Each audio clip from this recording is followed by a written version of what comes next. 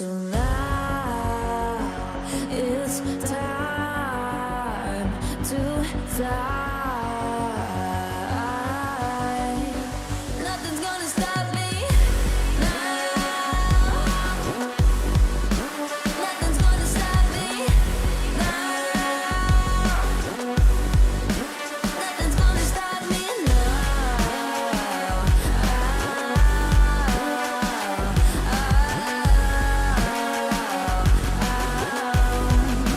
Nothing's gonna stop me. No one will ever get left behind. A million more before I've tried. Let it break me till it's over. Let it shake me, no.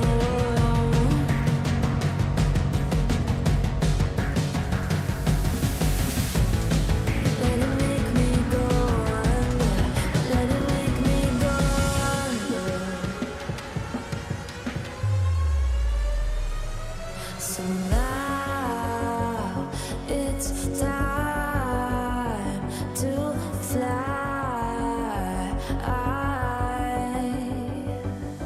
So now it's time to fly. Nothing's gonna stop me now. Nothing's gonna stop me now. Nothing's gonna stop me now. Nothing's gonna stop me now. Nothing's gonna stop me now.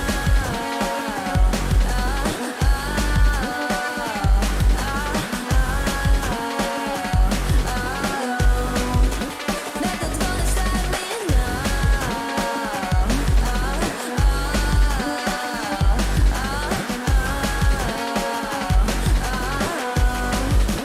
Nothing's gonna stop me now.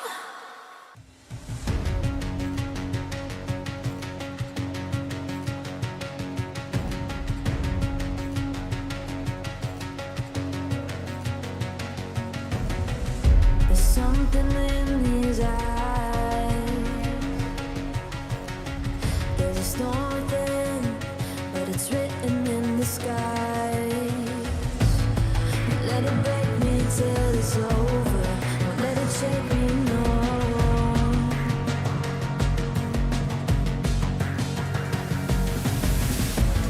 Won't let it make me go under. Won't let it make me go under. So now it's time to fly. Nothing's gonna stop me now. Nothing's gonna stop me now. Nothing's gonna stop me now.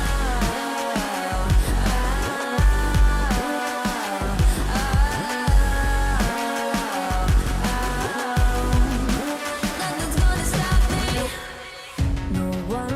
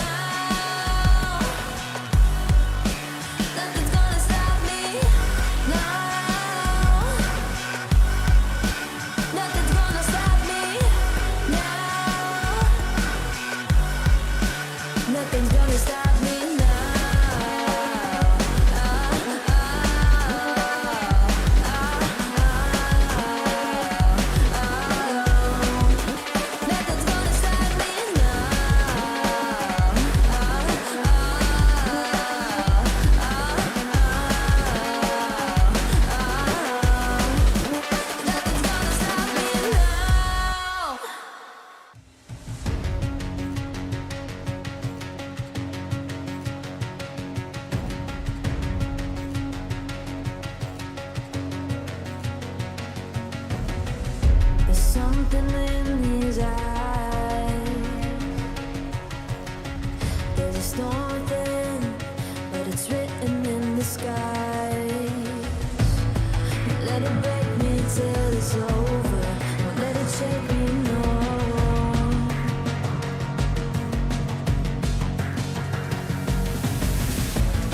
Won't let it make me go under. Won't let it make me go under. So now it's time to fly. Nothing's gonna stop me now. Nothing's gonna stop me now. Nothing's gonna stop me now.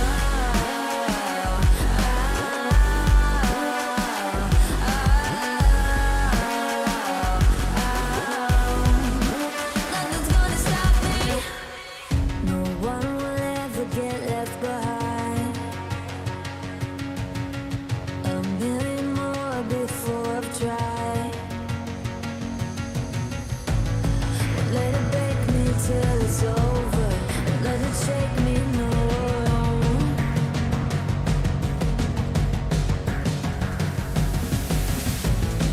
Let it make me go under. Let it make me go under. So now it's time to fly.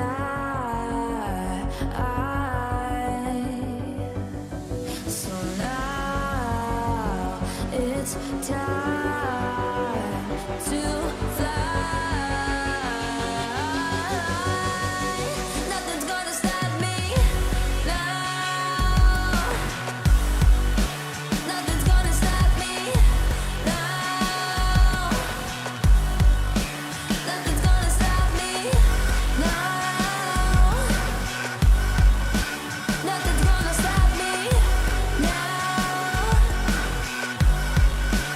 Nothing's gonna stop me now.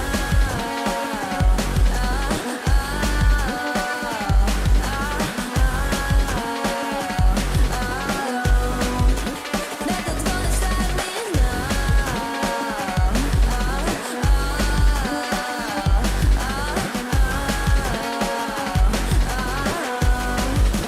Nothing's gonna stop me now.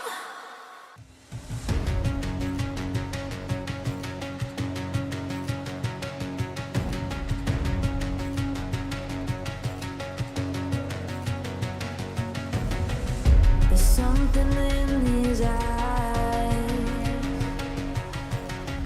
There's a storm within, but it's written in the sky. Let it break me till it's over. Won't let it shake me, no.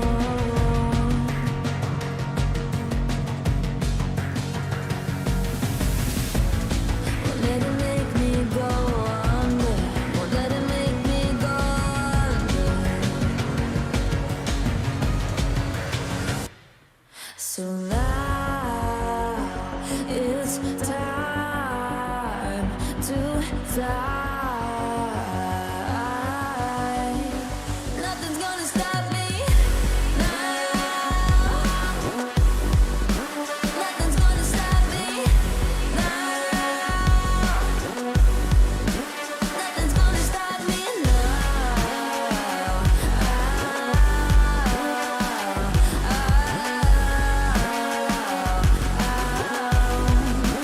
Nothing's gonna stop me. No one will ever get left behind. A million more before I've tried. Won't let it break me till it's over. Won't let it shake me, no.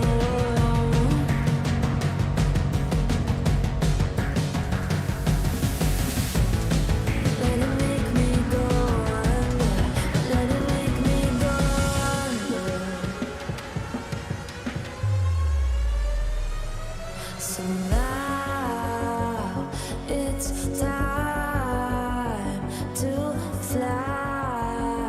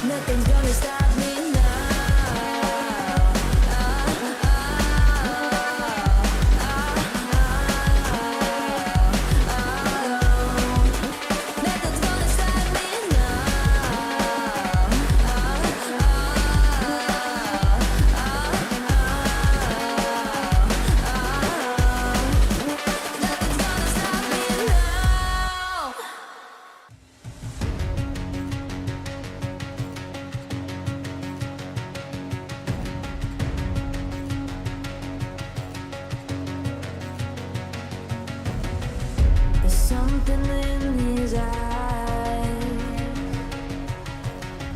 There's a storm within, but it's written in the sky. Let it break me till it's over. Won't let it shake me, no.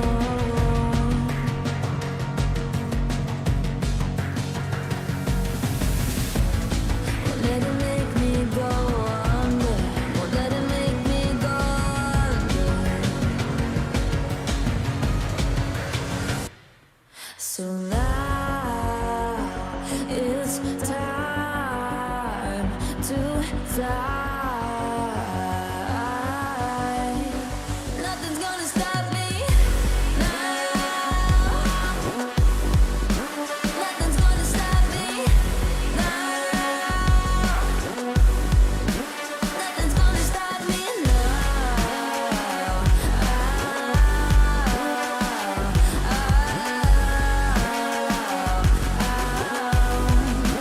Nothing's gonna stop me. No one will ever get left behind. A million more before I've tried. Won't let it break me till it's over. Won't let it shake me, no.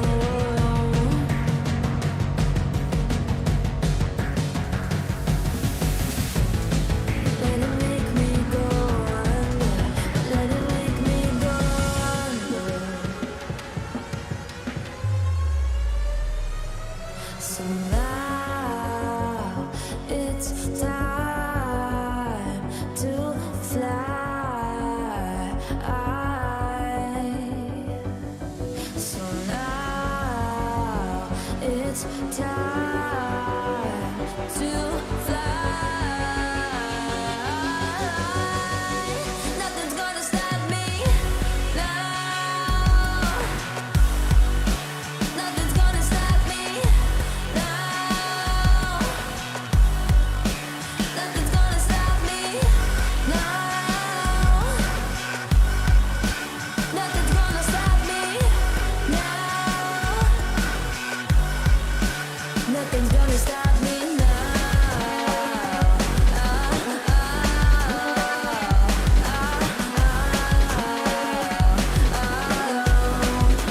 Nothing's gonna stop me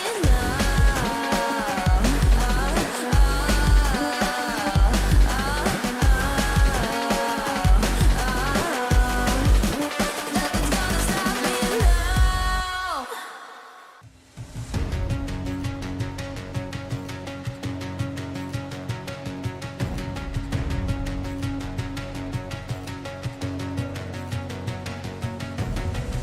There's something in his eyes.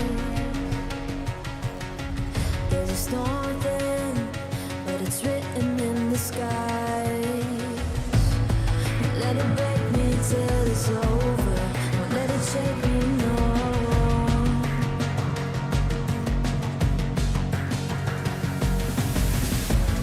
Won't let it make me go under. Won't let it make me go under. So now it's time to fly. Nothing's gonna stop me now. Nothing's gonna stop me now. Nothing's gonna stop me now.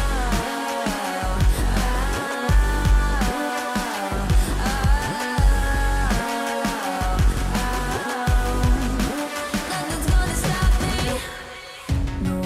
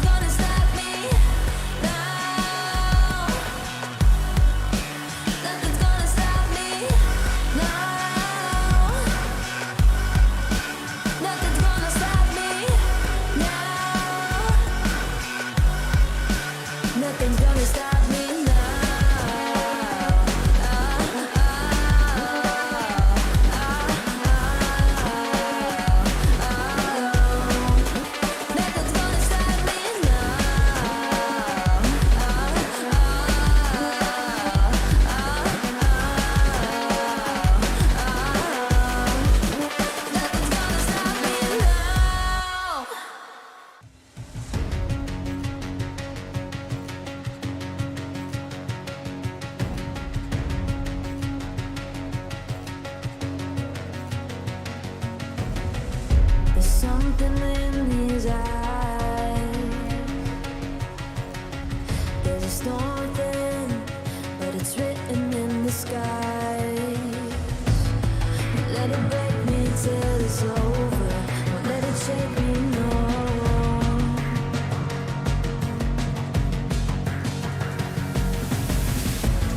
Won't let it make me go under. Won't let it make me go under. So now it's time to fly. Nothing's gonna stop me now. Nothing's gonna stop me now. Nothing's gonna stop me now.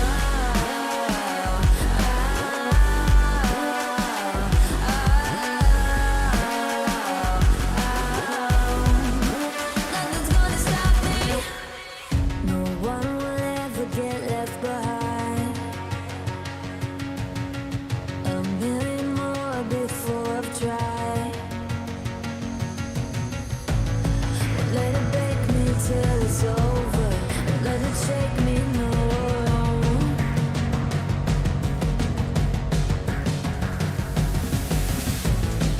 Let it make me go under. Let it make me go under. So now it's time to fly. So now it's time to fly. Nothing's gonna stop me now. Nothing's gonna stop me now. Nothing's gonna stop me now. Nothing's gonna stop me now. Nothing's gonna stop me now.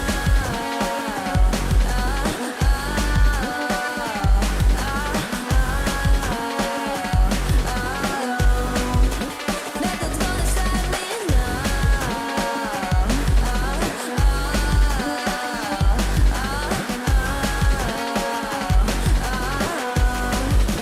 Nothing's gonna stop me now.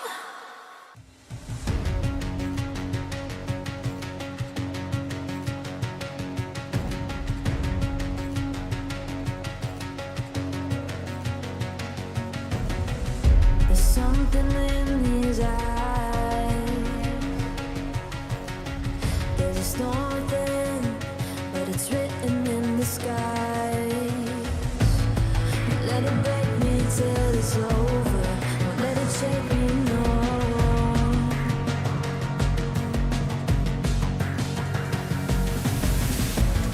Won't let it make me go under. Won't let it make me go under. So now it's time to fly.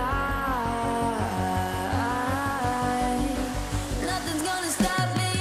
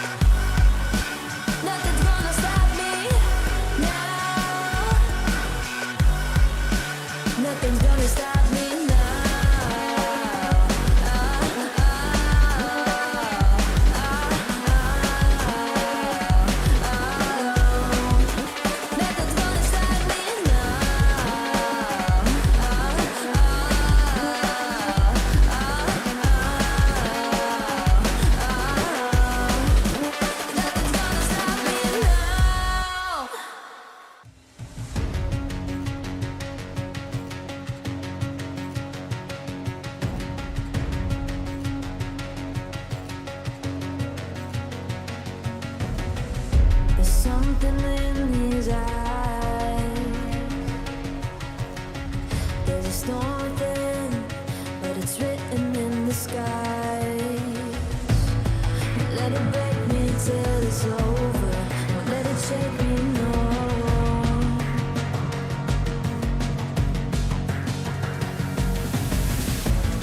Won't let it make me go under. Won't let it make me go under. So now it's time to fly. Nothing's gonna stop me now. Nothing's gonna stop me now. Nothing's gonna stop me now.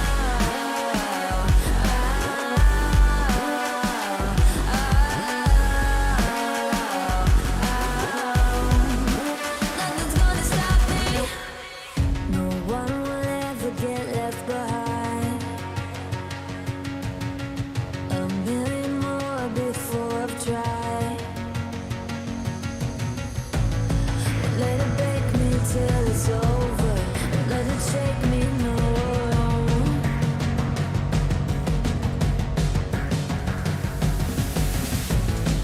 Let it make me go under. Let it make me go under.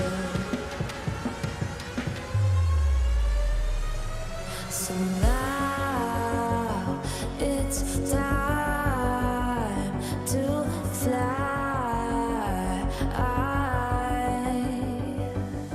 So now it's time to fly. Nothing's gonna stop me now. Nothing's gonna stop me now. Nothing's gonna stop me now. Nothing's gonna stop me now. Nothing's gonna stop me now.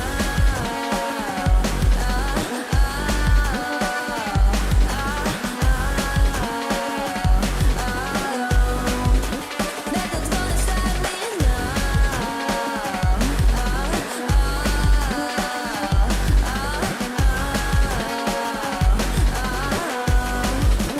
Nothing's gonna stop me now.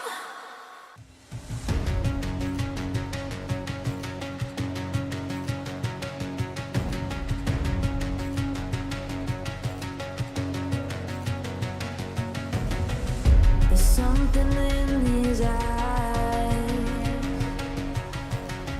There's a storm within, but it's written in the sky.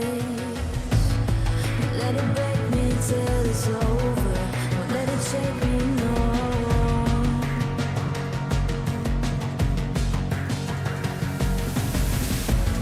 Won't let it make me go under. Won't let it make me go under. So now it's time to fly. Nothing's gonna stop me now. Nothing's gonna stop me now. Nothing's gonna stop me now.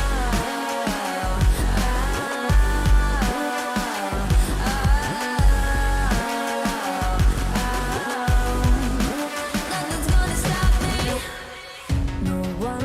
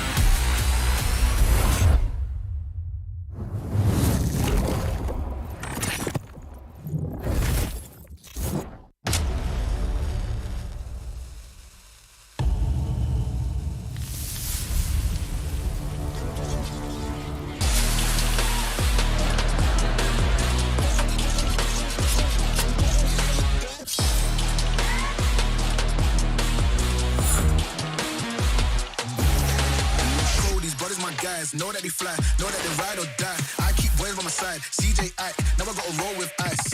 No rush, go on, move dumb. Push and show move dumb. Peace and love turn to peace and gloves. Now you gotta do a run up. Generations caught up, look how things will switch. People there quick, now they wanna move out the bits. Boy wanna go to bitch, nah. Unless you heard it from me, then you ain't heard it from me. Got it from me, all that energy extra. They always see me with the hitters. Child, leaving them beatings alone. Me, with a squeeze, I get no feelings involved. Child, leaving them beatings alone. Me, with a squeeze. I'm getting high.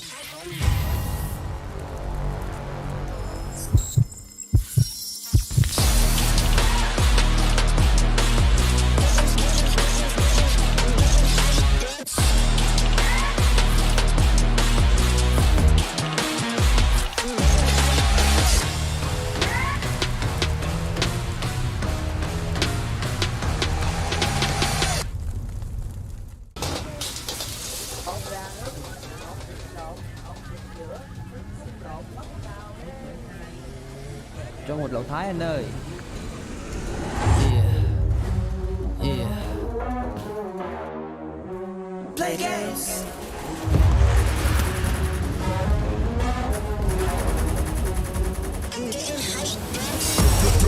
Yo, crank that volume, turn it way up. Get your weapon, get your blade up. Damage, then you gon' pay up.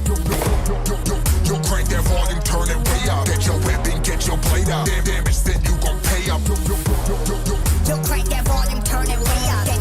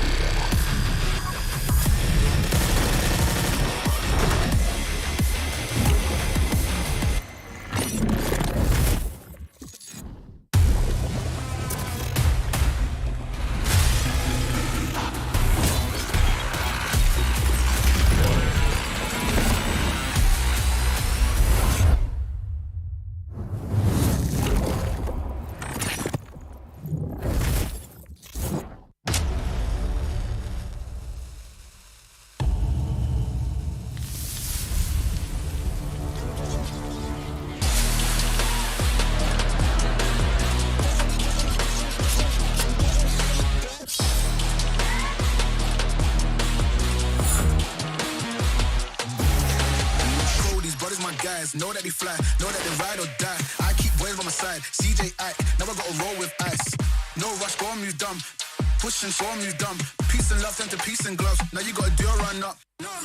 Generations caught up, look how things will switch. People they're quick, now they wanna move out the bits. Boy wanna drones and bitch, nah.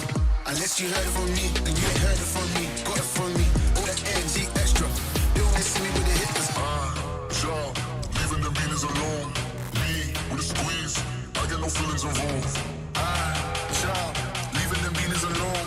Me with a squeeze.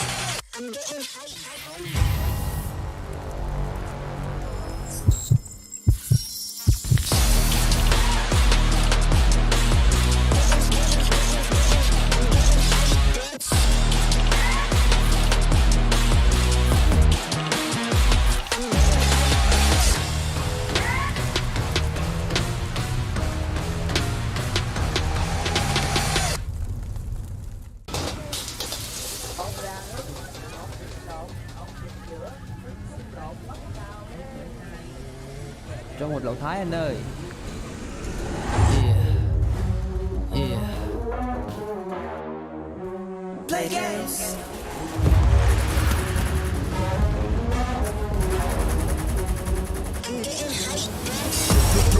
Yo, crank that volume, turn it way up. Get your weapon, get your blade out. Damage, then you gon' pay up. Yo, crank that volume, turn it way up. Get your weapon, get your blade out. Damage, then you gon' pay up. You crank that volume, turn it way up. Get your weapon, get your blade out. Damage, then you gon' pay up. Play games.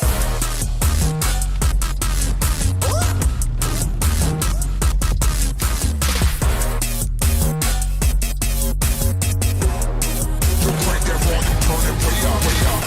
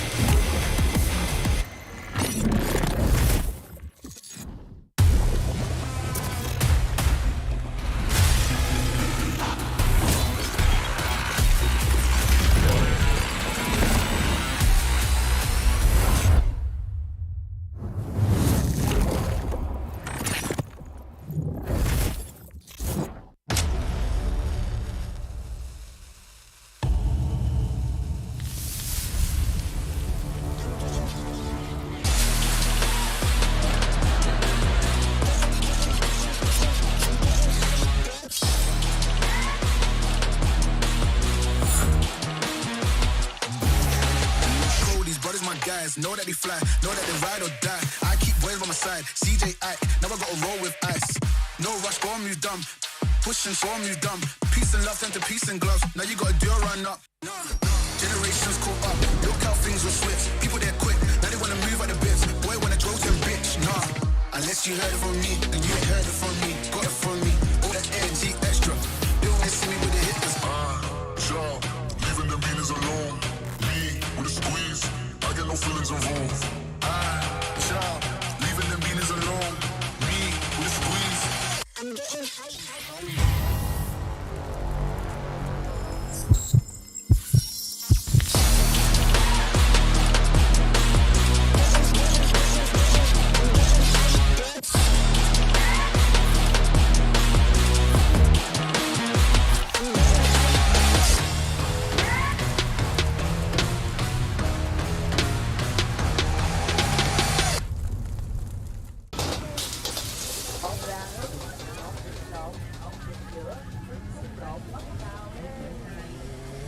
cho một lậu Thái anh ơi.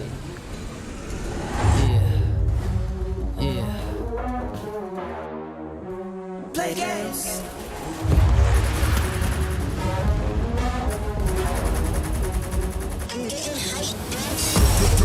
Yo, crank that volume, turn it way up. Get your weapon, get your blade up. Damage, then you gon' pay up. Yo, crank that volume, turn it way up. Get your weapon, get your blade up. Damage, then you gon' pay up. Yo, crank that volume, turn it way up. Get your weapon, get your blade up. Damage, then you gon' pay up. Play games.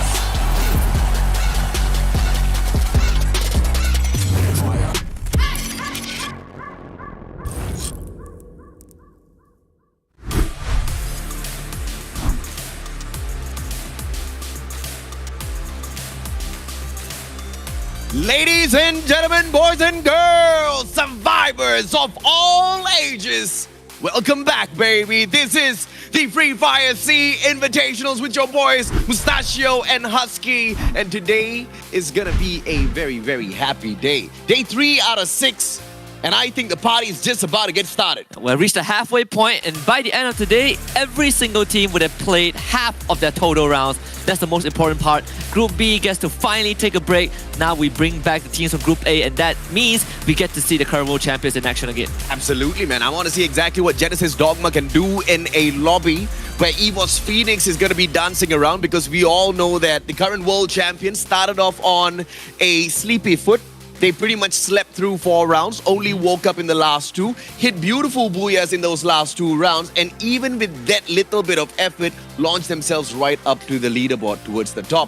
But Genesis Dogma, they brought in the kind of consistency that only First Raiders Eclipse have shown us thus far. And like you said yesterday, Aski, Indonesia has been rocking FFSI. 3 out of 4 teams of Indonesia debuted for the first time on this stage, and 3 out of 4 teams out of Indonesia have been performing consistently in the group stage, and that is impressive. And just to give a little bit of numbers, First Raiders Eclipse got 102 points off of 6 rounds. Genesis Dogma SF got 100 yesterday. EVOS Phoenix off of 2 rounds with 4 mediocre ones got 80 points in day 1. That is the level that we're playing with right now, and we get to see Genesis Dogma SF take on EVOS Phoenix today. And of course, both the Indonesian teams have got their own records set, right? And First Raiders Eclipse, the record that they set was the most number of points collected within a day, like you just said, 102 points. Genesis Dogma have got the most number of points collected in a single match, being 32 points. Both records could just be broken today. I don't know, but that's exactly what I want to see. But as usual, the map schedule will be exactly the same. We kick things off at Bermuda, hop on into Purgatory for match 2. Game 3, we drop on into Alpine. Next terra will be game 4, and then a quick reset towards Bermuda. And game 6 is exactly what Husky loves the most. Oh, I love it. I love it when you go to game 6 because we get to spin the wheel and see which out of 4 maps would we be playing on today. We've played on Purgatory, we played on Xterra. You want Bermuda. Oh yeah. No one wants Alpine so far. I hope we get to grant your wish today. We go to Bermuda, have 3 Bermuda rounds in a single day because why the hell not? But for Bermuda, so far, we've seen very decent performance out of most of the teams, and even on a bad round, I would say the average points garnered by more than half of the teams playing in today's lobby have been pretty acceptable. I will have to say absolutely correct. Nextera might just be the hopes and prayers of Magic Esports because we know that they're the only team that seems to be so proficient at picking up those eliminations as well as the placement points on Nextera. But let's get to that information as well as storyline in a little bit. This is the team lineup from Group A who were on a break yesterday. EWAS Phoenix, Team Flash, Farang, Alpha as well as LGDS. Now the shockers from Group A is not even EWAS Phoenix. Sit down, EWAS Phoenix. It's actually LGDS. The team that has struggled on a stage like this for the longest of time, for the past 2 years, finally have started waking up. They are doing better than Alpha also, right? Oh yeah. After day 1, not by a lot, but you can kind of see LGDS starting to warm up the engines a little bit. And for today, the only non-SCA region that we will not be seeing is Vasto Mundo, who was in Group B. And yesterday was the grouping with the least non-SCA teams playing. So now we get to kind of see them back in action and see what LGDS and Alpha Esports have learned about the teams from Group C. Genesis Dogma, SF, GRC Aphrodite, Magic Esports, SBTC Esports, Ego Esports, and Expand. And out of all of these teams, Ego Esports and SBTC Esports, both from Vietnam, they have been struggling a little bit. The top dogs from Group C, of course, is going to be Genesis Dogma, picking up 100 points in their debut yesterday, as well as Magic Esports with a total of 70. But of course, right beside Magic Esports is also Expand with the exact same number of points. And that's actually quite shocking to see because from MCPS, the Malaysians have been struggling at a level like this as well in the past, and we have seen some bouts of inconsistency, not just from Expand, but from any team out of MCPS. This time, Expand is the team that's trying to prove that they have broken away from that curse. And today we get to see both MCPS teams fire up against each other, right? Expand against Farang. And Expand has always been the bane of Farang in very clutch moments. We'll see if Farang can overcome that because they are currently in the 16th spot on the overall standing. We still have First Raiders Eclipse leading the pack with 160 points. The closest team to them is FW Esports, who have a 17-point deficit. And in third place is Morph Team. Again, Indonesia, top 3, you have 2 of them on the board. 4th, 5th, and 6th, you've got PE Sports, Genesis Dogma, as well as EWAS Phoenix. Now, it might look like, hey, wait a minute, PE Sports, Morph, FW, all doing so much better than EWAS Phoenix? Yes, it's only because all of them are from Group B and they've had 2 days of play. The rest of these guys have only had 1 single day of play. Genesis Dogma, from yesterday alone, they've already beaten what EWAS Phoenix could do within a day. But today, we pit both of them against each other in a single lobby. So this is where all-out chaos is gonna erupt. But I'm just loving the setup already because this is really making me anticipate exactly what the grand finals is gonna look like. You throw in PE, you throw in FW, you throw in FR alongside EWAS as well as Genesis Dogma. That's just all-out anarchy. I feel like we are kind of witnessing a sneak peek of a possible grand finals. And I want to quickly get this out of the way as well, because I don't think we'll be talking about it throughout the rest of the day. Vasto Mundo. Last time I'll mention them today because they're not playing, right? Currently, they've played 12 rounds. They're in 10th spot with 69 points.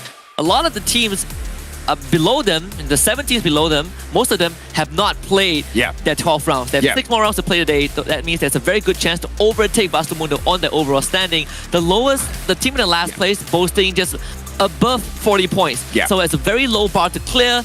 Obviously, I have my worries. I've expressed them a lot yesterday, and I want to see how today turns out for teams like LGDS, for teams like Alpha.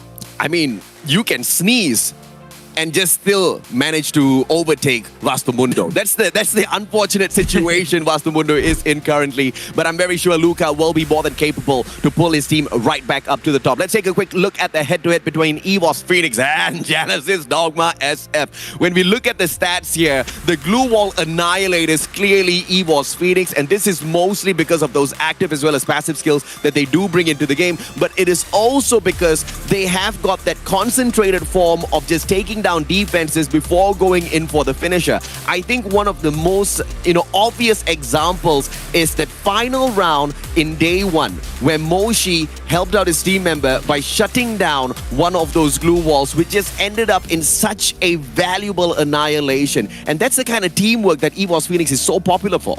I think on top of that is also the core differences between these two teams. And I say core differences, but there's only one distinct difference. EVOS Phoenix, a bit more aggressive compared to Genesis Dogma, right? You look at a lot of the rounds that GD played yesterday, they were holding compounds, they were trying to third-party people, whereas EVOS Phoenix, they tend to take the first move, and that is why they have more glue walls destroyed on average compared to GD, which I think is what sets them apart.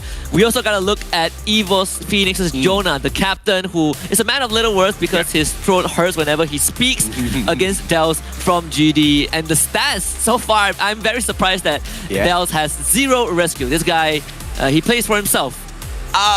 Well, most of the time is because he is, just pushing on forth and sometimes just a little bit too far away from his team members. But that is the kind of formation that has helped Genesis Dogma dominate the whole day of yesterday to get those 100 points. I absolutely love exactly what both of these players bring to the table. And just to add a little bit of salt into the wounds of others, the only reason why Jonah's throat hurts when he speaks is because, he's been on big stages so many times that he's just done talking, man. It's not once, it's not twice, it's multiple times. EVOS Phoenix has gone out there and stomped out people on the international stage. We'll see today if GD can be the answer to EVOS Phoenix. If EVOS Phoenix can have 2 rounds where they earn more average points than all 4 rounds combined on day one, well, today's going to be a spectacle for sure. But, you brought up Expand earlier on. That means we got to talk about Expand, the featured player, Axel, one of the strongest snipers from the MCPS region. We talked about how he kind of formulates that character combination. He runs the Maro, he runs Raphael, just all about these long-range fights. And of course, his gun is the AWM. You can see the damage and eliminations. It does tie up with what he's capable of. You put him in the long range, you put him in risky situations that he's willing to take point, sometimes even outside the circle, and it will pay off. And Axel is not just the annihilator of the squad, but also the information gatherer. And he's just one of those few information gatherers that just plays that long range, right? And you can see this through that Enigma in the awakened form of Moko, as well as the pet that he brings in, Arvon. Arvon gets to detect the number of enemies within a 50-meter radius, and Moko, on the other hand, in her awakened state, not only does she get to mark her enemies that she tags, she marks them for much longer, close to 11 seconds. That's a long time for you to be running around with all the information for the team. It discourages you from running around because the duration sticks on you for longer, right? We have the top 3 players for today, and the average stats are from the first 2 days of group stage. So now we have a clearer picture of what to expect. You have Kiki from Genesis Dogma SF, you have Bayo from Team Flash, and you have Izagot from Ego Esports. All 3 teams having very decent performance. Obviously, I would say that GD is the most consistent one so far, boasting 100 points after yesterday. But Team Flash, they have been showing up a lot more. They were a lot more active on the map, which is what I love. And Ego Esports, they were off to a rough start yesterday, but they did have a good recovery towards the end, even giving us one of the best highlight moments in that attempt to get a booyah by not doing anything. Well, you gotta try and you gotta have your strategy to make your way up there one way or the other. I absolutely love how each and every single one of these 3 teams have got different approaches towards that final circle, as well as the attempt towards the booyah. But I really want to see Eagle Esports pick one up for themselves today. I think they've gotten close quite a number of times, but just not able to grasp it.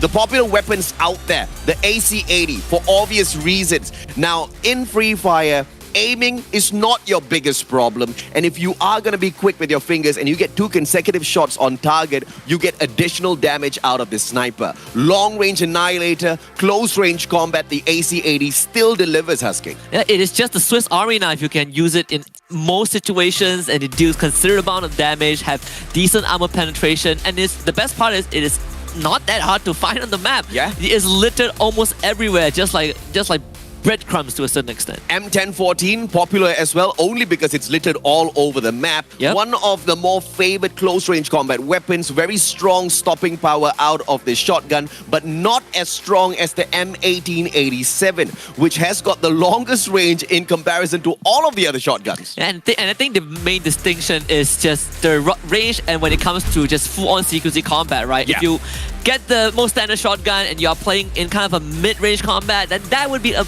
better weapon. But we have the team to look out for today as well as we head towards Bermuda.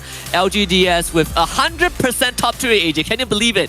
I don't think I've seen this stat before, not from LGDS, but we also got to take into account Genesis Dogma SF with 50% top 3 rate, and SBTC Esports who also share the same number.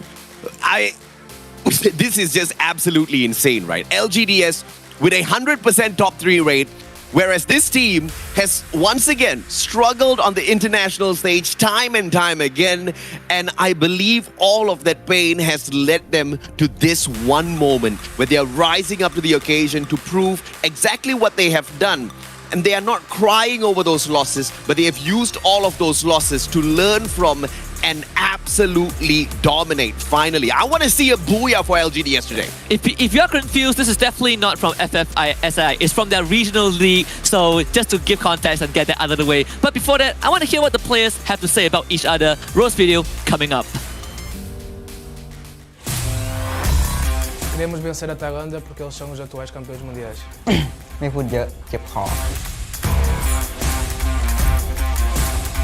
Cakap banyak tak guna. Biar keputusan yang berbicara. Jadi kepada tim-tim yang wakil daripada setiap region, hati-hati dengan tim MCPS. #tebus maruah.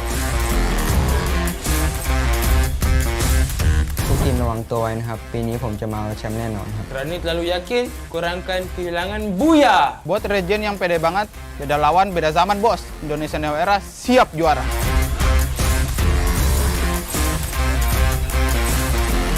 Semua tim sih pengen kita kalahin, soalnya kita pengen juara. Talvez eu só dizia bom jogo, porque esta vez foi a nossa vez. Na próxima talvez será a deles.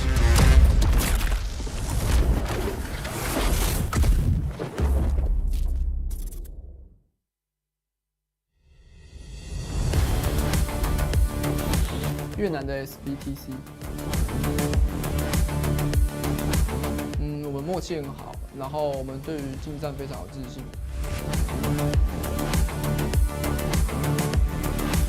Mình rất tự tin bởi vì đây là cuộc giao chơi của SE thôi.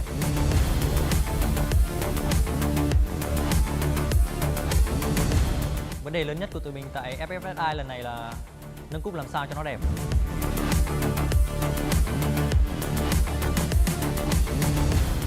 SBTC 别过于自信了。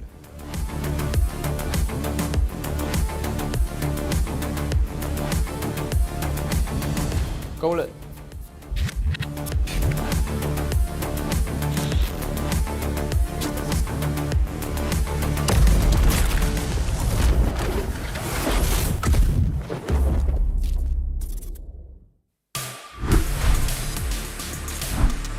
Roro is ready. SBTC better watch out, man.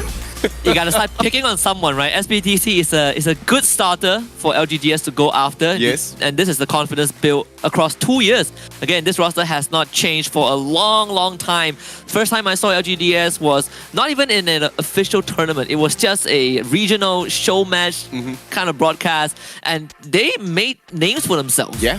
Yeah. So right now, after 2 years since that incident, it's good to see that they're sticking together and they're slowly showing that result. They're not at the top, but they're slowly getting to the middle of the pack, which I think for LGDS is good.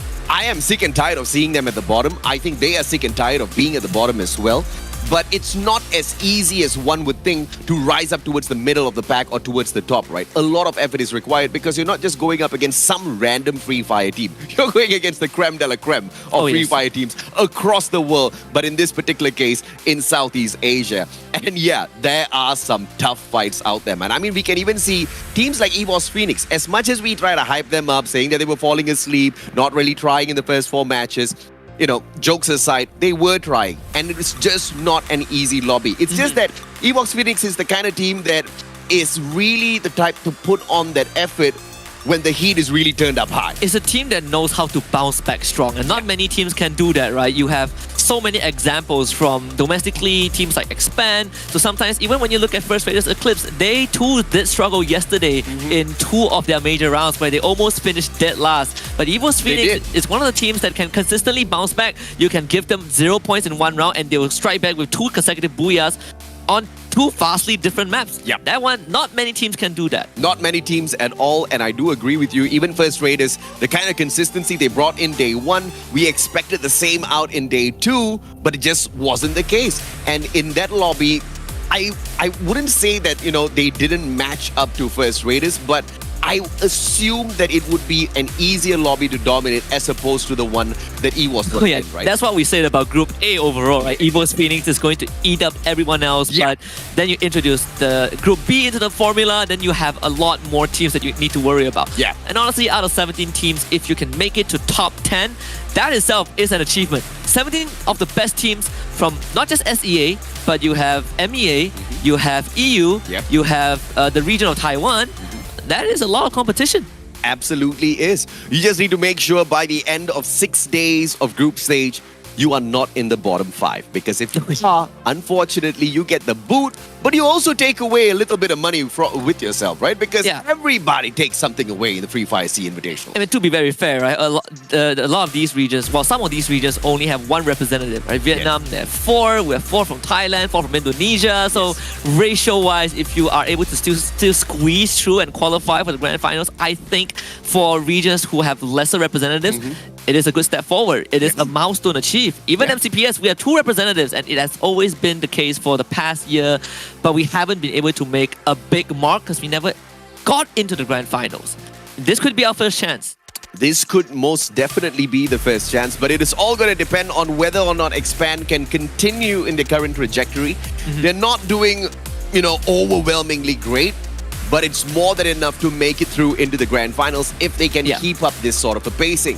Farang, on the other hand, is a little bit of a concern. And that is the interesting part about these 2 teams. We've watched them perform so many times across multiple seasons. Farang is a team that starts off quite slow, but you are always hoping for that 1-2 rounds where they get going, right? Because those explosive rounds somehow always shoots Farang up the leaderboard. Whereas for Expand, they are off to a faster start, and you're worried about them running into roadblocks and completely crumbling. And that's what we've seen so far from the first 6 rounds from both teams. And today we get to put these 2 teams to the test, especially when they get to meet each other for the next 6 rounds. And of course, we've got a few bottom dwellers in a situation like this as well, and that's mainly being teams like Alpha. And I think, although Alpha really has got that survival capability, we've seen them many a times getting towards that final circle. But the biggest downfall of Alpha is they really rely on survivability, and that's about it. They do not, consciously engage any of the other teams. They do not really go all out to annihilate anyone. But ladies and gentlemen, boys and girls, we have a small little technical issue that we need to sort out. We're going to take a quick short break. When we come back, it's going to be the kickoff of match number 1.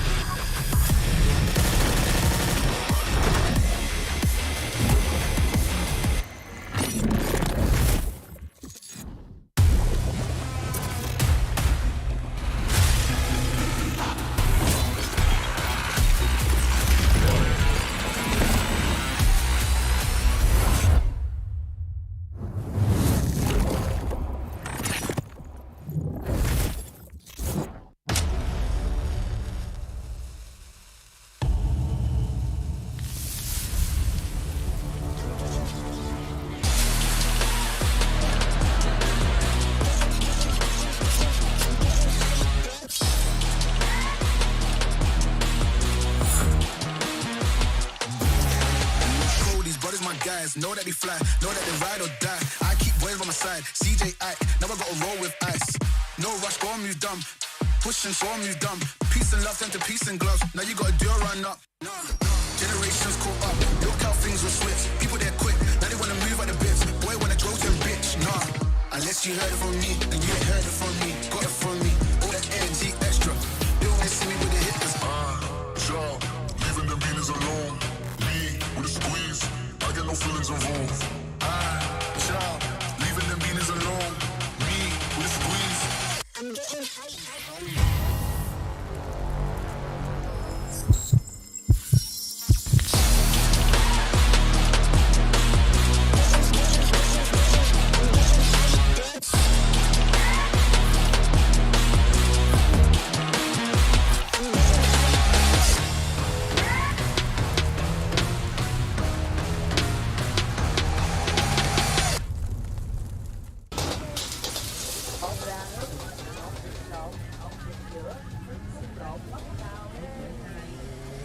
Cho một lẩu Thái anh ơi.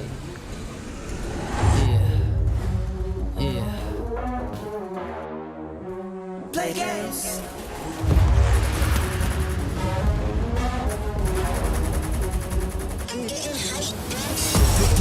Yo, crank that volume, turn it way up. Get your weapon, get your blade up. Damage, then you gon' pay up. Yo, crank that volume, turn it way up. Get your weapon, get your blade up. Damage, then you gon' pay up. Yo, crank that volume, turn it way up. Get your weapon, get your blade up. Damage, then you gon' pay up. Play games.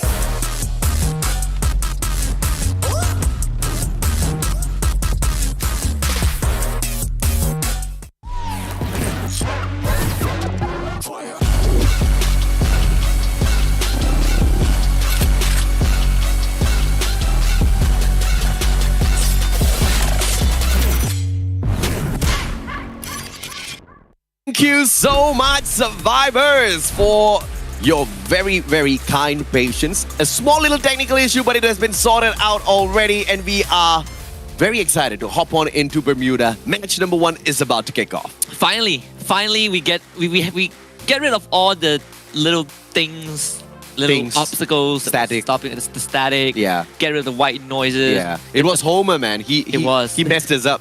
I mean, Homer is very, very annoying. Overload. One of the best characters you have right now, right? On Xterra, people run triple homers. And if you look at how the players are suffering in the hands of Homer, you know that he is not a good guy if you're against him. But speaking of that, 11 teams, we're going to jump into Bermuda. And the only non-SDA team, once more, not playing today is Vasto Mundo. They get to observe how Group A and Group C interact. But that means we get to treat ourselves to LGDS, we get to treat ourselves to Alpha, and see how that break yesterday has prepped them for today's conflict. Because I think we will have a lot more aggressive plays. It feels like the aggressiveness comes majority from Group A, surprisingly. Yeah. And of course, we didn't mention this thus far, but we might as well throw it in at this stage. This is once again a day where you will only see 11 teams instead of 12 playing out there, because in Group A we only have 5. Unfortunately, Team Legacy from Pakistan could not join us because all of the embassies in the country has been closed and the team could not get their visas processed in time to join us here on this stage. Hopefully we will be able to see the boys in the future, but in the meantime, lesser players means lesser headache and more space to play. So all of the other teams will be slightly appreciative of this. Bullseye all the way down to Sentosa. The flight path is super fair. The whole map is open.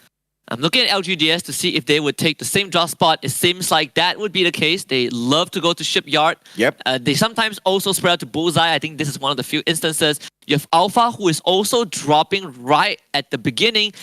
There might be some early clashes, and that has been a trend on day 1 as well. SBTC dropping to Observatory, so they are also in winning vicinity. Expand, they're going to head for Peak.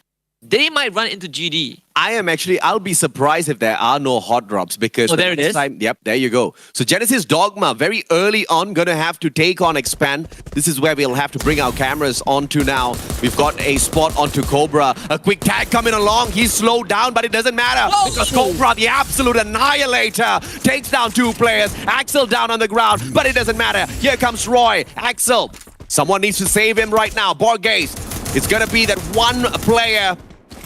He's gonna go. It's gonna be a little incapacitated, and Genesis Dogma. What a fantastic run from day number 1 on their debut.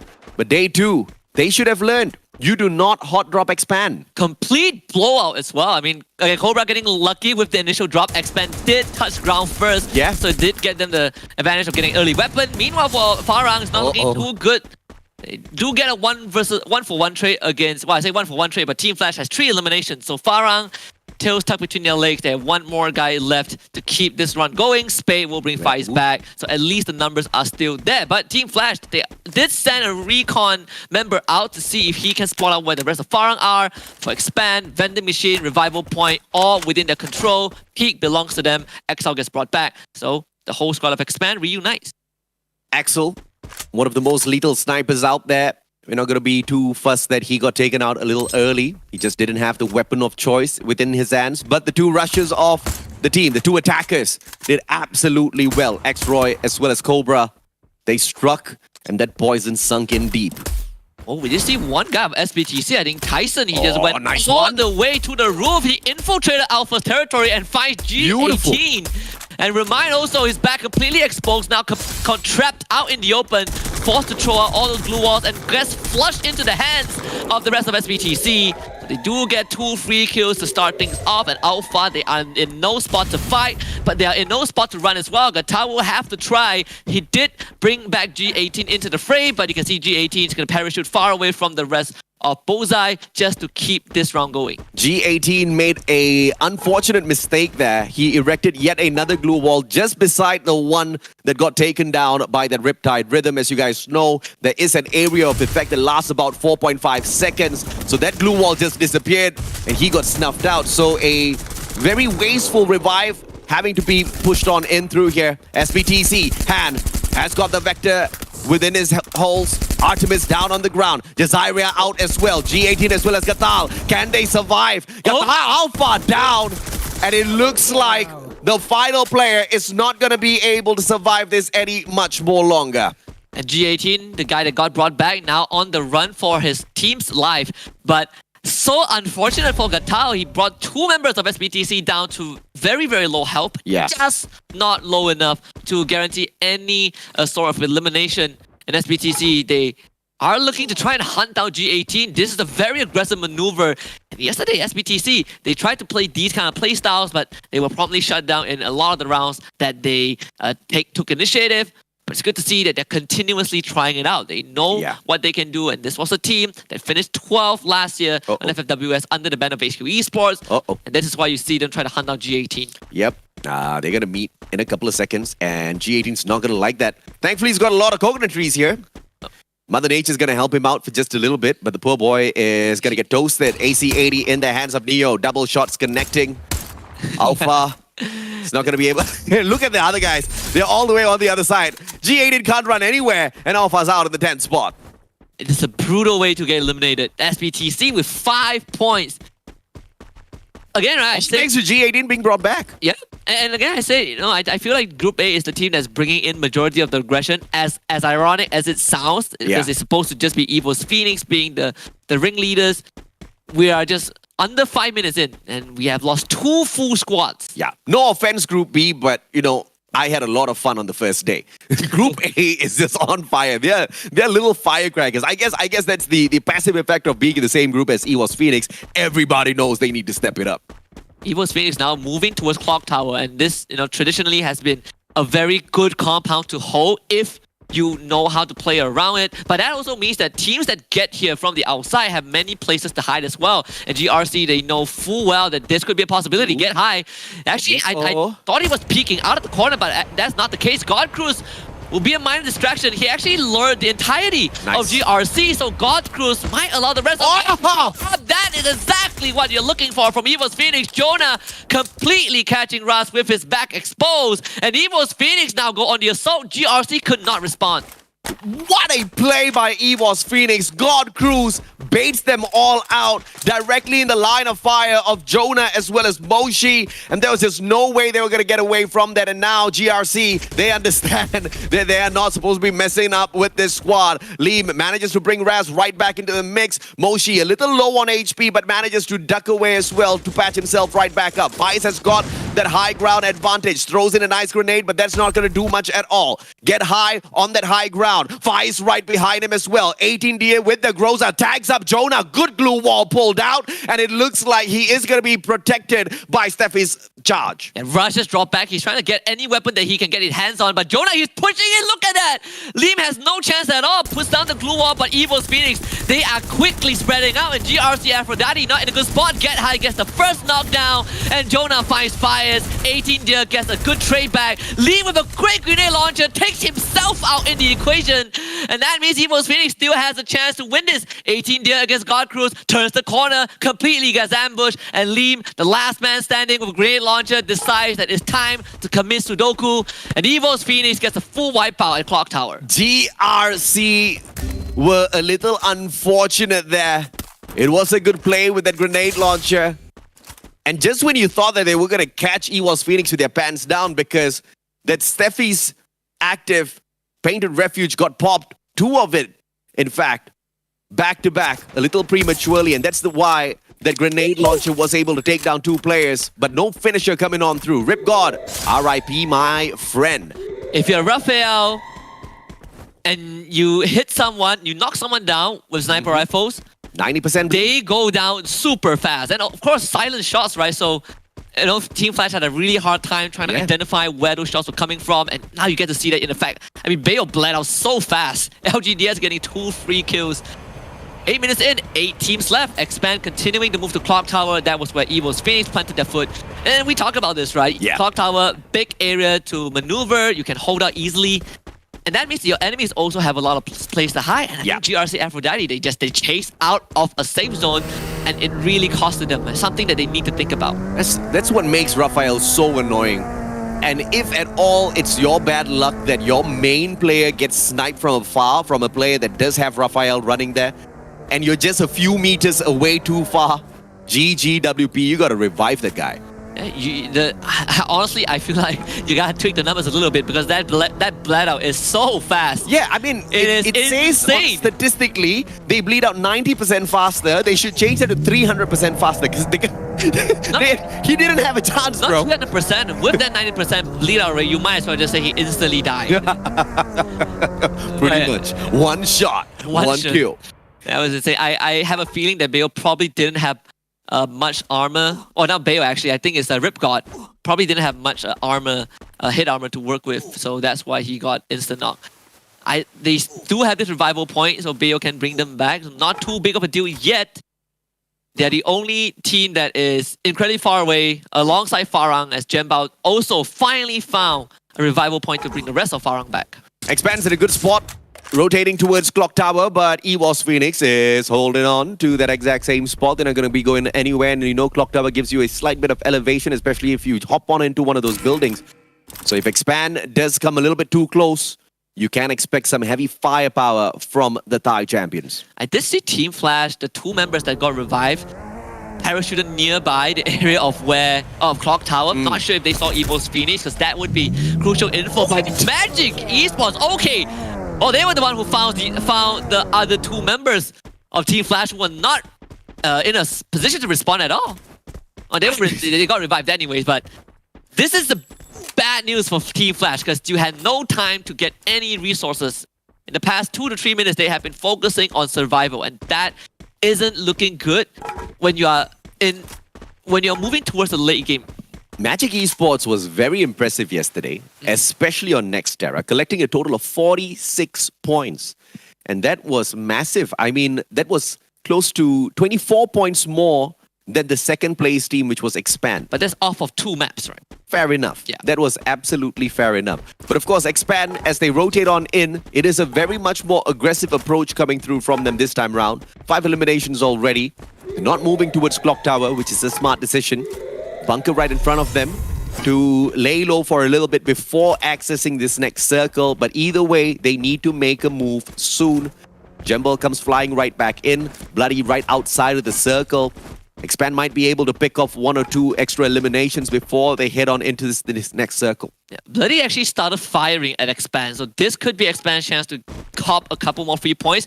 LGDS, they are just launching themselves straight into the circle, and that is going to put them within the line of fire of SBTC, so LGDS might have to fight their way through, or maybe not. Yeah, it's a good spot. Okay, they actually get to sneak right through. That is great news for LGDS. Very, very smooth move in, but Expand right into Clock Tower. This is going to be a big fight. EVOS Phoenix, they are ready for this. A quick grenade tossed up onto the roof. Cobra has got the AWM. No shot's gonna connect anytime soon just yet. God Cruz cooking up that nade. Sends one into the second floor, but nobody's home, sir. Yeah, God Cruz even got tagged by the Homer drone as well. That's why you saw him slowing down just for a little bit, but Expand so far haven't been able to follow up with much. The ice grenade also chipping away the health of Roy and Too Fast, but they have the medic gun to heal each other back up, and now the conflict is to Too Fast. Tossing nice one. Get High, able to dodge away and get High response as well. Good time turner from Too Fast to block that nade, and Expand now finally takes the full force of EVOS Phoenix. Cobra gets dropped. Well, he drops down and broke his own ankle. Expand, you can't make mistakes like this. Not against EVOS Phoenix, as EVOS Phoenix will take advantage of that. Expand needs to get Cobra back up. Axel goes in for the save. Cobra's right back up on his feet. And it was a good response earlier by EVOS Phoenix as well, popping that step active to make sure that grenade does not connect. Roy takes out God Cruz. Jonah responds, Roy down on the ground, but Axel shows up. Mochi's out as well. It's a 2-2. And Get High as well as Jonah. Can Jonah circle around? It looks like Get High gets Axel, but God Cruz now picked up as well. 3v2, but Jonah, the MVP's down. One more shot for Expand, and I think they're going to be able to do this. Get High doesn't get it, and Expand eliminates EVOS Phoenix. Wow, Cobra, my personal MVP in the entire fight. We'll talk about that in a little bit because SBTC needs to take on LGDS. Artemis has the high ground advantage. Look at this man. He is completely shredding LGDS. But LGDS still keeps the whole team alive, in fact. SBTC could not finish off the kills. Artemis did finally get rid of Bruce with that grenade launcher, but LGDS salvaged most of the squad. They have to be careful though. Blue Zone is pushing in. SBTC and LGDS needs to fight through this. Bleeding out, but he's gonna be saved. Yes, he is gonna be saved. Oh my god, don't bleed out, sir. No. All right, there you go. Medkit saves him. Tyson up on top alongside Artemis. Artemis almost bleeding out as well, but then Medkit's gonna be able to save him. Down on the ground, out of nowhere, that zone just plays that trick on SBTC. And Queen of Nai keeping an eye on Artemis. Artemis has got nowhere to go. He needs to run through that circle straight into the hands of 2E. Look at Expand. They have taken control of majority of the zone. One critique we had yesterday was Expand was really passive. Yes. Not taking space. Now they've done so, putting themselves in a very good position if they can stay for Magic Esports, who are also contesting the same exact compound. Expand slows things down. Fantastic defensive position. They've got a compound to work with. And Cobra puts that final bullet in the coffin for Spade, eliminating Farang from this round. Expand now, moving up slowly. MGE is not going to be an easy squad to take down. They pop the Steffi first. That grenade's not going to do much to them, but those glue walls are not going to last. They respond back with one grenade. Too Fast gets out of there. Glue wall melters coming on through, but there are no glue walls there. What an absolute waste by MGE. I think it's actually a good move because you're preventing Expand from boarding up all of the windows, right? So these doorways will be open for Magic Esports. Magic Esports, they have found the perfect engage, and that is going to be the play of round number 1. Expand completely eviscerated by that Alvaro split blitz, and there's nothing much that they could do. Expand wiped out, is down to Magic Esports and Ego Esports, and of course Magic Esports looking for a second booyah in this group stage. Can they do it, AJ? Daklop wants to prevent that. He's got the grenade launcher. And I believe the Steffies have already been popped a little bit earlier. Not enough time to recover just yet. Daklop needs to strike right now. Has got the grenade launcher in hand, but does not pull it out. Pulls out the grenade instead. Donbu behind a good glue wall. Craven down on the ground. A good Alvaro pop from both sides, but just tags each other up just a little bit. Wasana backs away, and it looks like his Devlon's not going to be helping out all that too much. Donbu down, and Wasana is not close enough to get him right back up on his feet. Look at Q of 9 with the AWM from afar, but the wall is blacking everybody out. He's just going to be the final survivor if this continues. Yeah, they are forced to be funneled into the sniper rifle as well. He have a quick spot. He's going to win this, right? Wasana has 9 mech is left, but he needs to get right through. Gets them down. Still has 2 more to go through though. That is too deadly. And Koyov9 completed what he couldn't do yesterday with an AWM. Booyah for Eagle Esports. Fantastic positioning by Q9. That winning position behind the boulder as the sniper. AWM finishes off the final player, but it was a very, very tricky one. Their opponents were no slouches. They were playing each and every single position perfectly, but I have to agree with you, Husky. The play of the day might have already been made by MGE. What a crazy cluster out of that Awaken Alvaro to snuff out Expand. A lot of things to unpack, but we gotta talk about Eagle Esports because, of course, they got the booyah, so they earned their spot on the top of the topics we need to discuss about. This team yesterday got off to a slightly rough start, but it's not to say that they had a rough finish, right? They had multiple rounds where they performed pretty well. And they had rounds where, you know, they didn't get much eliminations, but they got decent placement. And finally, they put the first booyah on the board thanks to the good positioning. And, you know, there's always something about Eagle Esports that we wanted to see yesterday, but they were just lacking at the very last moment. My personal MVP from this round was Expand because they took down the 2 biggest dogs of this lobby. Yeah, I would say they took down both Genesis Dogma and EVOS Phoenix. Genesis Dogma, right? The hot drop at peak. This was what kind of I foreshadow, right? Both teams dropped peak at Bermuda and Expand. Just got a little bit of luck because they reached ground earlier on, so they could get the weapons that they need. But against EVOS Phoenix, this I think is a crucial moment. Expand that glue wall completely stopped Jonah from backstabbing. He tried to go for the pixel shots, but it wasn't enough. And that wasted so much time while Cobra was wiping the floor with EVO's Phoenix. And of course, afterwards, you have this big Alvaro cluster, the split blitz, as they call it, to get rid of Expand. But I think Expand have already done the best they could. And of course, if it wasn't for 2E, there would have still been a possibility that Expand would have been able to make it right back in there. But 2E, that long snipe from Don Bu, takes Cobra, the final survivor of Expand, out of the equation and just ends their round right there. It could have been a phenomenal round for the Malaysian squad, but I think either way, it was still super decent. But 2E, once again, towards the very end, they were not very aggressive. They tried to play their strategy through positioning, and that clearly paid off. Yeah, they read the circle very well, right? They knew that it is going to force everyone into the open, so they planted themselves outside and they just took whatever they could. And you saw Expand didn't get the booyah, but I think they got 10 eliminations before they got wiped out in 3rd place. That's still 18 points. That is very, very impressive for a 3rd place finish.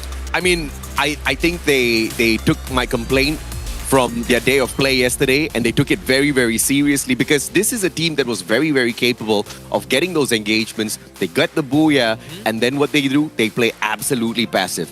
Unacceptable, right? But look at what happens when they go all out. And also look at what happens when they're not given an opportunity to run away. They take the fight and they walk away the victors. I love that. That's the Cobra that got Baby Argon, one of the best records at the start of the first major, right? I'd love to see this Cobra back in a slightly different role. But again, Eagle Esports, the team that got the booyah with 7 eliminations in total. You know, you have Dian being the MVP, and Koyov9 towards the very end, he was the one that cleaned up the remnants of Magic Esports for the team to secure the booyah. And you know, seeing them getting their very first round win, I think is going to put a little bit of confidence to Eagle Esports. They are also one of the few teams in this tournament that is debuting for the very first time. And Eagle Esports, of course, was not looking to take on big engagements, and their decision to stay away from all of the chaos and find a safer spot just turned out to be the right decision made. Sometimes, if you want to lay low in the open and just depend purely on those boulders as well as your glue walls, things can go south. I mean, we've seen many teams try that strategy. Things have gone south for them. But Lady Luck was on the side of Eagle Esports this time around, and they made the best use of that opportunity. And this was a team that ran double Steffi, double Homer. We saw a lot of that iteration in this round 1. Some of the players did go for Chrono on other teams, but overall, I think this is the standard. We also saw the application of Raphael, which, you know, surprisingly for Eagle Esports, they did not run a single Raphael. They were focusing a lot on Luna, Capella, which did show up a lot more yesterday in that Group B, Group C matchup. So very, very different archetype, but overall worked out for a team that just wants to stay away from these main fights. I love the fact that all of them run the Awaken Hayato. All of them love getting, all of that extra bit of damage sent out to their opponents. The Awaken Hayato, very simple. His effectiveness in a close quarters combat, it reduces the frontal damage by 3% for every 10% of their max HP loss, right? So they can take all of these daring fights and not have to worry about it all that too much. But of course, that's the main reason why they run the Capella, for that extra layer of that healing prowess. And Dian was just the guy to get exactly that done. His favorite weapon, the Scar, he brings in the Falco because they wanted to land a little bit faster than anybody else, just in case they get hot dropped. Yeah, sometimes these milliseconds make the biggest difference. And there's one player I want to talk about on Eagle Esports aside from Dian is Darklove, because this guy has been on the Sentosa World Stage before in 2022, so he's also the captain of Eagle Esports, which coincidentally is under the management of a Vietnam organization called V Gaming. We've heard of that team before as well. So you have an experienced captain that enables his teammate, and that leads to us getting good players like Dian, who's the MVP of this match. Fair enough. And of course, it seems like there was just nothing wrong with all of their setup. And we saw even a team like EVOS Phoenix popping their Steffi a little bit too early. This was a mistake that 2E surprisingly did not make. Because if you pop that active skill at the very right timing, for 4 seconds, you're protected from all grenades, which I think Expand should learn from, because that could have really saved them against MGE earlier. But it's really how you read the map, how you read the gameplay. A little bit of luck is involved as well, because sometimes you just don't see a nade flying towards you to pop it, Yeah, I mean, MG kind of funnel Expand into a corner, right? So that's also good on them. Yeah. Again, those glue wall melters that we initially thought was ineffective, well, it actually paid off. And the popular weapons, we have the AC-80, top one, as always. The RGS-50 makes it onto the list. But with the Mini Uzi for the first time being one of the more sought-after weapons on Bermuda.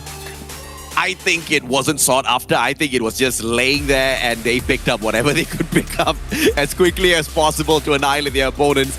Because, of course, we didn't see the Mini Uzi in action all that too long. It's the kind of gun where you want to pick up when you've got nothing else around. And if you got something better, yeah, you pick up something better. Yeah, one of the more embarrassing ways to get taken out in FreeFire is to get taken out by a Mini Uzi.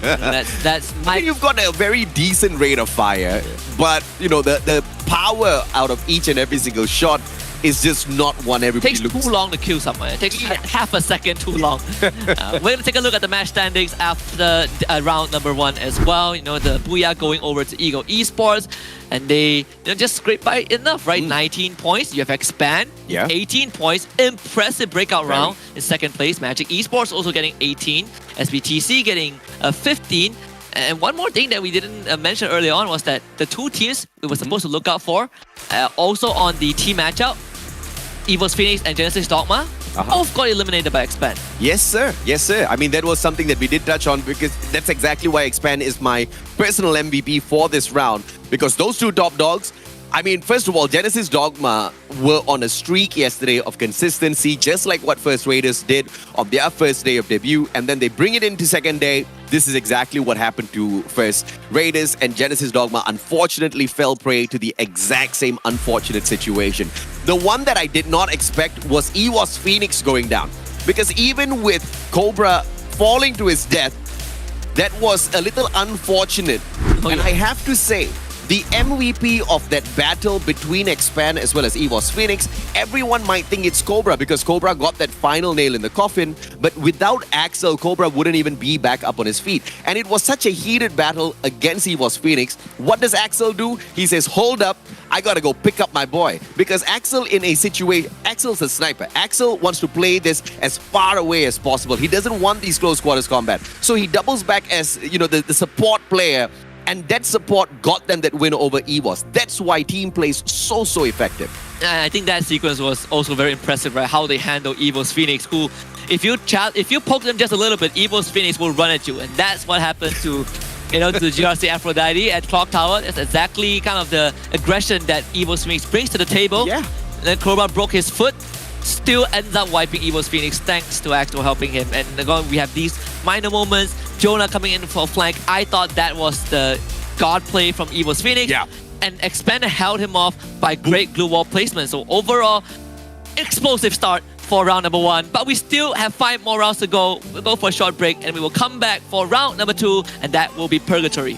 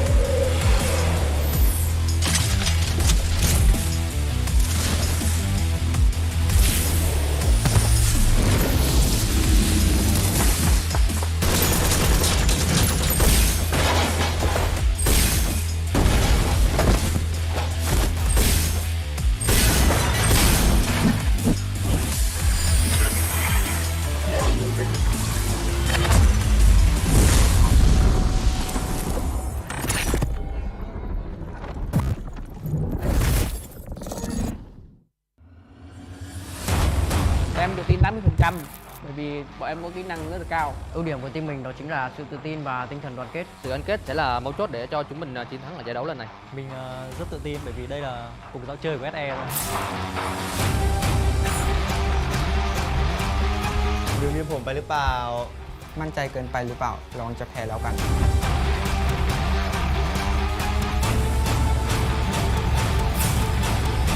Đích của bọn mình là biến nhà vô địch thành cựu vương. 100% team mình sẽ chiến thắng. Giải đấu lần này thì mình thấy EVOS Thái Lan khá là tự tin, nhưng mà các bạn quên rằng là những đội cho dù không vô địch như mình thì cũng có thể kéo các bạn không vô địch cùng. Tụi mình muốn gửi lời thách đấu đến đội tuyển EVOS Phoenix. Hãy coi chừng tụi mình. โอ้ยโว้แล้วพี่พวกพี่ก็แค่อดีต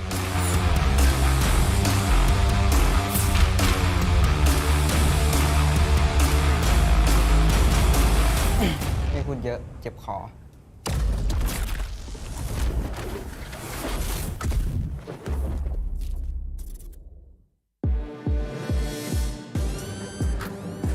بكل صراحة يعني السيرفر مثل ما معروف للجميع الذي يريد كل أحد يتغلب عليه هو السيرفر التايلاندي، ونكونوا بالصراحة يعني الفريق الحلي حتى هو ثاني كل أحد يريد يتغلب عليه هو فريق إيفوس. มั่นใจเกินไปหรือเปล่าลองจะแพ้แล้วกัน เปอร์เซ็นต์ที่จะชนะผมคิดว่า 99% นะครับอีก 1% ให้ทีมอื่นเขาได้เล่นบ้างครับ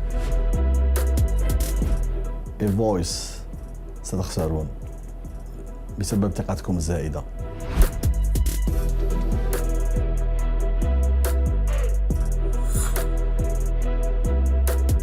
إيفوس كومادي خاب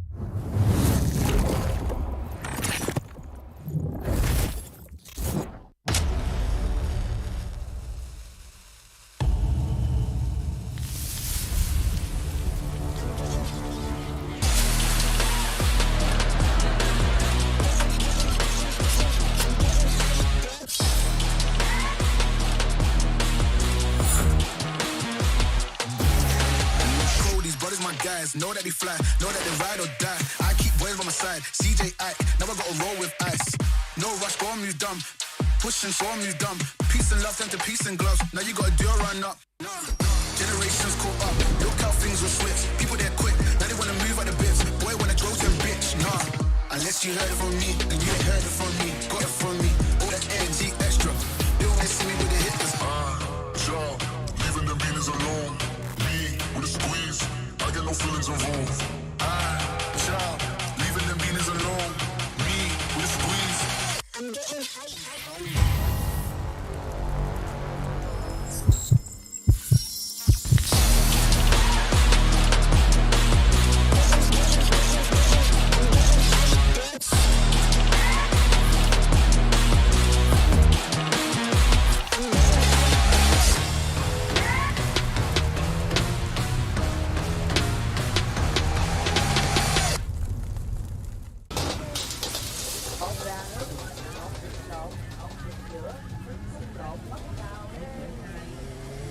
Cho một lẩu Thái anh ơi.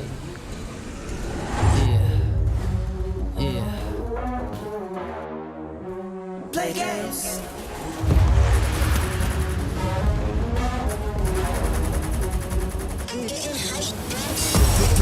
Yo, crank that volume, turn it way up. Get your weapon, get your blade out. Damage, then you gon' pay up.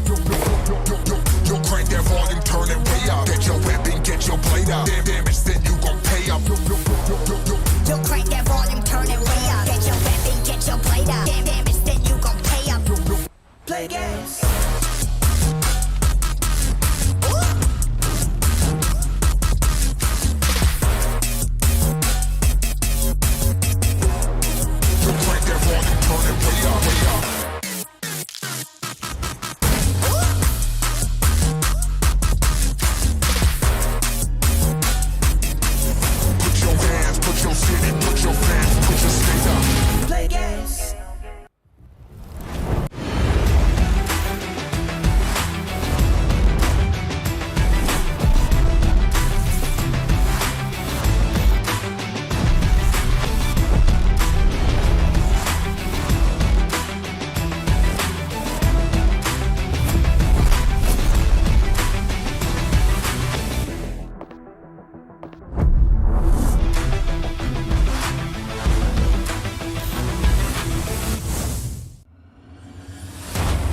Em tự tin 80% bởi vì bọn em có kỹ năng rất là cao. Ưu điểm của team mình đó chính là sự tự tin và tinh thần đoàn kết. Sự gắn kết sẽ là mấu chốt để cho chúng mình chiến thắng ở giải đấu lần này. Mình rất tự tin bởi vì đây là cùng giao chơi của SE thôi.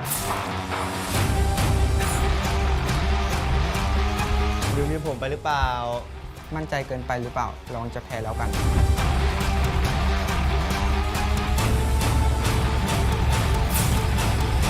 Đích của bọn mình là biến nhà vô địch thành cựu vương. 100% team mình sẽ chiến thắng. Giải đấu lần này thì mình thấy EVOS Thái Lan khá là tự tin, nhưng mà các bạn quên rằng là những đội cho dù không vô địch nhưng mình thì cũng có thể kéo các bạn không vô địch cùng. Tụi mình muốn gửi lời thách đấu đến đội tuyển EVOS Phoenix.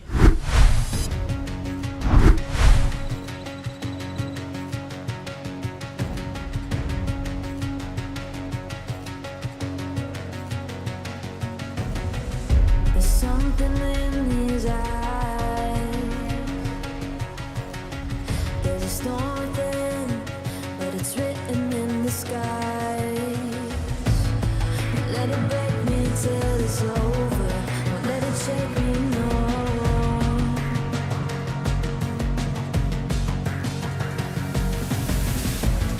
Won't let it make me go under. Won't let it make me go under.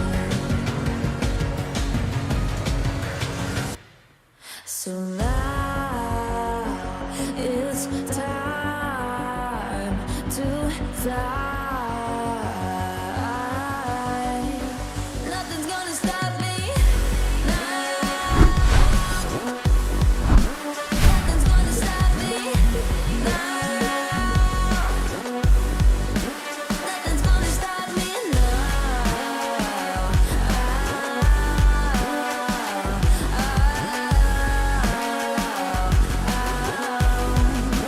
Nothing's gonna stop me. No one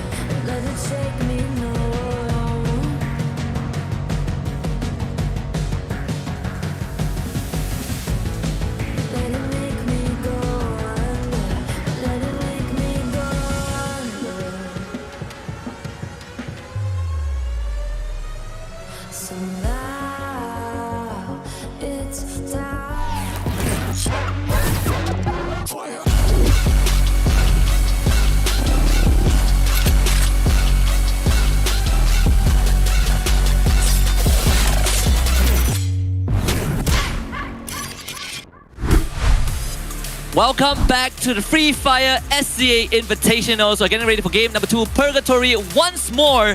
You are with us. My name is Husky, and alongside me is the one and only, drumroll, Mustachio AJ! That's my best. That's the longest breath I can hold. It's okay, it's okay. You'll hold longer breaths in the future. What a fantastic first game we had on our hands. Totally unexpected turns in every single encounter. Genesis Dogma clunking out in the 11th spot. Who would have expected? And it's not like they were 11th and someone else got taken out first. There were only 11 teams in here, right? Alpha followed along, but that's a little bit more of an expected one. And then EVOS Phoenix going up against Expand. EVOS Phoenix dropping. That's something I did not expect, because I thought today was going to be the rise of EVOS Phoenix. I mean, it's just round 1, right? EVOS Phoenix can do what they do in 4 rounds with just 1. So there's still some time. Yeah. We're going to Purgatory next, and these are the 3 teams we need to look out for. Wow, lo and behold, EVOS Phoenix, Genesis Dogma SF, and Expand. All 3 of these teams have a 100% top 3 rate on Purgatory, with EVOS Phoenix being the unique case. They played 2 Purgatories on day 1, round 2 and round 6, and they got 3rd place for the first one, and they got the Booyah for the second one. EVOS Phoenix, I think they are ready for a little bit of revenge. And if this statistic is going to pan out in the exact same way in Purgatory this time around, it's going to be one heated battle in that final circle. But I don't think it's going to turn out in that way, because I think the 3 teams will be very aggressive at the start, and there are many others that are as hungry as them. I mean, for example, a team like Farang, they've been thirsty all throughout their fights thus far without much water to drink. This could just be the round that they forcefully grab some. And Farang is Farang is a team that is also very proficient on Purgatory. Unfortunately, so far they have not been able to replicate that result on day number 1, kind of having some bumps along the way. Maybe this is a chance for them to do so. Honestly, hoping for the 3 featured teams to be in top 3 again on Purgatory. It is definitely a long shot, right? We talked about a little bit, GD, Genesis Dogma, they lost the fight against Expand. It was more of a coin flip, but Expand taking out EVOS Phoenix is definitely a strong statement. This flight path, very forgiving. SBTC, the first and only team to go to Mode House and take that compound for themselves. Well, let's see if or not we're gonna spot any hot drops here. And yes, we will. Genesis Dogma, EVOS Phoenix. This does not seem good for the 2 top dogs who are trying to vie for that number 1 spot. EVOS Phoenix, they might just be a little bit hot from that previous engagement, but one can say the exact same thing for Genesis Dogma, and Expand just backs away from everybody else towards Brasilia. Nobody's gonna engage them just yet. I would say that EVOS Phoenix are not even fully committed just yet, right? You have Get High, who is at the outskirts of Marble Works, but EVOS Phoenix, they're going to take the fight. Dells from behind. Big opportunity. He's getting ambushed. The captain goes down. Vector in hand. Dells looking for 2. And this guy is still running the Vector Kimbo, because why not? Dells with 2 initial knockdowns. God Cruise, you show up. Oh my God! Dells swaps to a double revolver for the 3rd knock. And wow, GD are off to a fantastic start. Will we see a quick revival come through? GD. He needs a bit more time. For the final guy through EVOS Phoenix. A while more. Shots coming on through. Kiki backs away. Just 4 more HP, and he has done it. A full squad revive. EVOS Phoenix survives. Are they going to drop back in Marble Works, though? They're going to straight up just run away. This is not a fight for them. Jembao, it did, prompt minor responses from GD earlier on, but GD were really focused on taking out EVOS Phoenix. At the end of the day, EVOS Phoenix got the whole team back. Nothing much was lost on EVOS' side, but a lot was gained for GD. 3 free points, AJ. Might get the 4th even. I mean, GD lost the first hot drop. There was just no way they wanted to lose the second one, and they took such a fantastic fight. You gotta love the double revolver annihilation that was brought in there. Yeah, double Vector, double revolver. Look at the map, AJ. EVOS Phoenix, they are still hanging around. There is a chance that EVOS Phoenix takes this fight. What's one player from Farang doing that, though? Scouting duty. Revival system. You can give it away. Someone wake that kid up. He's stuck between GD as well as EVOS Phoenix. Jambal has no idea the kind of situation he has put himself in. And Farang did spread out very early on. So I suppose this is just the nature of their drops, right? Sightseeing. They're coming back for more even. I mean, EVOS Phoenix, they are pissed. They're not happy with this. Yeah, they are pissed. They want some revenge. But I have to say, I think it was a fantastic Riptide rhythm sent by Kiki earlier on that allowed Dels to take down Jonah. And Jonah was trying to run away, a good glue wall erected, and that's exactly what we're talking about, right? This teamwork, the communication, and one takes down the glue wall, the other one just goes and pops off all of those bullets into their opponents. Such beautiful free fire moments. Get high, AWM in hand. P90 response from the other side out of Yosef. EVOS Phoenix are very spread out, so Get High has to deal with two members from GD at once. Farang! What? Well, Jembao has his spotted out finally. Dels actually gets a knock, but I think EVOS Phoenix might be able to steal that away. Get High now, with support of Jonah from so far, might have a chance against GD. Get High still has a lot of that health to work with. Even at the bonfire, just swapping these doorways. He is playing GD like an absolute fiddle. And finally downs Jaws. Grenade launcher, get out! It's like, baby, I also have one. And GD ends up losing two members. EVOS Phoenix gets back control of Marble Works.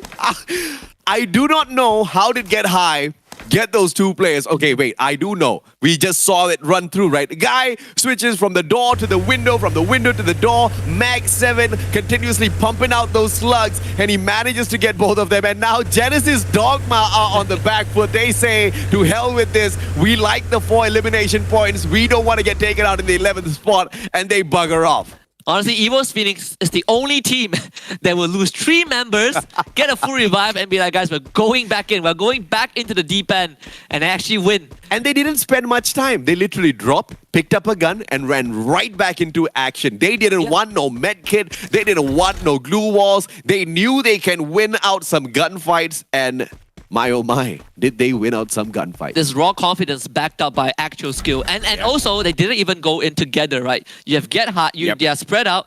Get High, you know, he had that miraculous, fancy footwork, but hidden MVP was the captain. Jonah hiding behind a tree, very far away, providing those support fires that really allow Get High to feel comfortable enough to be aggressive.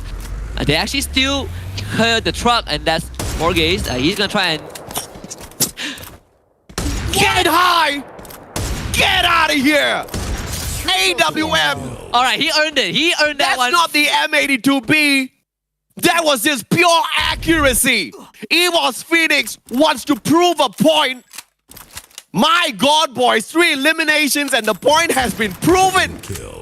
I feel like if they get team wiped by that shot, you can't even get mad because it was insane.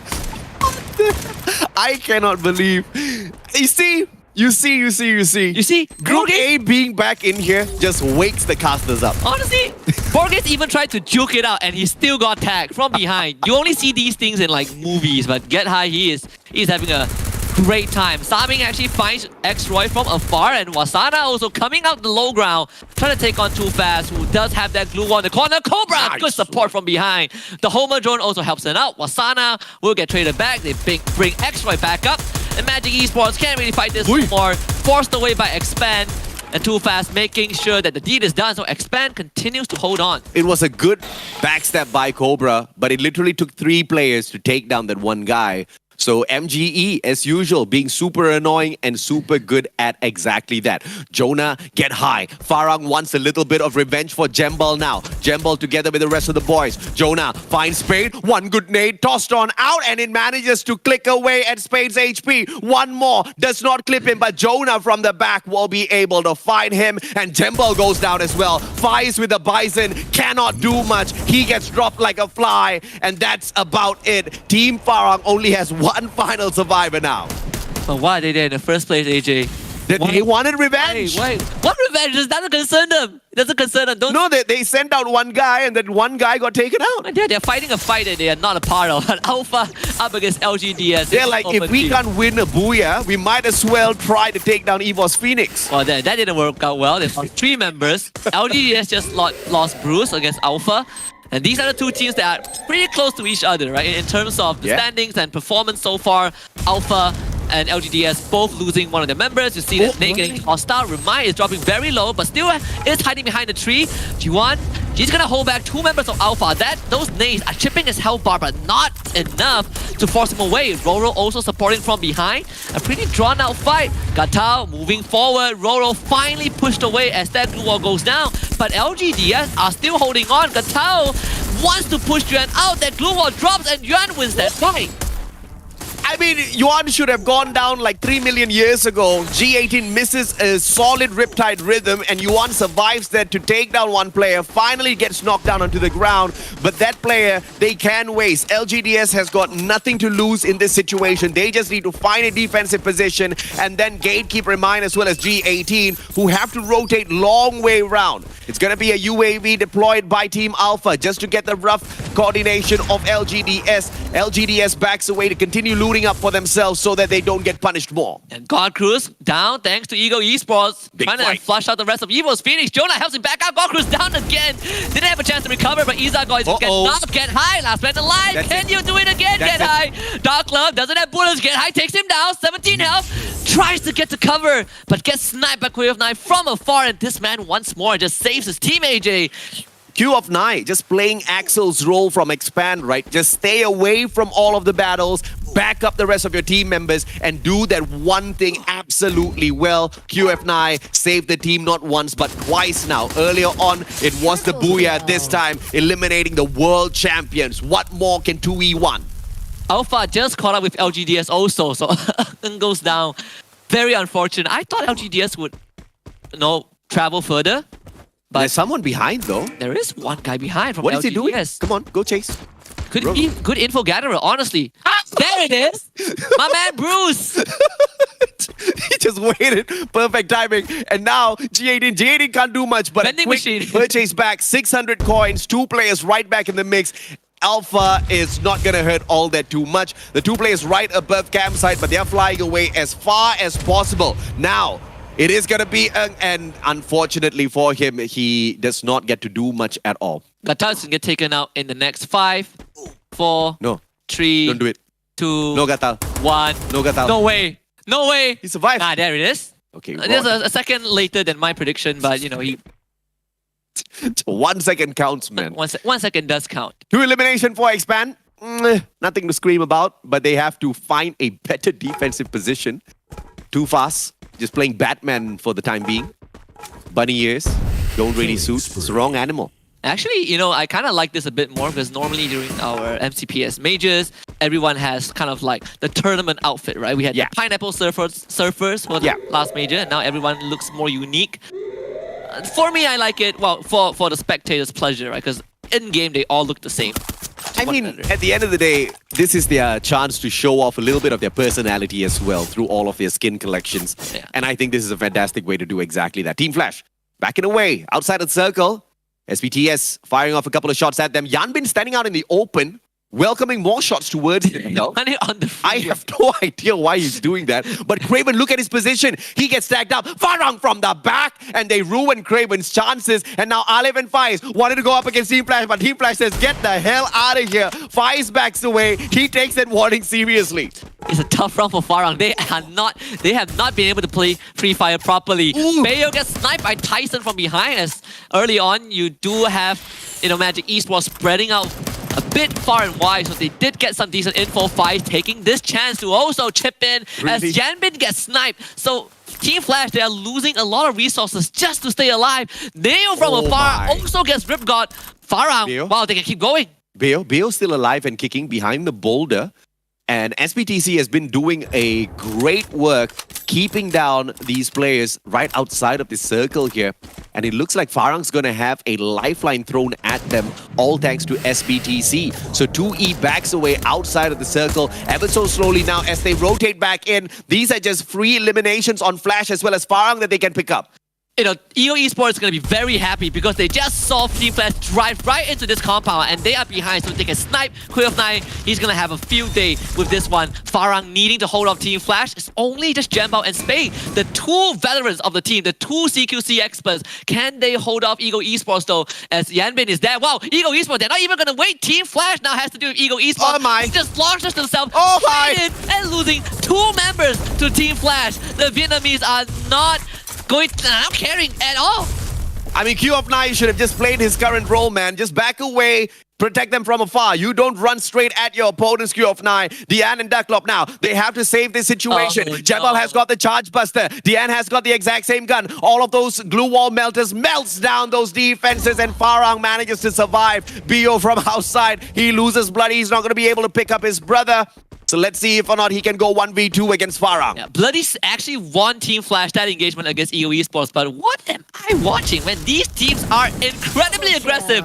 Okay, Bruce even fights Wasana, LGDS bringing the full squad back, and they're actually wiping out Magic Esports. LGDS on fire right now. Let's see if they can keep this up. Expand right on top. Which is that player? Super cheeky. Brings in the rest of them as well with that information. It was Cobra first. Too Fast follows in alongside X-Roy. The one guy that's not in this mix is the sniper Axel from afar. He's going to be protecting them from outside of the circle. Finally joins in the fray as well. The next one that they want to aim for is LGDS. LGDS still keeping an eye on MGE. And look at who's staying outside of the circle. SBTS making a very slow approach to this next safe zone. Yeah, Farang also got finished off outside the circle as well. Team Flash are only left with Bale and LGDS. They are going to start to take on Expand first. Samin can't do much. He's the only guy alive left for Magic Esports. Expand is taking it slow, and X-Roy even poking at SBTC as Tyson, his back is exposed in fact, but Expand so far haven't been able to get any knockdown, so they will try to go for the push onto LGDS. This is a very crucial moment. Axel taking the frontal charge, gonna push LGDS all the way back. The Homer drone slowing down Bruce. A lot of info given over to Expand, and Bruce, he's trapped. Axel has got the Trogon, one of the preferred shotguns of the current meta, of the current season, the newest addition. And this shotgun is just absolutely obliterating all of those players all throughout these lobbies. Now, Expand can't find no ingress towards LGDS. Saming from outside can take a couple of chip shots. Cobra with the Groza cannot respond to the players of Genesis Dogma just yet. They move on to take Saming out of the equation. A good glue wall, but Saming barricades himself inside of this small little hut. Glue wall melters comes on through. Trogon in the hands of Axel, and that does the job as X-Roy puts the final bullet in. Yeah, and X-Roy actually got knocked down by the lock-on missiles, but they can bring it back up because they are in the shack. And I love that Expand, they just completely abandon the push against LGDS because they need the circle, right? So now they get to gatekeep LGDS as X-Roy heals himself back up. Cobra just sniped Bruce as well. They even put down the trip mine just in case LGDS runs into them. This is a good move from Expand. Roro also gets knocked down. LGDS completely wiped, but it's GRC that steals it all away. And Expand now needs to deal with all these long-range firepower from the Indonesians. But GRC will be dealing with Genesis Dogma for the time being. Expand can recover. Expand can buy a little bit of time. But yours is going to be a little bit of a pain. He's got the power file in the hand and he's flanking around from the right-hand side. Look at him go onto the prone. 18 Dia out in the open. Good glue wall. Liam charging up the grenade. Rest the final player coming through from GRC. But Expand wants to finish this off. And GD only has one last player in this game, so Expand, they need to do a GRC. Liam gets a great shot onto X-Roy. He's gonna try and get his teammate back up as well. 18 Dia gets rescued. GRC under a lot of pressure. Big nade coming through, chipping the health buff of Expand. They're still barely alive thanks to the Steffi ability, but another nade coming through. A glue wall melter, shutting down the glue walls of Expand. They gotta keep moving right now. It is slowly getting taken down. Alvaro clusters coming through. This time Expand's able to run right out into the open to take on GRC. Aphrodite hit on. X-Roy, 7 health, doesn't get it. Too Fast supporting him at the back. They get a decent trade back. Expand still running. 18 Dia gets sniped from Cobra, and Expand has a great chance to get this booyah. Yoss is next on the table. GD can hold on, and Expand AJ, they have the number. They found Fires. Yoss out in the open, cannot survive. Expand does it again. 100% top 3 rate. And on top of that, a booyah on Purgatory. Fantastic plays. Fantastic strategy, fantastic executions as well. And this time, no nade was gonna touch them because they saved that Steffi and they popped it. And you wanna know what? They popped 2 Steffies just to be safe. Just in case. And I tell you, the best part is the Steffi didn't even block the clusters. The grenade thrown was a glue wall melter, but anyways.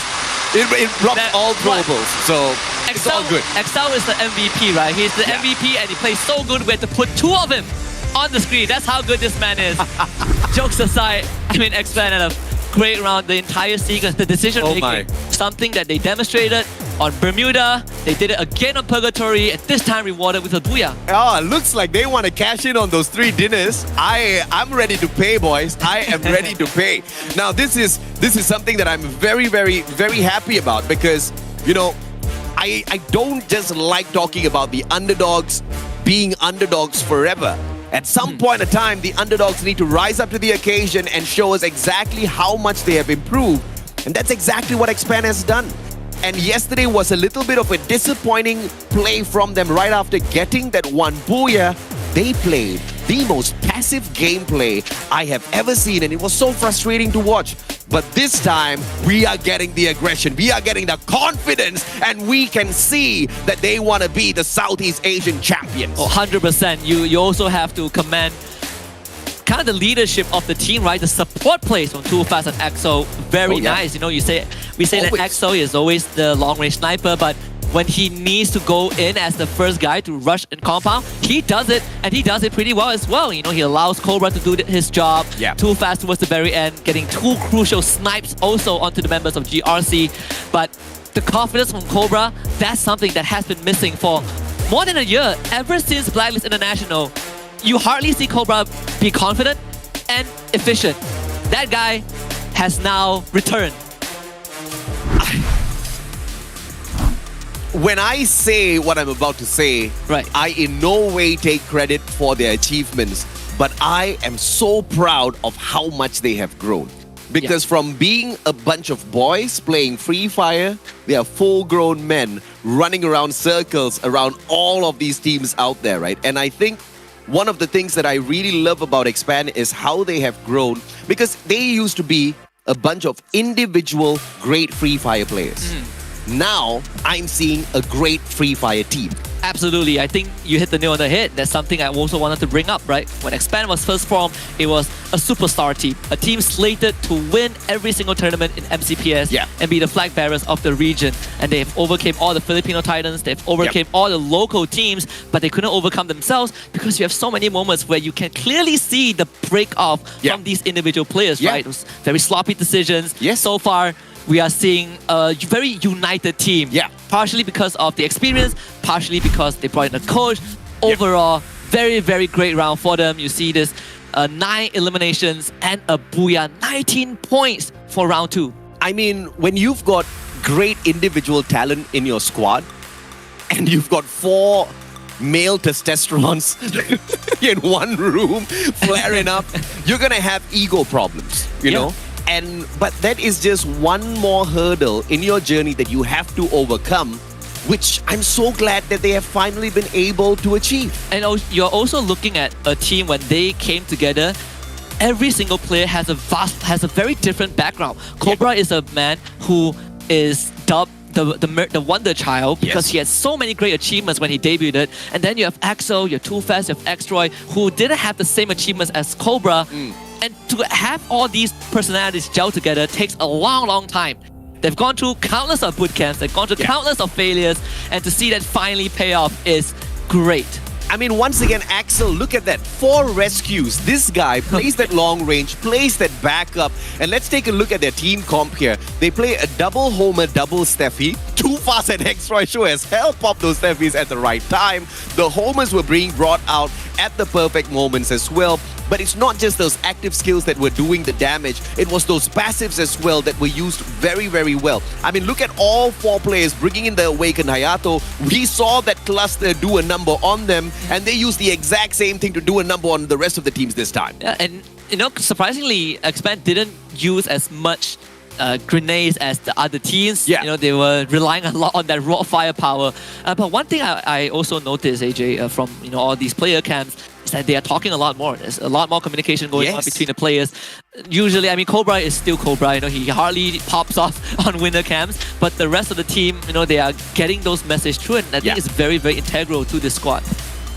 And of course, at the end of the day, the Awakened Moko is gonna help them a little bit as well. Axel once again plays that Awakened Moko to tag up all of those players. And the Moko is just such a super meta currently. Because you can't get rid of it. You get the hit, you mark. You stay there, they know where you are. You move, they know where you are longer. Yeah. You just can't run. You can run, but there's no way of hiding. It's one of those abilities that you just, it's too good to pass up. Right? Yeah. Axel, well, your MVP, again, the AWN, you have AWM, you have the Falco as well for faster drop, but not like he needed it this round. Running the homer as well, and which is interesting. Usually, sniper players, you don't expect them to play homer, but in this case, we did see Axel in the front line, so that homer gets put into good use. Overall, this was what he ran for majority of the rounds yesterday anyways. You have the Raffia, well, you have the Moko, you have the Maro, and you have him with a sniper rifle. It's just a very standard, standard setup. It's a standard sniper setup for sure that works wonders for Axel. And it was not just the setup, but it was his game sense and his understanding of the role that he plays. Because most of the snipers do not double back as a support healer of the team. This guy, he knows that he is going to be the one tasked to pick up all of the rest, because the ones who are capable of annihilating the opponents are with the rest of the team. You've got Too Fast in there, you've got X-Roy, you've got Cobra. I mean, X-Roy, he's just an obliterator, right? Cobra, do we even need to talk about him?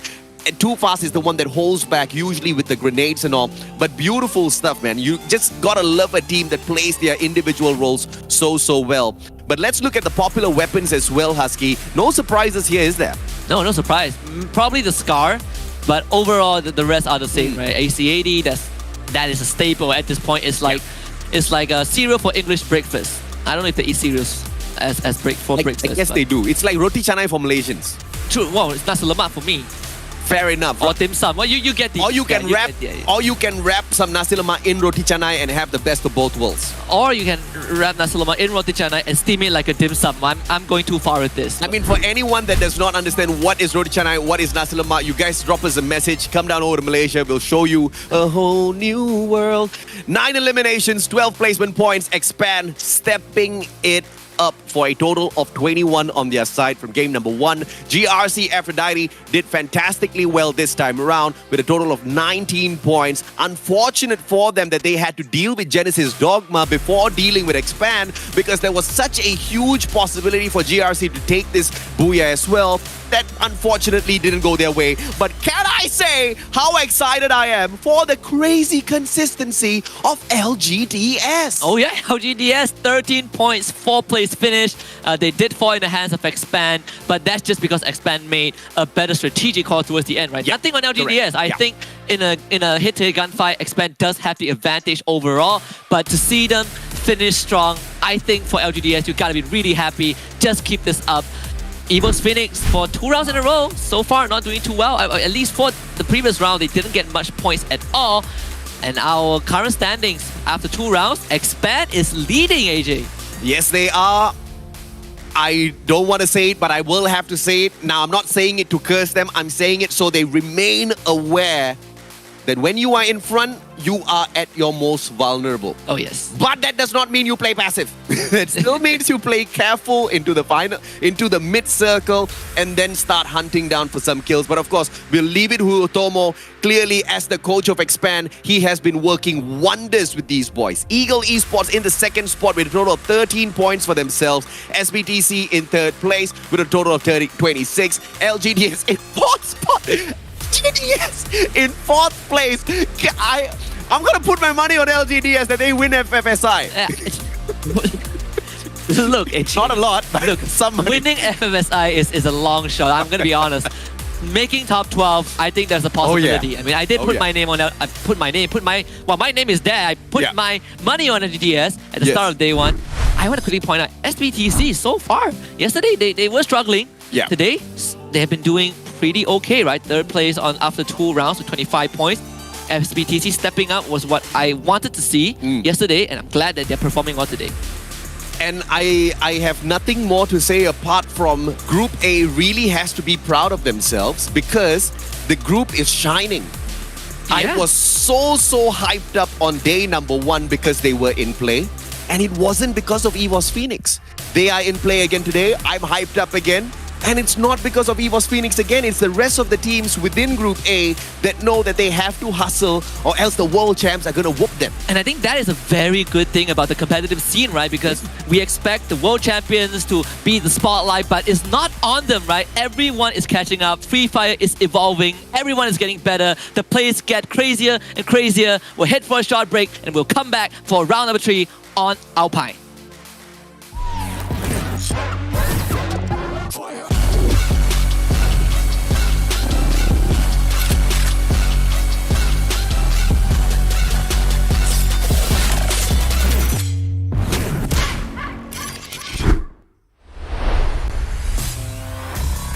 Queremos vencer a Tailândia porque eles são os atuais campeões mundiais.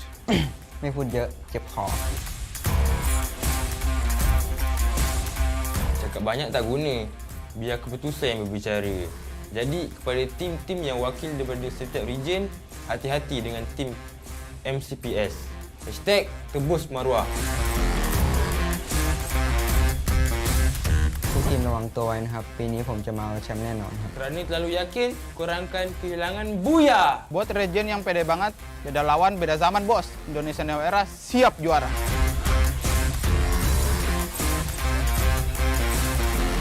Semua tim sih pengen kita kalahin, soalnya kita pengen juara. Talvez eu só dizia bom jogo, porque esta vez foi a nossa vez. Na próxima talvez será a deles.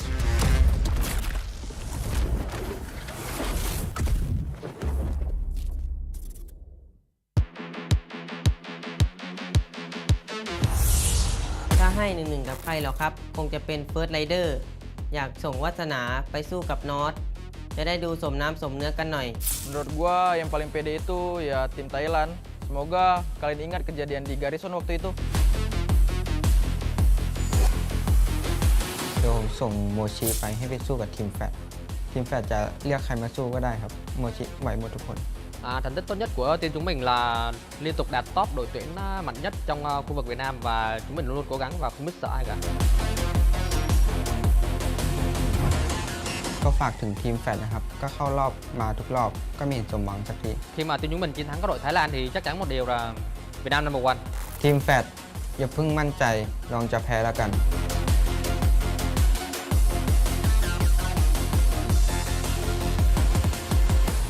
ฝากถึงอินโดนะครับ ครั้งที่แล้วแค่อ่อนให้ ครั้งเนี้ยของจริง Indonesia dominasi Asia nih bos. F Indo juara. มั่นใจไปเปล่า ถ้ามั่นใจมากเดี๋ยวผมจะทำให้จบ 12 ทั้ง 6 เกม ฝากถึงทีมอินโดนะครับ ระวังโดนสิงโตกัดนะจ๊ะ Untuk region yang pede banget, gak usah sok pede lah. Lihat aja ntar. ก็มาดิวะอินโด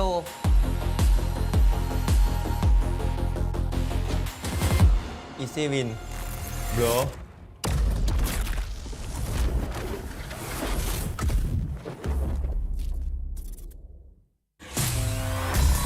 Queremos vencer a Tailândia porque eles são os atuais campeões mundiais. ไม่พูดเยอะเจ็บคอ Cakap banyak tak guna. Biar keputusan yang berbicara. Jadi kepada tim-tim yang wakil daripada setiap region, hati-hati dengan tim MCPS. #tebus maruah. ทุกทีมระวังตัวไว้นะครับ ปีนี้ผมจะมาเอาแชมป์แน่นอนครับ Kerana terlalu yakin, korang akan kehilangan buya. Buat region yang pede banget, beda lawan, beda zaman bos. Indonesia Neo Era siap juara.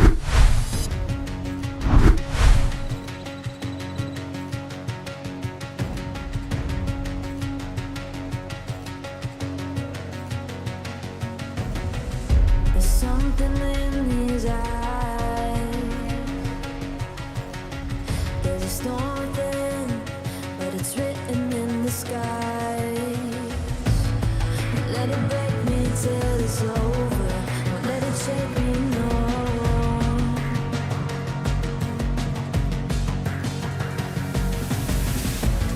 Won't let it make me go under. Won't let it make me go under. So now it's time to fly. Nothing's gonna stop me now.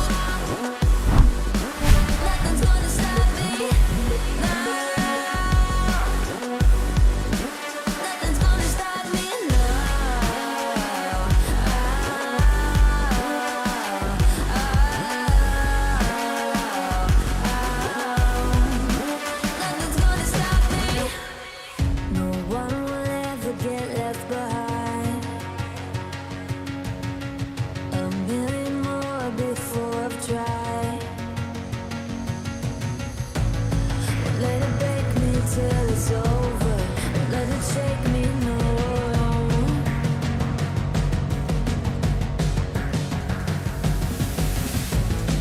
Let it make me go under. Let it make me go under. So now it's time.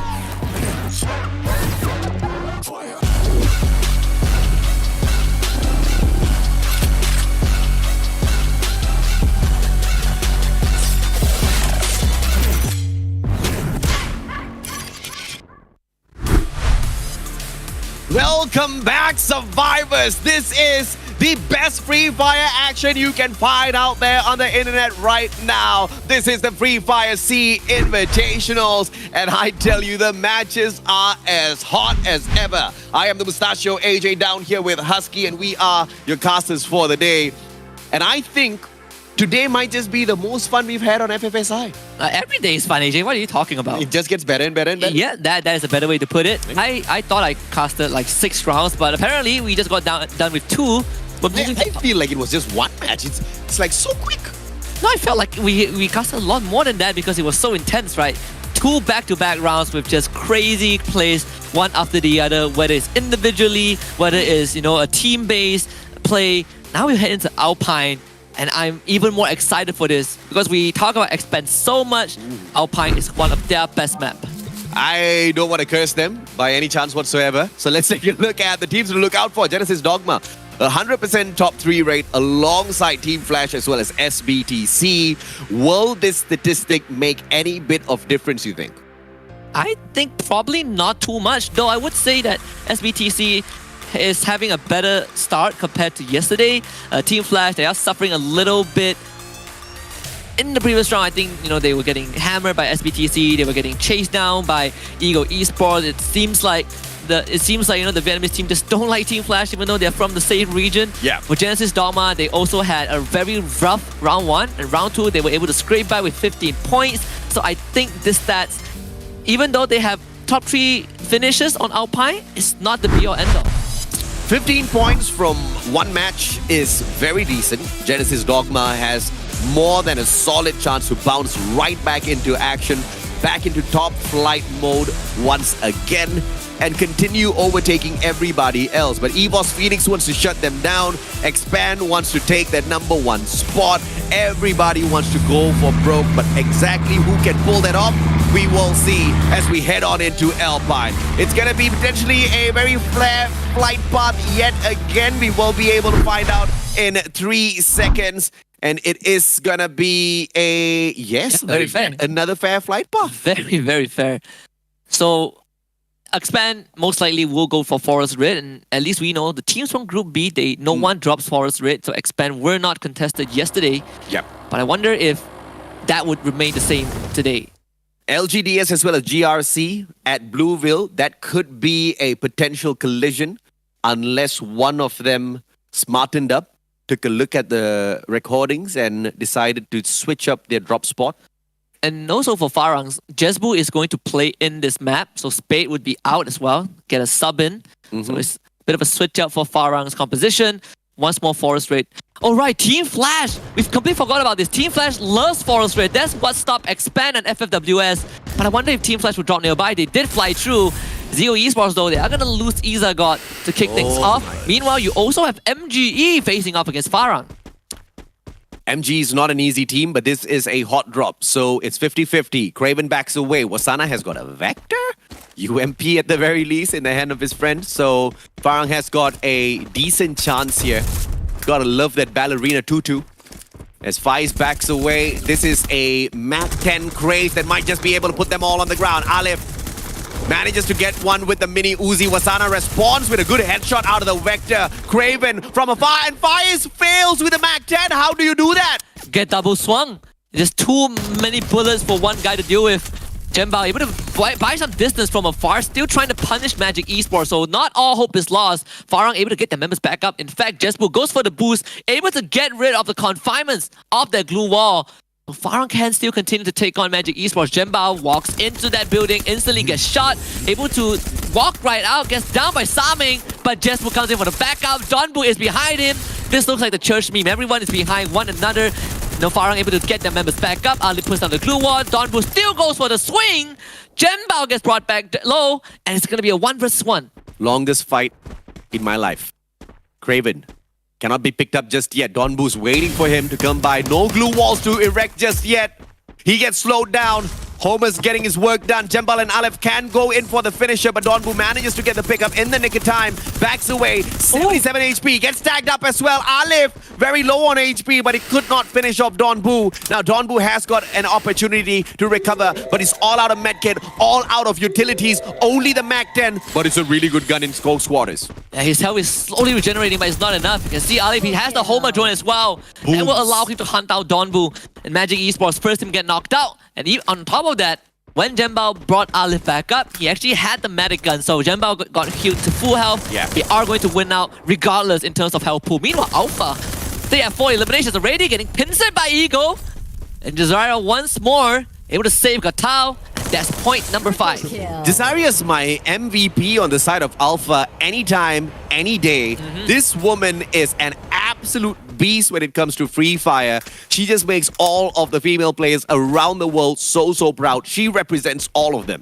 Oh, she definitely does. Even for MCPS, we had one consistent female player. We just didn't get to see her much, right? Panda, we've seen her before. Yeah, she was the backup. She's the backup. Jazaria, that's the main roster. She's like not just main roster, she's the main player.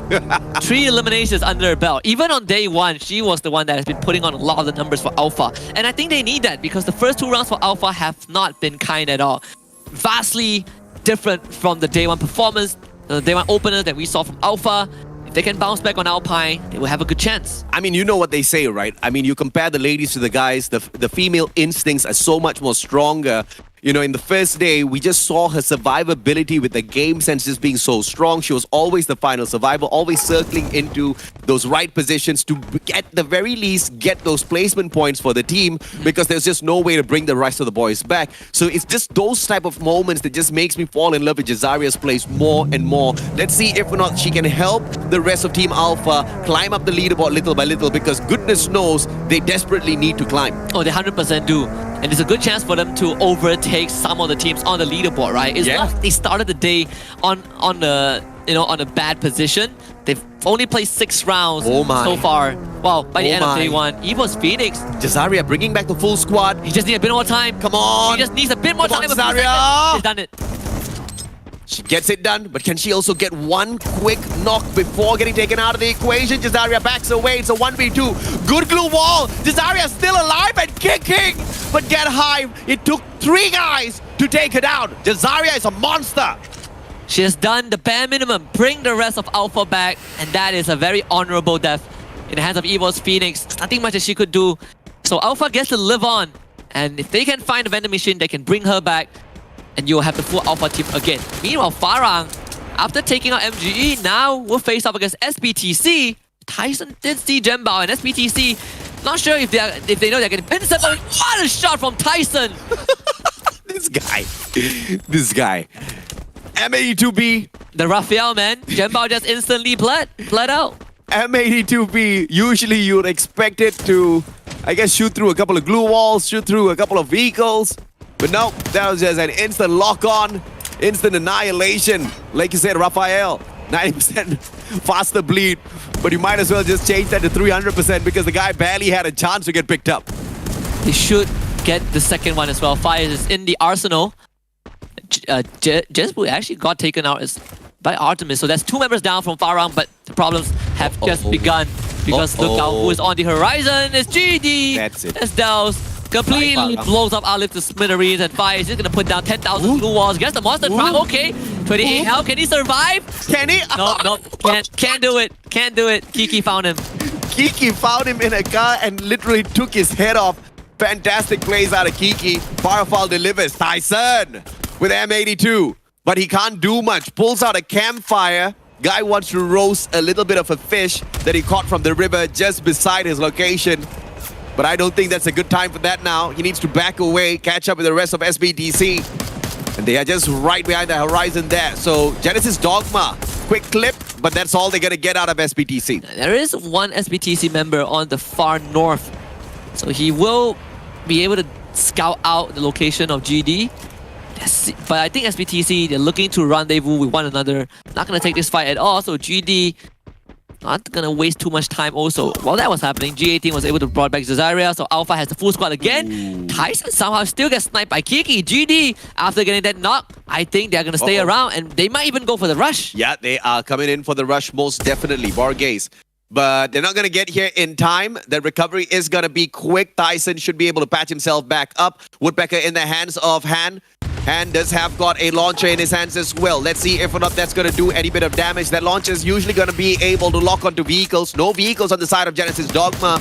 And the damage to those glue walls isn't all that too fancy. Dels puts Neo down on the ground. SBTC on the back foot. But Tyson once again delivers as he knocks down Borges. But Han from afar. He's got the Drogon. Can Han get the job done? No, yours backs away. They have the glue wall though to isolate these fights. This is also a fight between Tyson and Kiki, both playing supporting fire from long range as well.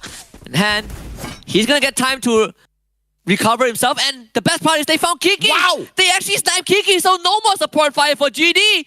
Dels is in a horrible spot. Tyson wins out the sniper battle. And GD, they might have just met their maker. SBTC looking for the finishing blow. And GD loses out on this one. SBTC continues to roll. Double Drogon. If you're wondering what shotgun you want to be picking up, it's the new baby in town. There's no way that gun fails you. There's so much of firepower. The rate of fire is fantastic. I mean, it's going to shy slightly lower rate of fire than the Mag 7, but nobody's going to complain, all thanks to the shot accuracy as well as the power in terms of depleting the HP of your opponents. Drogon's the way to go, but 2E just firing at nothing right now. Takes down that one glue wall, shuts down the player. Bloody bleeds out. That's a force bleed, and the rest of 2E just scrambling around to look for more of Team Flash. Now that boulder to protect them, but that glue wall is, sorry, not the glue wall, the blue zone is going to be pushing them in soon. Yeah, they also send out the UAV, so that allows them to not only clear out the area, but also rotate further to attempt to kind of pincer or push or flush Team Flash out. Team Flash were able to get away for now, but 2E can easily chase after them if they want to. I mean, Team Flash even left the truck behind. So free vehicle for Ego Esports to acquire if they do wish to go for it. Team Flash still made it out with 3 members. That is not too bad. Genesis Dogma going down this early yet again is just such a shocker. I mean, it's good for Expand because they are chasing on the leaderboard, you know. I mean, leaving Expand out of this, I just want to talk about Indonesia as a whole because this seems to be a trend now. This exact same thing happened to First Raiders Eclipse. Breakout round in the debut day, comes in into day 2, and they get snuffed out. 0 points in 2 rounds. Nothing much to shout about in a couple of others. It was a very painful second day for First Raiders. It's turning out to be the exact same thing for Genesis. It could be the rock, paper, scissors effect, right? You know, Group A is better against Group C better against Group B, and you know, and so on and so forth. Maybe that is kind of the remedy that you need to keep the competition exciting. But regardless of that, we're also seeing Team Flash getting pincered by Ego Esports and LGDS. Alpha still has 2 members left. I think it's the full team because they are in vehicles. But LGDS, they are holding pretty good areas, and they also get to gatekeep potentially Alpha, who are passing through right now. This is an important fight.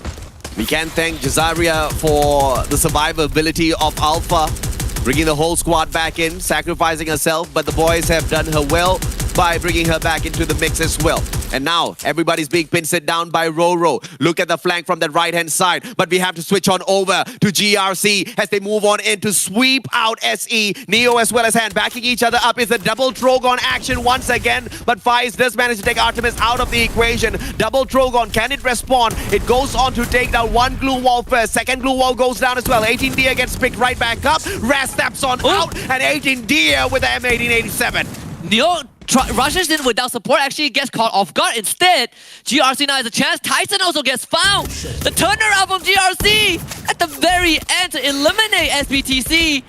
But the problems are not over as Evo's Phoenix swoops in and wipes out the remnants of GRC. 5 teams left. Alpha against LGDS. Desira goes down. G18 also follows her. And LGDS once more makes it to top 4. LGDS. You know what will complete my day? Watching this team get a booyah. That's all I want right now for LGDS. Get a booyah. Oh, they're getting very close, AJ. But Expand, of course, is going to be aiming for that as well. They've been having a fantastic day, and so far they've been keeping quiet, just like what I want. But EVOS Phoenix right behind them. And having 2E on that right-hand side isn't going to be doing them any bit of favor, but the circle favors Expand, moves in right directly to them. At the very edge of that circle towards Sunside, though, stands EVOS Phoenix, who have been keeping their heads down and very, very quiet all this while, just like Expand. And that only means both these teams have been saving up those resources. And Expand now, they get control majority of the circle, and I like that EVOS Phoenix. I'm going to go for the rotation.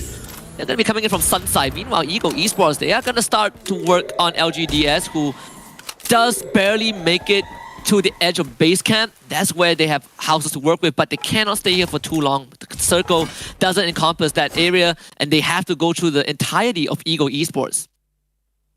I don't really like the position that EVOS Phoenix is holding on to right now. It's going to be a very tricky situation for them to squeeze into this next circle.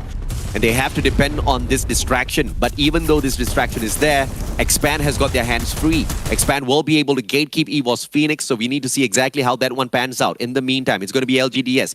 3v2, all thanks to 2E spreading out, playing that buddy system and giving advantage to LGDS. Ung actually walked all the way to the window to put a trip mine in case Eagle Esports got a bit too aggressive. But you have Queen of Nine from afar as well, providing support. Sniper, as always, both teams trading one, but it's always going to favor Eagle Esports because they have the numbers. Dian getting blocked out by the glue wall. Ung trying to bring his teammates back up. But Dian is going to find Ung as well. LGDS slowly getting worked on. Yuan against Darklov. This is crucial. Last man alive against the rest of Eagle Esports. Just not going to work out. Izagod gets the deed done. Top 3 inbound, and EVOS Phoenix shows up. And EVOS Phoenix finally takes advantage. And no gatekeeping at all from Expand because the players on the side of EVOS Phoenix were so well hidden and they've played that timing so good. But now EVOS Phoenix out in the open, circle closing in. Expand has a boulder, 2E in the best position to play defensively. Izagod is brought right back in through Dian's sacrifice of his HP, and Izagod flies outside of the circle just so that he can get a little bit of extra loot for himself. He's got that HP to do it. And Expand takes initiative. They're moving straight to EVOS Phoenix. One grenade comes on through first, but they pop the Steffi. God gets that got nade, and Too Fast goes down. Cobra down on the ground as well as Darklove interferes from all up afar. Jonah with the Drogon. X-Roy goes down. This is all crumbling down very quickly for Expand. Queen of Night is helping out Expand, but Expand, they're losing members so fast. Only 2 more left. EXO gets down by the grenade launcher, and EVOS Phoenix wins that one pretty handily. A very bold attempt from Expand, but EVOS Phoenix just better, having the grenade launcher to help them out. But now 2E, they're going to take advantage of EVOS Phoenix vulnerability. They have the members, but can they down EVOS Phoenix? Jonah taking on 2 at once. Godcruise sustaining damage, gets bombed. The grenade launcher in his own hand took himself out. Now 2E has a great chance to win this unless Get High can hold the flank. Dian losing health to the blue zone. Get High holds on. Jonah staying alive. They are both split on each other, but Jonah has a boulder to work with. Queen of Night is in the front line. Darklove helping him from behind. Get High, he's going to start pushing in.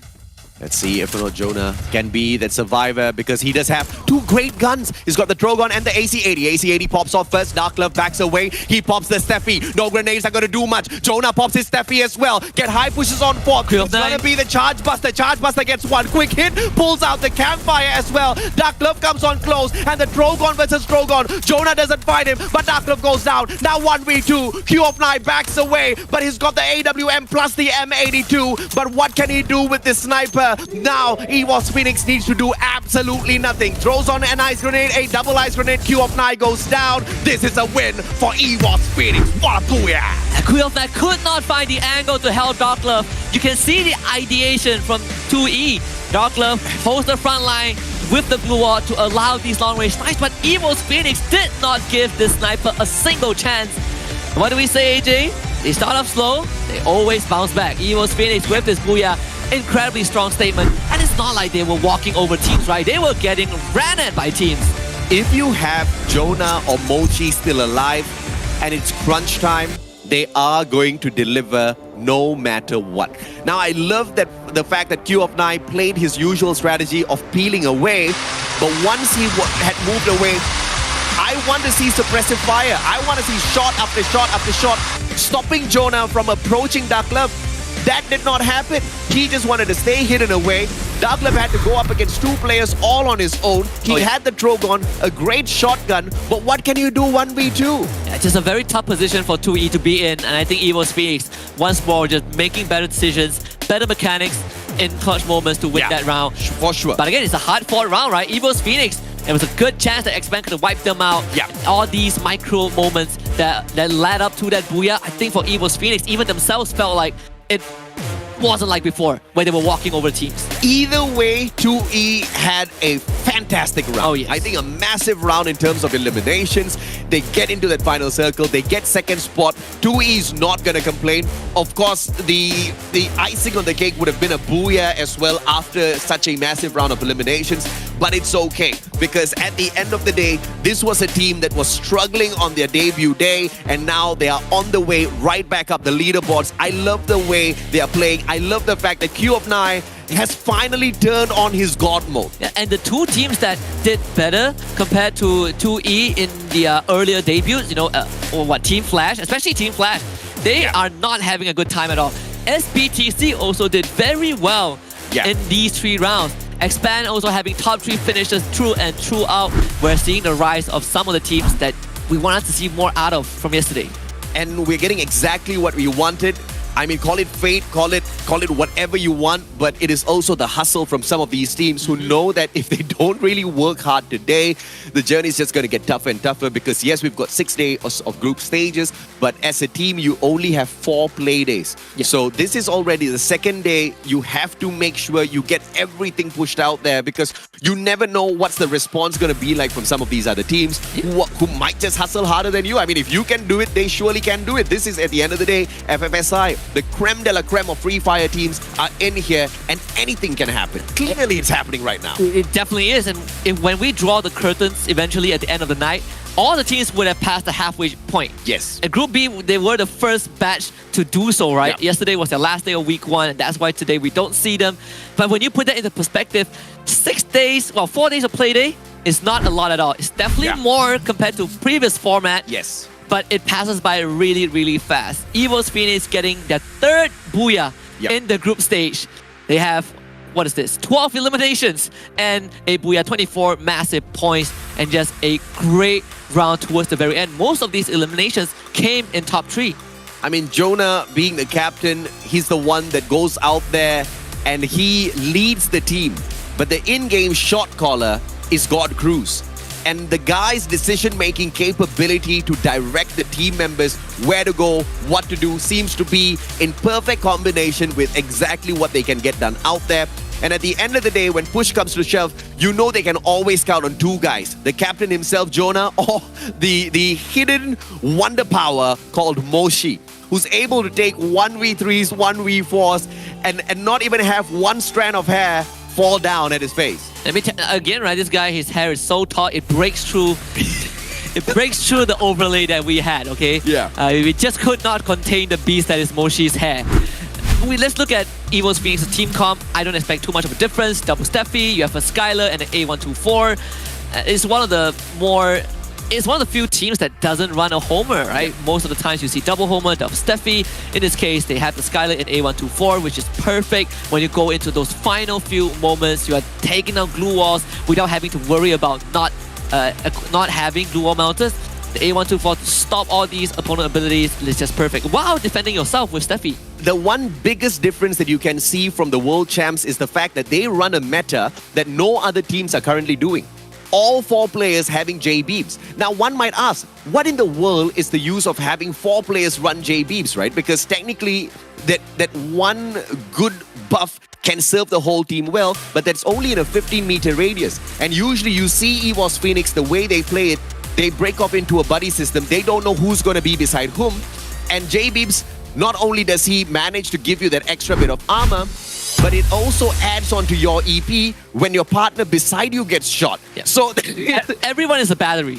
Everybody is a battery, right? They charge each other up. This is such a smart meta being played by your current world champs that other teams need to actually jump onto. And I think only this is the only team, or one of the 2-3 teams that runs 4 JBs, right? We saw a couple of teams have JBs, but not on all 4 members. Correct. Yeah, it's actually a very, very smart move because J Beebs and his passive capability might not be something to really scream about when you compare it to, the Awakened Kelly or the Awakened Hayato or even Alvaro. But whatever it is, if you really know how to use these small little passive skills in the best way possible, of course, partnered up with really, really good gun skills, you are going to rise up to the top. And that shows why EVOS Phoenix is so aggressive out there on the battlefield when they move together in pairs.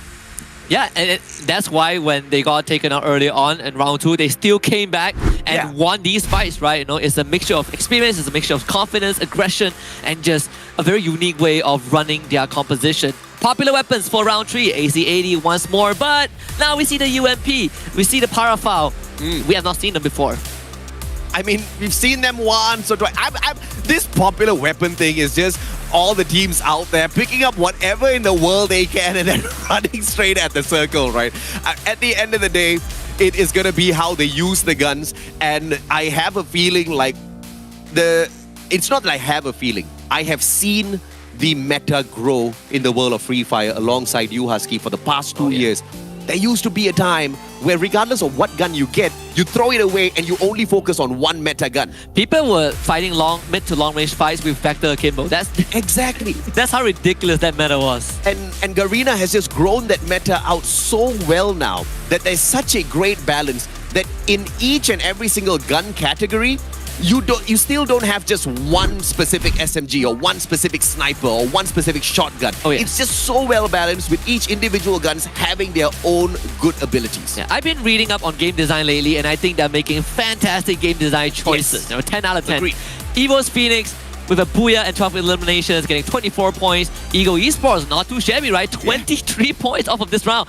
LGDS, once more scores a top 3 finish in terms of points. You have SBTC to follow. Alpha also not too shabby. Expand this time, well, no eliminations for them. They did get 8 placement points, so they finished 3rd. Completely acceptable, right? They were trying to fight EVOS Phoenix, okay? Just calm down, AJ. This one is a unique case. Fine. The fact that they were in the #1 spot after the first 2 games, this is excusable. Genesis Dogma does slightly worse than Expand, which is unfortunate for a team that had such a good streak yesterday. I was hoping for them to really step it up on day number 2. But for sure, the one thing that they can still expect is to break the record of their brothers, which is First Raiders Eclipse. Farang, though, the team from MCPS, they seem to be, saying that they're struggling is an understatement. They're doing as badly as Alpha, and Alpha has been struggling in their own accord. Even Team Flash has been struggling. They were getting taken out by Ego Esports. They were getting taken out by SBTC Esports. Yeah. I know it feels so coincidental that the Vietnam teams are taking out Team Flash out of all the teams we have, but overall Team Flash gotta buckle up for the last 3 rounds. And just off of a good round 3, Ego Esports placed themselves in 1st place temporary with 53 points. Expand still not doing too shabby with 47, but just one good round for EVOS Phoenix places them in 3rd. I like what both MCPS as well as Vietnam is doing. They're breathing a breath of fresh new air into the competition. It's not just going to be a one-sided region domination, whether it's Indonesia or Thailand jumping on in and claiming this competition to be theirs. Vietnam says, dude, we are still here. We can play. We sure as hell can get a booyah for ourselves. Expand clearly proving it for MCPS. So this competition is still wide open for anyone's taking because at the end of the day, we are just at the halfway point. Even LGDS is in 4th place with 37 points. Yes! That's a higher average. That's a higher average than what we saw last time on the World Series stage. And when we hype up LGDS, we by no way mean it was a lucky run or whatever. So much of improvement in the team. Yeah.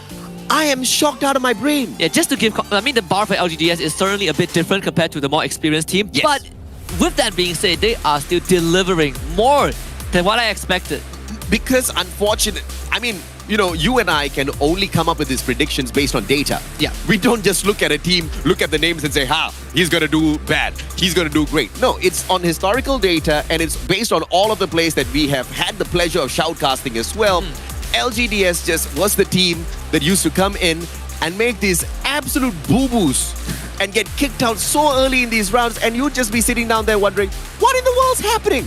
but they're climbing right back up with consistent plays. You gotta love it, ladies and gentlemen, boys and girls. But now at this point in time, we gotta take a quick short break. When we come back, it's game number 4.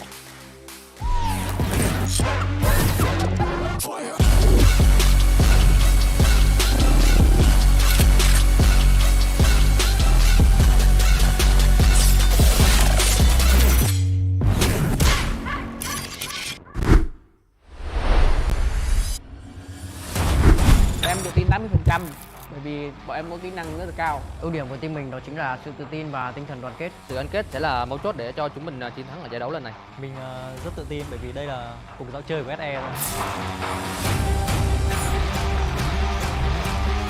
ดูมีผมไปหรือเปล่า มั่นใจเกินไปหรือเปล่าลองจะแพ้แล้วกัน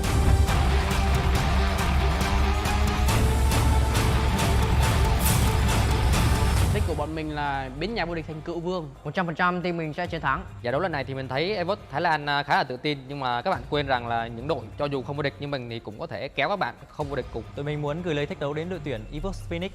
Hãy coi chừng tụi mình. โอ้ยโว้แล้วพี่พวกพี่ก็แค่อดีต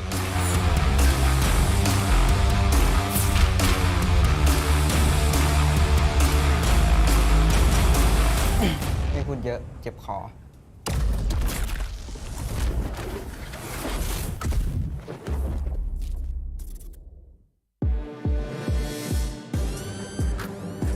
بكل صراحة يعني السيرفر مثل ما معروف الجميع الذي يريد كل أحد يتغلب عليه هو السيرفر التايلاندي، ونكونوا بالصراحة يعني الفريق الحلي حتى هو ثاني كل أحد يريد يتغلب عليه هو فريق إيفوس. มั่นใจเกินไปหรือเปล่าลองจะแพ้แล้วกัน เปอร์เซ็นต์ที่จะชนะผมคิดว่า 99% นะครับ อีก 1% ให้ทีมอื่นเขาได้เล่นบ้างครับ إيفوس ستخسرون بسبب ثقتكم الزائدة.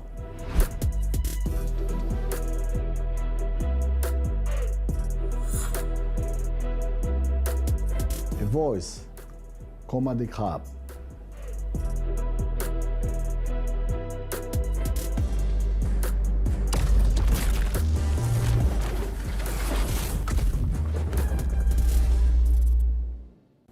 Strong, the best, and crazy.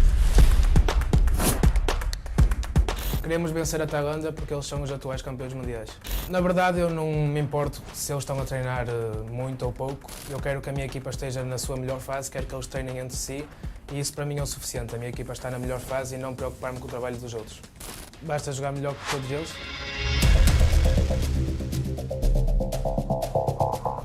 ก็แชมป์โลก 2 สมัยครับ ก็มีให้เห็นอยู่ครับ อะไรที่ทำให้ทีมผมมั่นใจแล้วครับ ก็มาตรฐานของทีมสูงครับ แล้วก็ตัวผู้เล่นเก่งทุกคนด้วยครับ เดือดดุดัน ก็ไม่มีอะไรต้องกลัวครับ เจอก็ใส่ A maior vantagem da região da Tailândia é o conhecimento que eles têm sobre o jogo, mas já estamos a trabalhar sobre isso e a treinar a cada dia para conseguirmos vencê-los desta vez. ถึงฝั่งตรงข้ามจะซ้อมมาหนัก แต่พวกผมซ้อมมาหนักกว่า และศึกษาแผนของเขาเป็นอย่างดี Também estou confiante para vos ganhar. Venham, vou-vos ganhar também.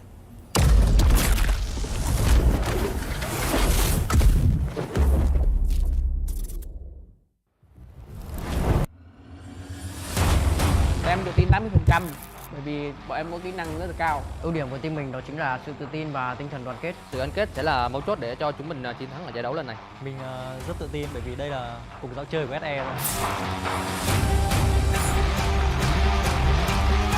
ดูมีผมไปหรือเปล่า มั่นใจเกินไปหรือเปล่าลองจะแพ้แล้วกัน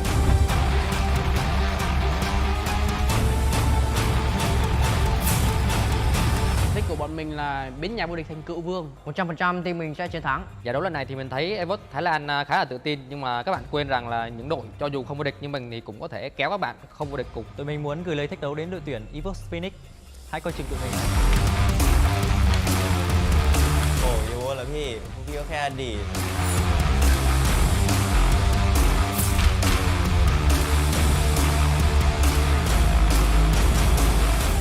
ไม่พูดเยอะเจ็บคอ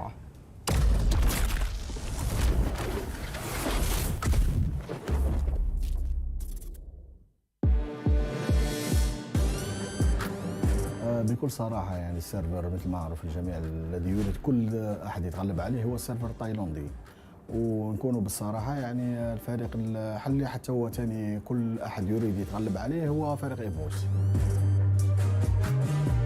มั่นใจเกินไปหรือเปล่าลองจะแพ้แล้วกันเปอร์เซ็นต์ที่จะชนะผมคิดว่า 99% นะครับอีก 1% ให้ทีมอื่นเขาได้เล่นบ้างครับ إيفوس ستخسرون بسبب ثقتكم الزائدة.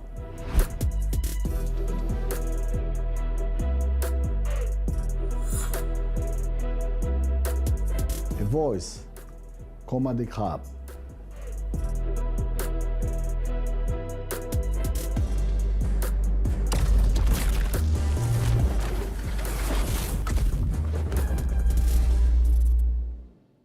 Strong, the best, and crazy. Queremos vencer a Tailândia porque eles são os atuais campeões mundiais. Na verdade, eu não me importo se eles estão a treinar muito ou pouco. Eu quero que a minha equipa esteja na sua melhor fase, quero que eles treinem entre si e isso para mim é o suficiente. A minha equipa está na melhor fase e não preocupar-me com o trabalho dos outros.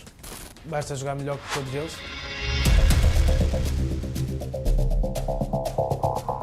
ก็แชมป์โลก2 สมัยครับก็มีให้เห็นอยู่ครับอะไรที่ทำให้ทีมผมมั่นใจแล้วครับก็มาตรฐานของทีมสูงครับแล้วก็ตัวผู้เล่นเก่งทุกคนด้วยครับเดือดดุดันก็ไม่มีอะไรต้องกลัวครับเจอก็ใส่ A maior vantagem da região da Tailândia é o conhecimento que eles têm sobre o jogo, mas já estamos a trabalhar sobre isso e a treinar a cada dia para conseguirmos vencê-los desta vez.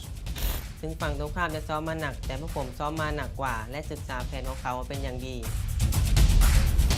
Também estou confiante para vos ganhar. Venham, vou-vos ganhar também.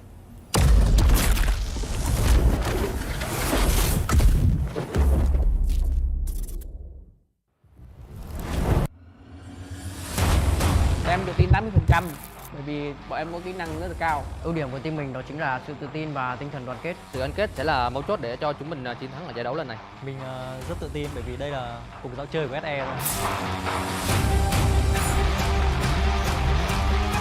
ดูมีผมไปหรือเปล่า มั่นใจเกินไปหรือเปล่าลองจะแพ้แล้วกัน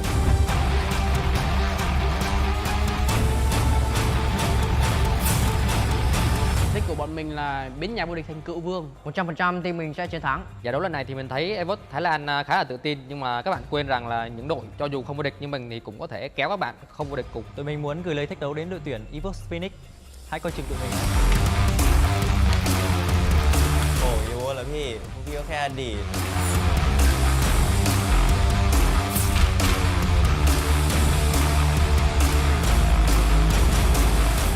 ไม่พูดเยอะเจ็บคอ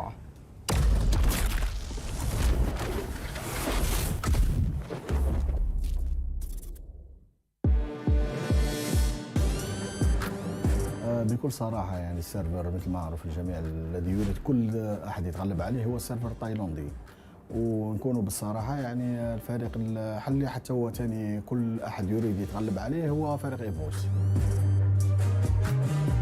มั่นใจเกินไปหรือเปล่าลองจะแพ้แล้วกันเปอร์เซ็นต์ที่จะชนะผมคิดว่า 99% นะครับอีก 1% ให้ทีมอื่นเขาได้เล่นบ้างครับ إيفوس ستخسرون بسبب ثقتكم الزائدة.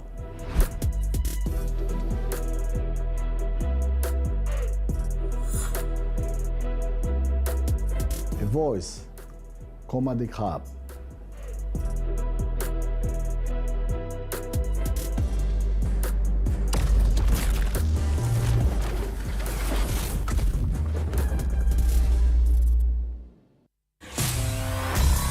Queremos vencer a Tailândia porque eles são os atuais campeões mundiais. ไม่พูดเยอะเจ็บคอ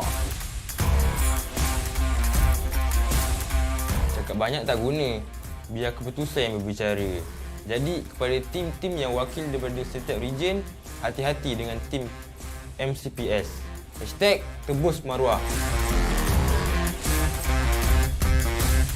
ทุกทีมระวังตัวไว้นะครับปีนี้ผมจะมาเอาแชมป์แน่นอนครับ Kerana terlalu yakin, korang akan kehilangan buya. Buat region yang pede banget, beda lawan, beda zaman bos. Indonesia Neo Era siap juara.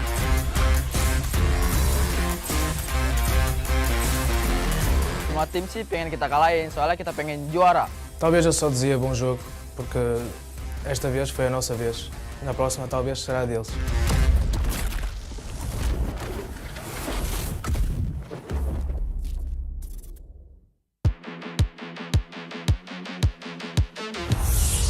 ถ้าให้1-1กับใครหรอครับ คงจะเป็นเฟิร์สไรเดอร์อยากส่งวาสนาไปสู้กับนอตจะได้ดูสมน้ำสมเนื้อกันหน่อย Menurut gua yang paling pede itu ya tim Thailand.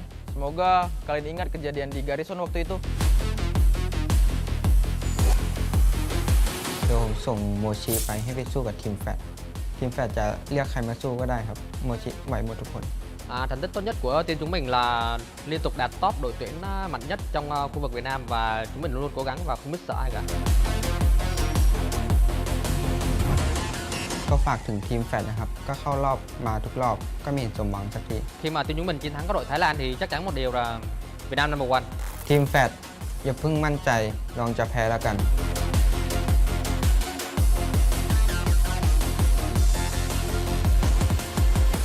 ฝากถึงอินโดนะครับ ครั้งที่แล้วแค่อ่อนให้ ครั้งเนี้ยของจริง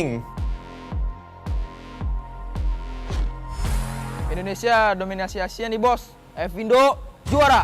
มั่นใจไปเปล่า ถ้ามั่นใจมากเดี๋ยวผมจะทำให้จบ 12 ทั้ง 6 เกม ฝากถึงทีมอินโดนะครับ ระวังโดนสิงโตกัดนะจ๊ะ Untuk region yang pede banget, gak usah sok pede lah. Lihat aja ntar. ก็มาดิวะอินโด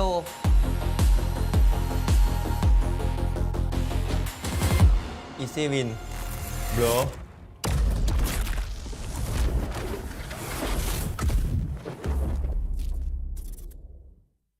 Strong, the best, and crazy. Queremos vencer a Tailândia porque eles são os atuais campeões mundiais. Na verdade, eu não me importo se eles estão a treinar muito ou pouco. Eu quero que a minha equipa esteja na sua melhor fase, quero que eles treinem entre si e isso para mim é o suficiente. A minha equipa está na melhor fase e não preocupar-me com o trabalho dos outros. Basta jogar melhor que todos eles.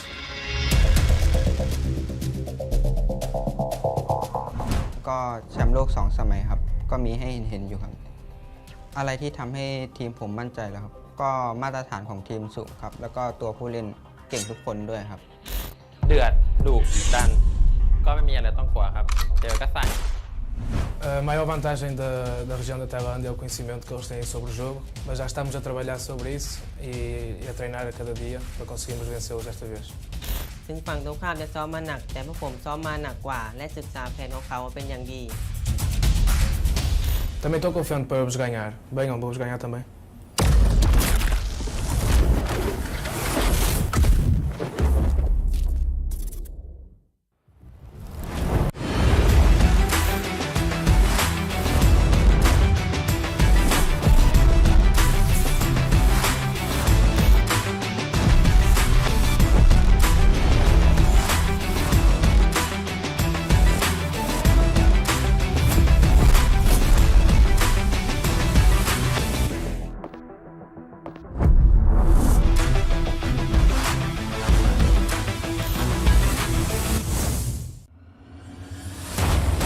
Em tự tin 80% bởi vì bọn em có kỹ năng rất là cao. Ưu điểm của team mình đó chính là sự tự tin và tinh thần đoàn kết. Sự gắn kết sẽ là mấu chốt để cho chúng mình chiến thắng ở giải đấu lần này. Mình rất tự tin bởi vì đây là cùng giao chơi của SE thôi. ดูนี่ผมไปหรือเปล่า มั่นใจเกินไปหรือเปล่าลองจะแพ้แล้วกัน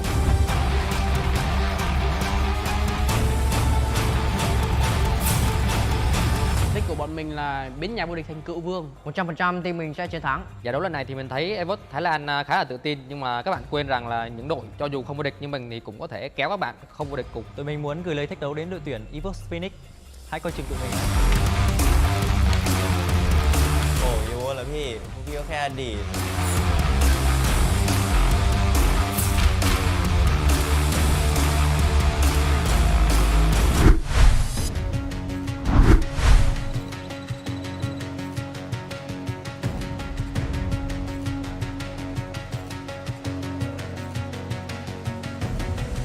There's something in his eyes. There's a storm within, but it's written in the sky. Let it break me till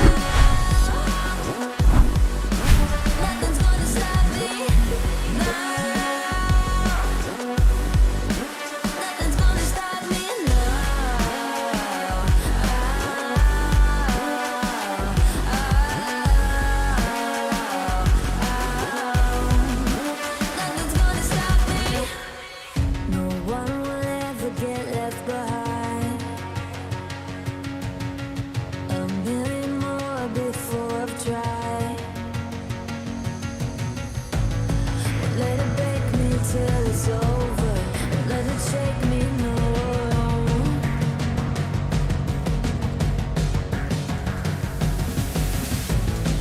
Let it make me go under. Let it make me go under. So now it's time to fly. So now it's time to fly. Nothing's gonna stop me now. Nothing's gonna stop me now. Nothing's gonna stop me now. Nothing's gonna stop me now. Nothing's gonna stop me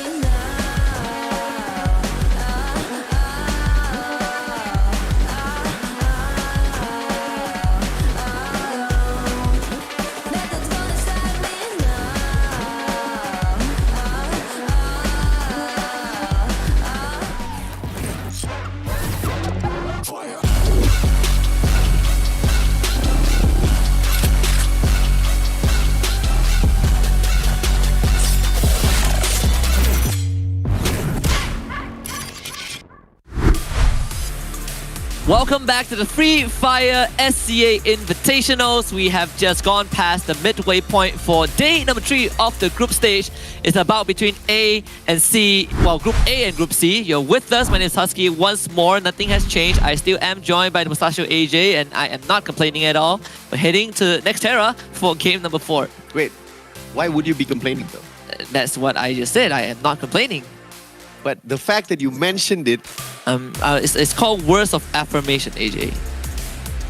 That's a negative affirmation. No, that's a positive affirmation. I have positive affirmations come along with positive words. I have no complaints. You need to go back to positive affirmation class. I have nothing to say. See, complain is a negative word. It is. We'll have this conversation off screen. Things to look out for in Nextera for sure.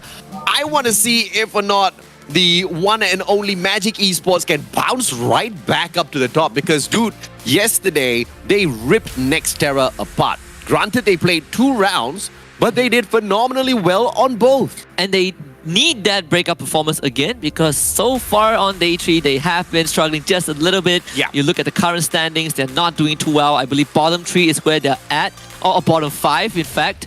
You have Team Flash also, who is currently not doing well as well on day 3. Yeah, Magic Esports, they started off great on Bermuda. I believe they got 9 placements, 9 eliminations, 18 points, very comfortable. And then came along game 2 and 3 where they just pretty much bombed out. But in Nextera, if they can recover a little bit of pacing, and then by God's grace, we get that randomizer to throw in Nextera again, this can be MGE's rise back up to the top. I thought you want Bermuda. I do, but for MGE's sake, bro. For MGE, pick a lane, AJ. You can't go. Pick a lane. I'm a caster. I have to love everyone equally. They are all my children. We're gonna jump into Nextera and see if the children. And I'm a good father, all right. I'm a good father. I don't play good, like choices like this is my favorite son. That's my favorite son. They're all my favorite sons. I and can one daughter. Yes, I can. One daughter. Okay, yeah, right. Zaria. Yeah. I can confirm that 100%. On Magic Esports, they definitely would need a good round on Nextera. It's their strongest map. And for EVOS Phoenix, well, God Cruz will be subbed out for this round, already coming in, and we have seen this guy perform every now and then, even on FFWS. But this is a very interesting change, right? Because EVOS Phoenix just got a booyah on the previous round, and they're making that swap. I am confused. Why would you take out your shot caller? Because now, I guess the ones that is going to be calling the shots would be Jonah. But God Cruz always has those phenomenal shot calls that has led EVOS Phoenix towards the top. So if this goes south, I'm going to be a little surprised with this whole change. But maybe there was something that was happening in the background that we, of course, are not wary of. There was a little bit of an extended break as well. You guys would have noticed. So or maybe, already it's just more comfortable on Nextera compared to God Cruise, right? Sometimes these situations do happen. I mean, even for Farang, Jemba or Jesbu is still playing. Spade will still be sitting out on this round. I think that one was more towards a non-performance kind of a thing. So, because, let's face it, Farang has been non-performance. They've been having a rough day for sure. Wow. Okay. GE helping out Expand out of nowhere. Yeah, they were really trying to put the pain on the Extra. It ends up losing a member to Wasana of all people for MG. Who, by the way, was off screen. G18 actually found Tyson from SBTC with a multiple just isolated eliminations off screen. So 3 players out so far. But for Team Flash, this is also a squad that needs a recovery round because they have been really struggling in these close quarter combats, right? You look at day 1, they were taking initiatives, they were being active, they had a decent finish, but day 3 so far has been slow. I love the fact that we saw Wasana get that first blood because we are expecting MGE to bounce right back up on this map. And they have started things off on a great note. Alpha, on the other hand, chasing off SBTC. Yeah, they're really gonna chase. Running. Tails between their legs. But Alpha's not doing much of that chasing. They're just like hanging around. Well, Neo just got down. All right. G18. Fair enough. Let's go. And that's 2 free knockouts for Alpha. This is... You might as well stay at the vending machine and buy back more guys. I know, he already left. He already left that area. I do not think he has enough. Remind actually spotted that straggler from SBTC. We'll check back in a bit. Meanwhile, Evo's Phoenix getting ran at by Ego Esports. Moshi cannot clutch this one, not in the early stages. Queen of 9 taking matters into his own hands. But it's just a single member of Evo's Phoenix, while Hytail Loot Zone controlled by Ego Esports. Arguably 2v1, which usually Moshi can handle, but that's only after he has properly looted up, has got enough utilities to play around with his preferred gun. That was not the scenario. So it's all right. I'm sure he can bounce back a little bit later on because the rest of Team EVOS Phoenix is not on screen, and bringing their brother back is not going to be too much of a task for them. Genesis Dogma, on the other hand, skirting around the edge of the circle, playing in the swimming pool.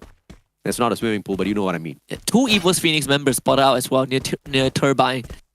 I believe they saw Moshi and Get High. You see the glue walls near the tree as well. So EVOS Phoenix, they're not really sticking together as 4, and they need time for Moshi to get those guns back up as well.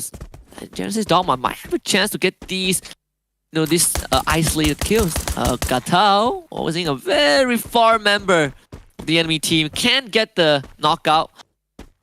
This is a slower start. Finally, we get some time to breathe. It has been a very fast-paced round so far. Fast-paced day so far. Yeah, I mean, it's Nextera, man. Even if you had 5 teams in one compound, you're still going to have a slow day. And to be fair, yesterday the fastest round was on Nextera. Fair enough. Fair enough, right? That was quite unexpected. It was a weird round. Izago, 2E loves playing at this spot, and I believe this was the exact 2 teams that was skirting around Farmtopia. Oh yeah, we even have Queen of 9 playing on the Travelator, or is it Dark Glove? They really love the Travelator into grenade launcher thing. 18 days gonna get pressured just a little bit. GRC, they already are down 1 man, so this is not an easy fight by any means, and they're still sustaining damage. Ras, I don't know if you want to continue this. He does have the campfire, but 2E, they're sticking together as 4, so this makes it very hard for GRC to break through unless they can get rid of Queen of 9, but it's a very long shot. Campfire is one of those things where you might as well use it if you have it. Tops up your HP just by, I think, 10 HP per second for a few seconds. Doesn't make a world of difference, but why would you waste it, man? Not everybody gets it. Yeah, Ras down again. They actually brought back both of the fallen members. I think Liam is also back. They are still deciding to drop here on the Hytail Loot Zone. I'm not sure if that's the play. Yours does go out as EVO's Phoenix They're gonna get challenged by GD, but EVOS Phoenix getting the advantage just because they got the initial knock. Jonah running out into the open, spotting Dell, take the 5, but it's a 1v2. Get High providing support from behind, already also running in. They want to save Jonah, but Get High ends up getting down as well, as GD holding on, already wants to help his teammate back up, but he's getting pressured from front and back. Dell's going for the double swing, Moshi by the side of EVOS Phoenix, and Moshi did just enough to get rid of Genesis Dogma. Moshi once again saves the day. I mean, I've said this once, I said it twice, I'll say it all over again and again and again. Moshi, Jonah, you want to take them out first if you can, find out exactly where they are and find out exactly who you're going up into battle with. Because these two guys, the clutch gods, I wouldn't say just of EVOS Phoenix, in the whole lobby, I don't see anyone with the bigger capability of clutching out these types of fights. Not at that level, definitely not. Actually, Craven also remind as Alpha, they are suffering. They not only have to do with MGE, they also need to do with Expand, who are running towards them. There's a revival point controlled completely by Expand. Magic Esports, they will just start moving away from that area. Expand might have to fight through SPTC also. I don't know who's tagging up X-Roy, but he's surely struggling as he tries to get into the circle. Desaria right in front. GRC taken out of the equation. Team Flash with a final nail in the coffin. They didn't do much, but they'll be happy to take away that elimination point. SBTC backs away. Tyson, no backup from the rest of his team members. He just got brought right back in, and he tried to spread up. That is a far circle. Else. And yeah, where are the rest of them? This is a very far circle. That is why you saw MG travel, you see SBTC move away so fast, and Farang might just lose Jesbu if he drops down right there. Yeah. Expand needs to move though. This can get a bit concerning. You have a lot of ground to cover. You have Queen of 9, 2E covering that factory as well. Alpha getting eliminated. X-Roy putting the final nail in the coffin. So Alpha out in 9th place. Saving Cobra as well, X-Roy, and then heals up his brother. Well played, back up by X-Roy. Expand 3 eliminations. Not playing that passive gameplay that I absolutely hate. The boys are not on fire, but they're building up this flame nice and easy. Let's see exactly how far they can push this. Farang kind of escaped because of that engagement. The rest of Team Expand kind of slowed down. So that's fortunate for Farang. They will survive. I mean, 2 players lost already. They cannot take any more risks. Oh yeah. For EVOS Phoenix, they are also taking it very slow. It's on the edge of the circle. They can expect EVOS Phoenix to start moving in just a little bit. They did send out a recon squad. So Museum is completely cleared. Meanwhile, LGDS just touched down in the circle. They might have to deal with Team Flash who are right in front of them. And I think LGDS, they're aware of this scenario. They're getting ready. They're just holding the compound, making sure that they don't give anything away. But Team Flash will start firing. Plays by LGDS, Woodpecker. Armor penetration, my god! What a nade! But where did the nade go? Bruce sends one right back. 2 can play at that game, and Bruce is the winner. Bio picked right back up, Bloody backs away. It's gonna be LGDS now, push it up 4th. Time Turner whipped out by Yanbin, and it looks like that's just enough to recover. The Trogon in hand, both players circling around. Mag 7 goes up against the Trogon, but the Trogon wins that out. Yeah, Bruce. He's the last man standing, the man with the grenade launcher in hand as well. He wants to get them back up, but he's just trapped thanks to the glue walls. LGDS didn't expect Team Flash to push that fast. They were so distracted by the initial knockdown with the grenade launcher that Team Flash completely caught them with their pants down. And Team Flash didn't really have to give up too much to get their wipeout. Meanwhile, Farang, they have a river to cross as SBTC found themselves a vehicle. They're driving straight into Magic Esports of all teams. And Jemba, unfortunately, got taken out, bled out thanks to X-Roy. Expand on the move. And they can also gatekeep Farang. I'm pretty sure X-Roy is playing Raphael because the guy bled out a little too fast there. MGE Summing backs away. Has got the AWM in hand alongside that Raphael passive. Oh, come on. If he gets this, it's a GG. Lights the car up on fire. One more shot. Can he get it through the glue wall? AWM's not going to penetrate that, and he does. Donbu gets it instead. Can they steal? Donbu says no. Takes that point for himself. Jonah from EVOS Phoenix right down below. In fact, the whole squad of EVOS Phoenix right down below. They made a lot of noise as well from Magic Esports, so they might have to deal with Evo's Phoenix, who control the ground floor. They will be delighted to know that once the circle moves, they will all have to also evacuate. Team Flash, on the other hand, they just got rid of LGDS. Now they have to deal with Farang, who, well, 2E, in fact, who are going to be right opposite that freeway. Magic Esports putting in the pressure also onto Eagle Esports. Evo's Phoenix moving away from Museum, actually. They don't want to be a part of that. And they run straight into Fires and wipe him off the face of the earth. Farang stood no chance in that. Farang's having the day of their lives. What, not playing FreeFire? Not being able to play much, honestly. They are suffering, AJ. They are bombing out because they're enjoying the holiday in Thailand. That's one way to look at it. What a way. Less game time, more party time. Nah, it would make more sense if you don't have to watch the rest of the round after you get wiped. That I agree. But, you know, jokes aside, Farang's been... I mean, nothing's going their way, man. But, you know, to that point, I don't see any proper strategies out of Farang. They're splitting up. They are not really focusing on a particular objective. Not really rotating safely. Just running out in the open. Taking pot shots at teams that they're not supposed to be engaging with. Who's coming up with these strategies? Whoever it is, guy needs to rethink some of these decisions. This is not their first international appearance also, right? You have some members who have... That makes it worse. You have some members who have been there before. So, you know, they definitely have a lot of things they need to iron out. Fundamentally, they have 2 more days to do so if today continues down this trajectory. Evo's Phoenix, well, they are back in this area dealing with MGE. Meanwhile, Expand pushing straight to Eagle Esports. They get rid of Dark Club. That is the most important guy. He is the grenade launcher holder, and with him out, there's no more explosive powers from Eagle Esports. Izagod just trying to survive with Dian, but they're also getting shot from behind. Expand taking the long route. They're also getting pressure from afar. Team Flash taking advantage of this. They will get rid of Eagle Esports. Cobra will be rescued, and Expand gets a breath of relief. Well, Flash stole away those eliminations. Expand's not going to be too pleased with that at all. Saming goes down. Moshi with a shot from down below. Woodpecker penetrates through all of that armor, puts him down, forces them to use their utilities, and now Saming has to recover. 4 more medkit on Craven. Donbu now knocked down. Get High gets it this time around with that launcher.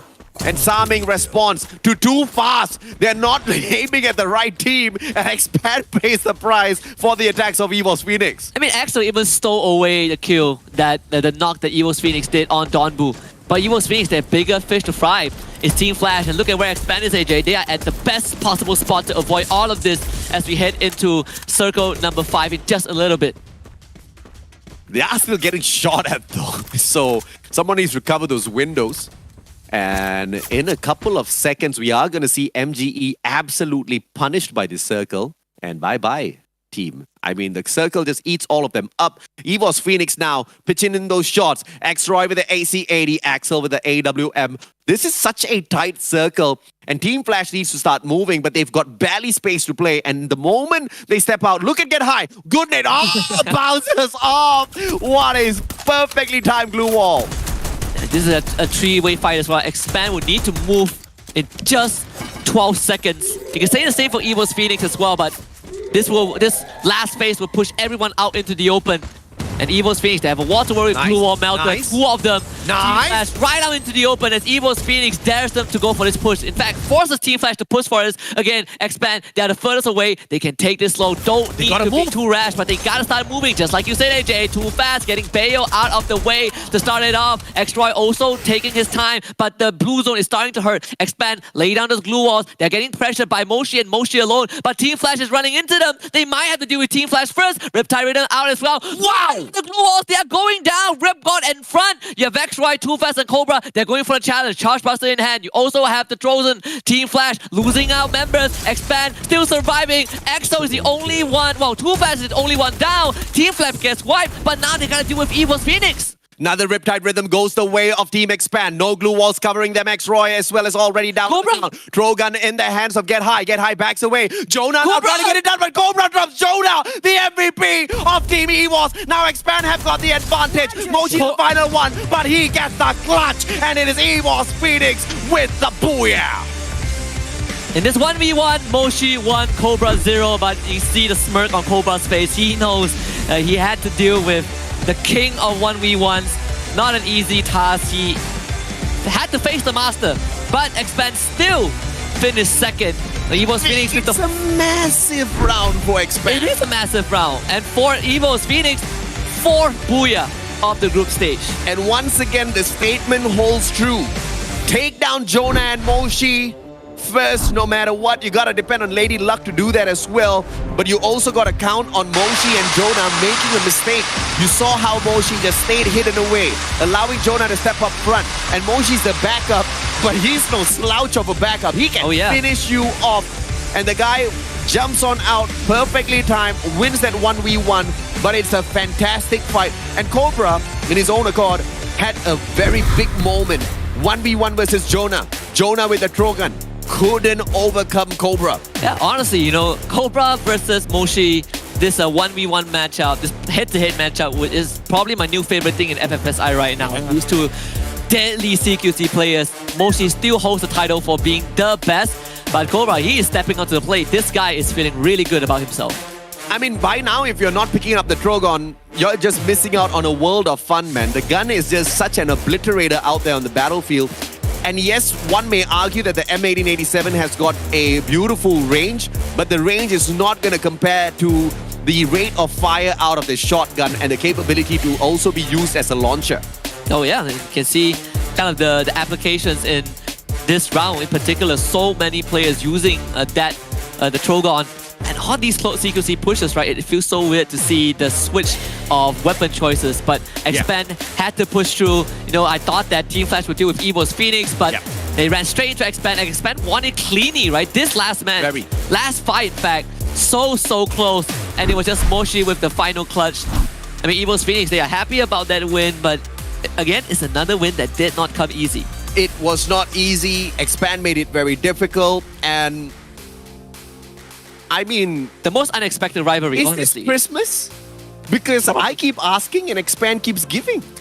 I am very shocked that Expand is still consistent. I think that is the biggest surprise for any of the local viewers from MCPS.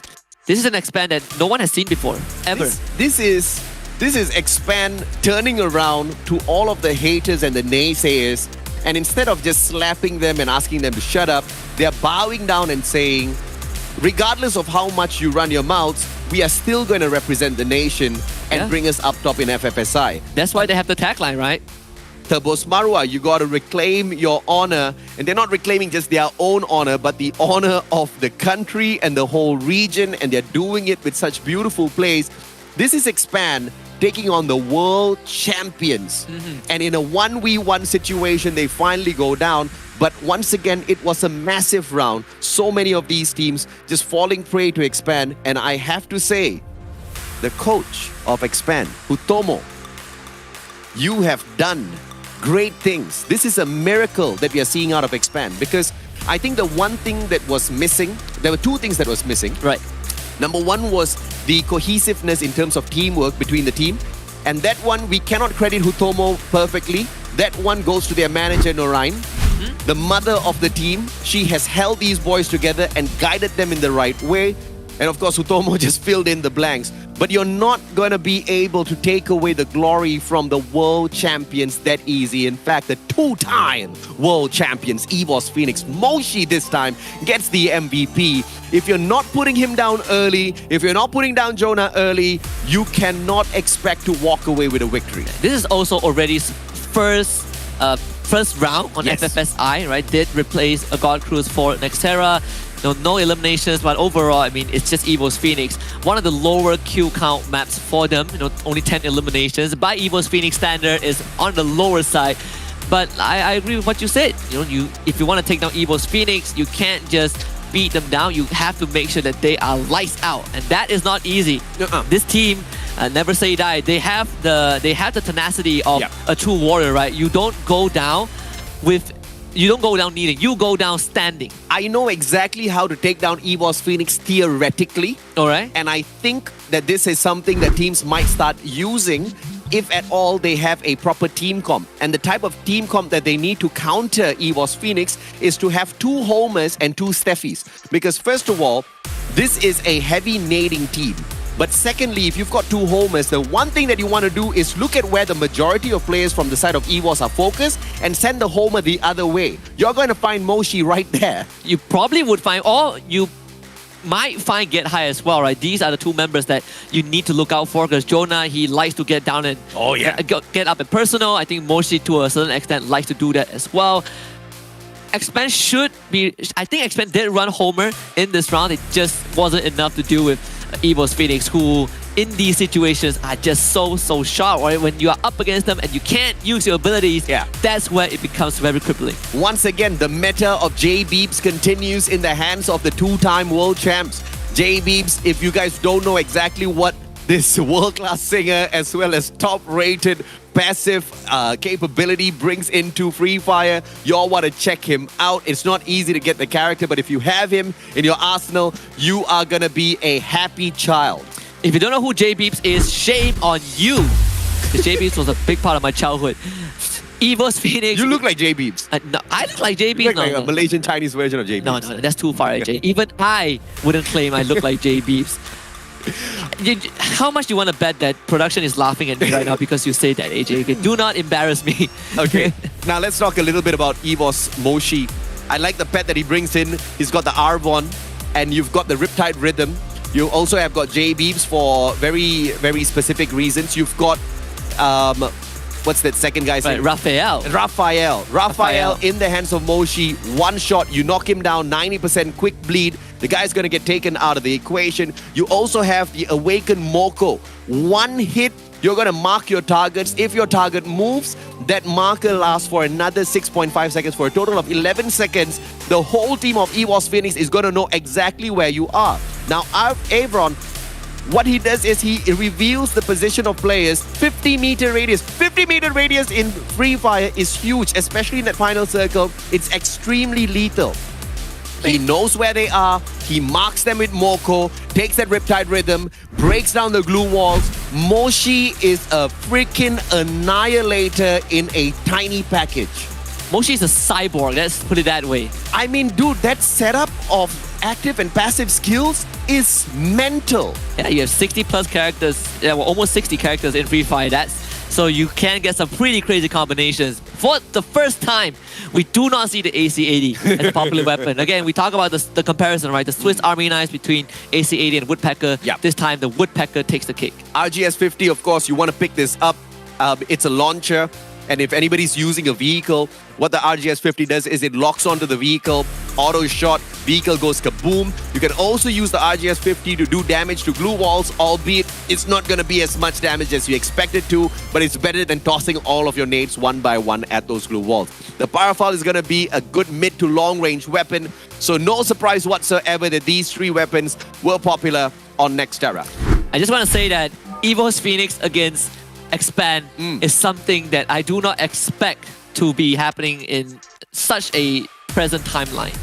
I mean, because the rate of growth from the boys has been so amazing. And not to put down the Malaysian scene, both of us happen to be Malaysian. It's just that, and of course, as much as praise we throw towards Expand for being able to face off against EVOS Phoenix, we are, unfortunately having to really be critical in terms of our comments with Farang as well, because we have been blessed with the ability to see a lot of their gameplay. Yeah. And Expand has just been the team that has grown so much that they can stand toe-to-toe with the 2-time world champs. Even when you look at the end of this round, EVOS Phoenix got 22 points. Yeah. Expand got 22 points also. And that's... I cannot believe what I'm seeing, but it is in a good way. Team Flash, in a good way, yeah. Slowly climbing back up. Eagle Esports maintains their consistency, and as anticipated, Magic Esports bouncing back up on Nextera. Nextera just seems to be the sweet spot for MGE. And the 2 Indonesian teams not having a good round. GRC Aphrodite only getting 3 points. Genesis Dogma also they're only getting 1. Yeah. So it's a rough rough day for Genesis Dogma SF. Expand 69 points, 3 points ahead of Eagle Esports in second place, who has 66. Evos Phoenix maintaining in third place with 61. Then you look at the gap between third and fourth. 61 for Evos Phoenix, only 43 for SBTC. This is turning out to be one hell of a day. And once again, shout out to the boys on Expand. Shout out to Narayan. Shout out to Hutomo. Together, this is just turning out to be one mega storm of craziness in the world of Free Fire. Look at LGDS. They're doing well, AJ. Dude, the only thing I'm still waiting for is for LGDS to hit a booyah. I will lose my mind. To do the bloody hit. That is what we're looking for. No. LGDS is not pulling a bloody hit. LGDS is on a whole other level. Bloody Head used to sit down at the bottom and then ruin other people's chances. They had a lot of potential, but that potential was not really lived through.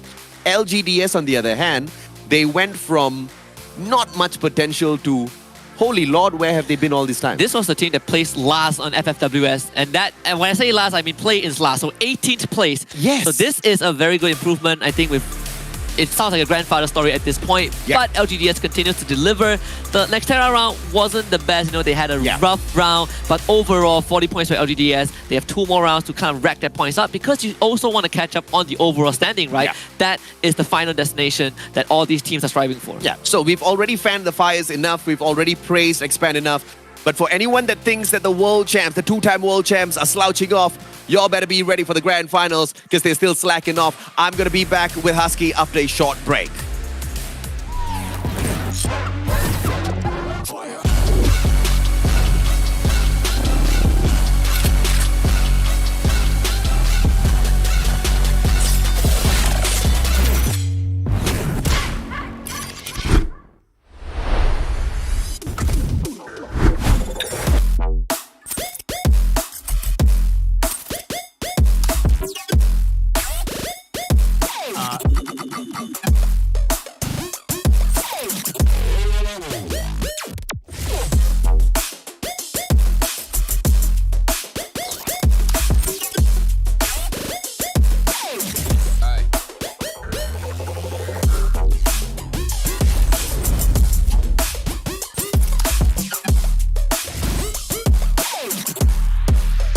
Artlist.io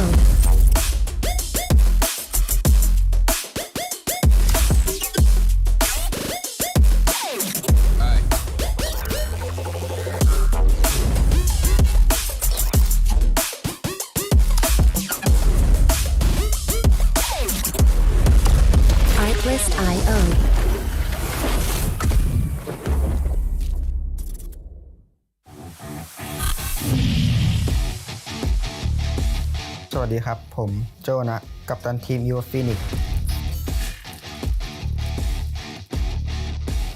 นักสู้ที่ดีที่สุดในเกมอยู่ทีมผมนี่แหละครับผมเป็นคนชอบกินส่วนถ้าถามผมว่าชอบกินอะไรผมตอบได้เลยว่าก๋วยเตี๋ยวไก่มะระชีวิตผมสบายมากแล้วผมเล่นเกมอะไรก็เก่งแน่นอนว่าสำหรับเกมนี้ผมนำมาเพื่อชนะอยู่แล้ว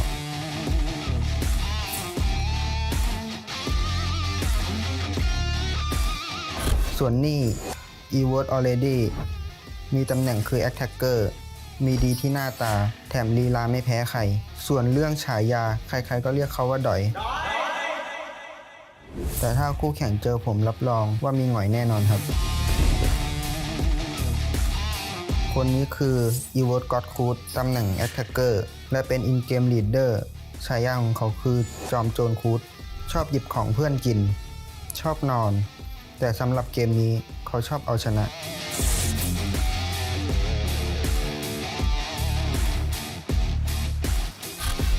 คนนี้คือ e-word mochi อยู่ตำแหน่งสไนเปอร์มีงานอดิเรกชอบเล่นกีตาร์ชอบท้าคู่แข่งและชนะได้ด้วยทำให้เขาได้ฉายาอุลตร้าแมน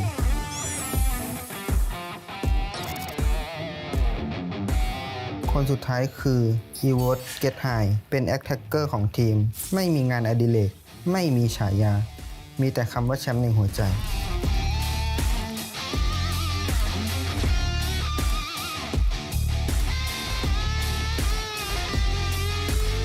พ วกเราอีวอฟินิกฆ่ามาก็ไม่ตายล้มก็ล้มไม่ได้เพราะนกฟินิกเกิดใหม่ได้เสมอ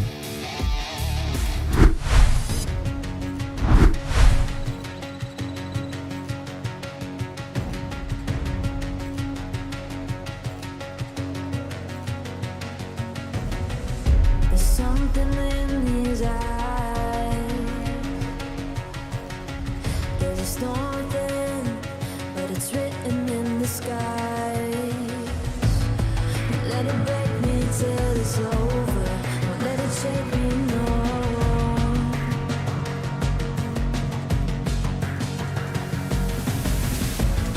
Won't let it make me go under. Won't let it make me go under. So now it's time to fly.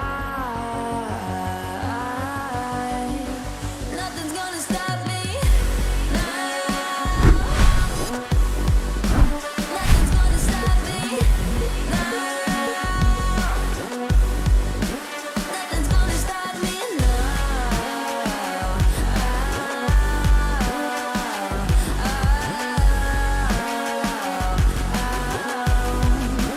Nothing's gonna stop me. No one will ever get left behind. A million more before I've tried. Won't let it break me till it's over. Won't let it shake me, no.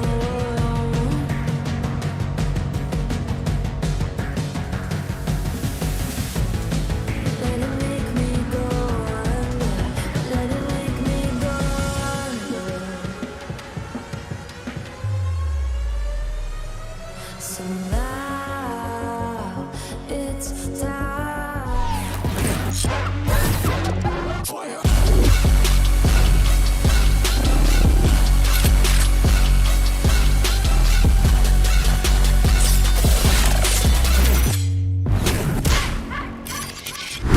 Welcome back, survivors. This is the Fire SEA Invitationals, and we are heading into the reset. It's going to be Bermuda once again. My name's AJ. I am the Mustachio down here with Husky, your casters for the day. In fact, for the whole of the event, except for one day where Husky's going to leave me alone, very lonely, but we're going to have a replacement for him. I'll miss you on that day, bro. I will miss you too. We're going to have a lot of fun before that happens. I will do my best. I will personally FaceTime you.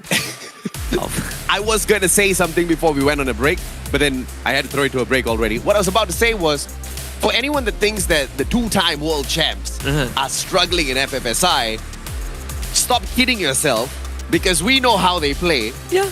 They haven't started playing. And the team that hasn't even started playing already has 4 booyahs so far. I told you that we are just fighting for second, theoretically, right?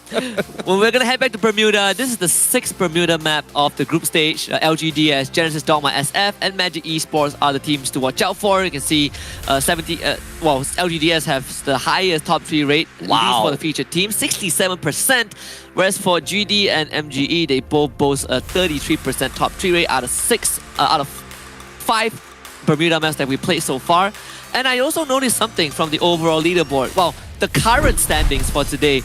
The top 3 teams, EVOS Phoenix, Expand, and Eagle Esports, coincidentally, are the only 3 teams who have gotten a booyah today. Fair enough. With EVOS Phoenix getting 2. Fair enough. Makes sense as to why they're rating up there at the top. But you know, I really want to see some of these bottom dwellers climb up the leaderboard. Yes, Farang, I'm looking at you. But surprisingly, Genesis Dogma, I'm looking at you too. I mean, they literally pulled a First Raiders Eclipse on us, Husky. I cannot believe my eyes. I can't either. I mean, I honestly feel like we're living in an alternate timeline. There's so many things that are happening that are out of expectations in a good way, right? The teams that are performing, the teams that are not really doing too well, the teams that are consistent, the teams that are matching up against each other. I think that one has been the biggest surprise for me today. Let's see if or not we're going to find a few hot drops here. But on another point as well, LGDS having the best top 3 performance rate in Bermuda. I'm hoping and praying that this map goes to them. I want to see LGDS hit that booyah in the most solid way possible. Now they're just flying towards the outside of Katulistiwa, possibly dropping into Plantation. You know they love playing on that dam towards Riverside as well. And I believe Bruce is going to be flying straight into Riverside in case anything goes south. It's happening again. Look at Peak, Expand, and GD. So first time they met, Expand beat them to a MGE too, what? Yeah, MG having two guys around there, but I mean GD, they are... Well, this time they got the drop onto Cobra first. They got the guns. Xtroy trying to help. It's just a UMP, not the best weapon. Dels does have the time turner to protect himself. Xtroy needs to try and get Cobra back up, and that's exactly what he will try to do, but he has already lost Cobra. Xtroy getting Dels, but Dels actually also pumps that shot onto Xtroy. Maybe this time Expand, they will not be able to take out GD that fast, but too fast. He's trying to get that revive point going, but GD, they're not going to allow him to do so. Look at it, they're running straight for Too Fast. Too Fast hiding behind the fence. He needs a bit more time. Wasana might be the savior. He comes in from behind to help, but Too Fast needs to hold up a 1 versus 2. As the campfire, Yoz needs to go for the reload. Gets destroyed by Too Fast, but Too Fast gets knocked down. The revival point hasn't been completely captured yet. EXO is the last man alive for Expand. Let's see if Axel can back away from this situation as Too Fast gets taken out of the equation. Saming drops by! My goodness! What is happening to Genesis Dogma? The two members of MGE that dropped near peak ends up getting 3 points out of that. And they even cap the revival point, which they didn't even need to use. So it takes it away from GD and Expand. I mean, the best third-party situation for MGE's duo, and they got the best out of that situation. And thankfully, Expand's not out of the equation just yet, and they've got MGE to give all of the praises for. Axel will need to somehow get his teammates back. I'm not really sure if there's anything nearby. I think here there is revival point. Oh boy, this is so clutch for them. GD, they're getting preoccupied by MGE. But Kiki, he's gonna try to run away.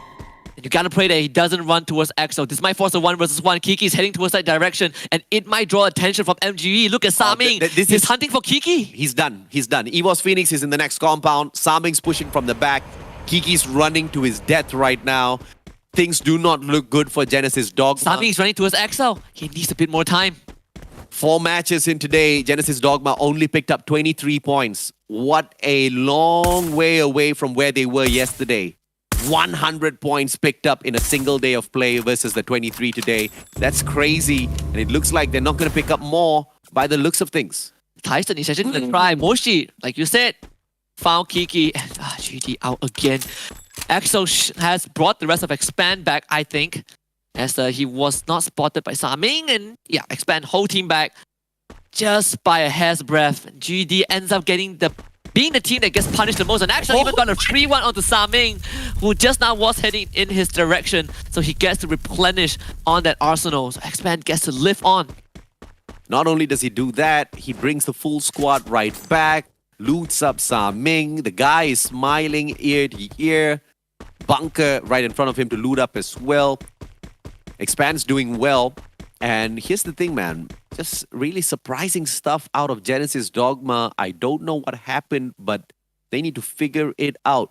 LGDS losing that one player to Flash, thankfully, was all the casualty they took in that encounter. And they've managed to, of course, back away and survive for another engagement. Dian, Alpha, long shots, a little too far, unfortunately. Good attempt though, right? You put pressure onto your enemy. He's actually found him. The glue wall getting knocked down, finally. And I was paying attention to the teams, well, the stats on the side. EXO trying to run away. Donbu clips it on the edge. Yeah, Saming is back also, so revenge for MGE. Nothing that Too Fast can do. They still need a bit more time. They want MGE. No way they go for this chase, right? Too Fast is gonna... does he have resource to buy EXO back? I don't think so.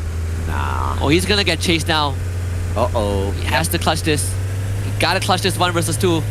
They're trying to look for him. Is this 1v2? It's 1v... There's only Donbu in the car, right? Yeah, but you have a secondary member who was playing far away, right? Okay, Wasana from okay, never mind. It's 1v3 now. He does have that sniper. It's 1v4. He circles around, dude. Look at him cutting off the trajectory of Too Fast.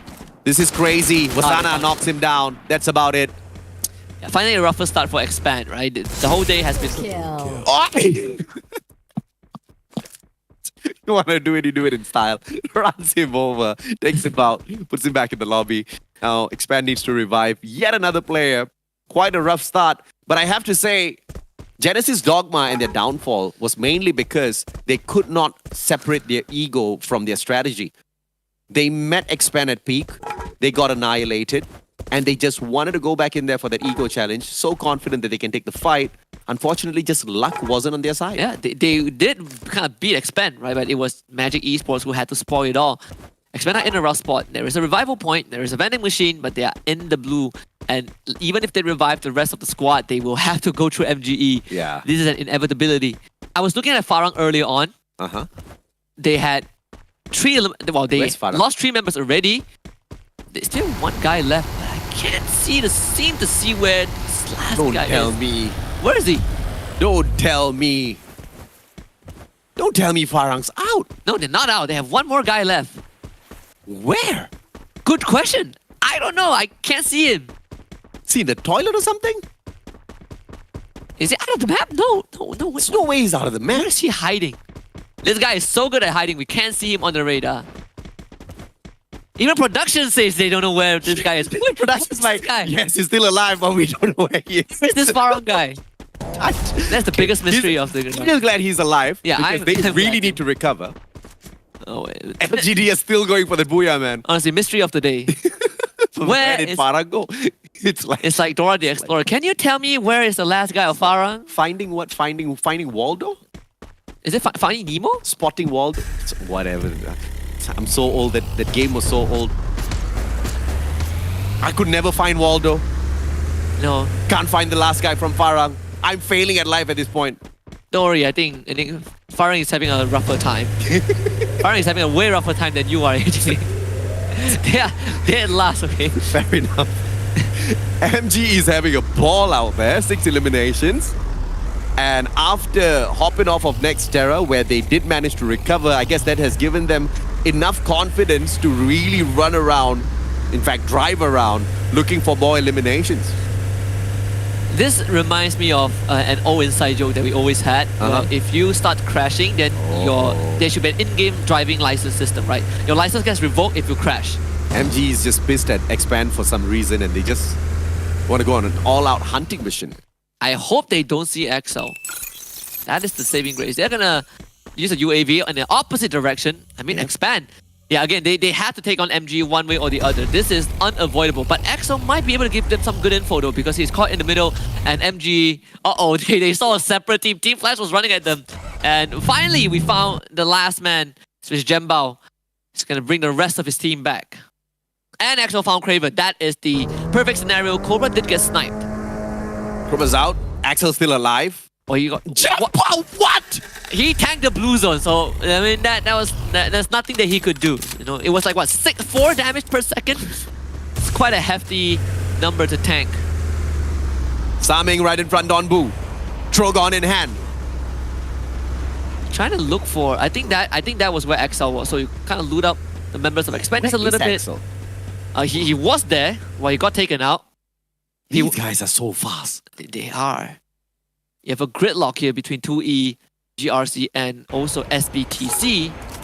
Well, that's a vehicle to work with, but GRC, they can watch out for both SBTC and Eagle Esports. I guess the players just feel bad for us that we've been screaming non-stop. They're taking their own sweet time to rotate around. I mean, it's not that easy to play fast for 5. Oh my god, Liam, what are you doing? Just took away close to 100 of his own HP.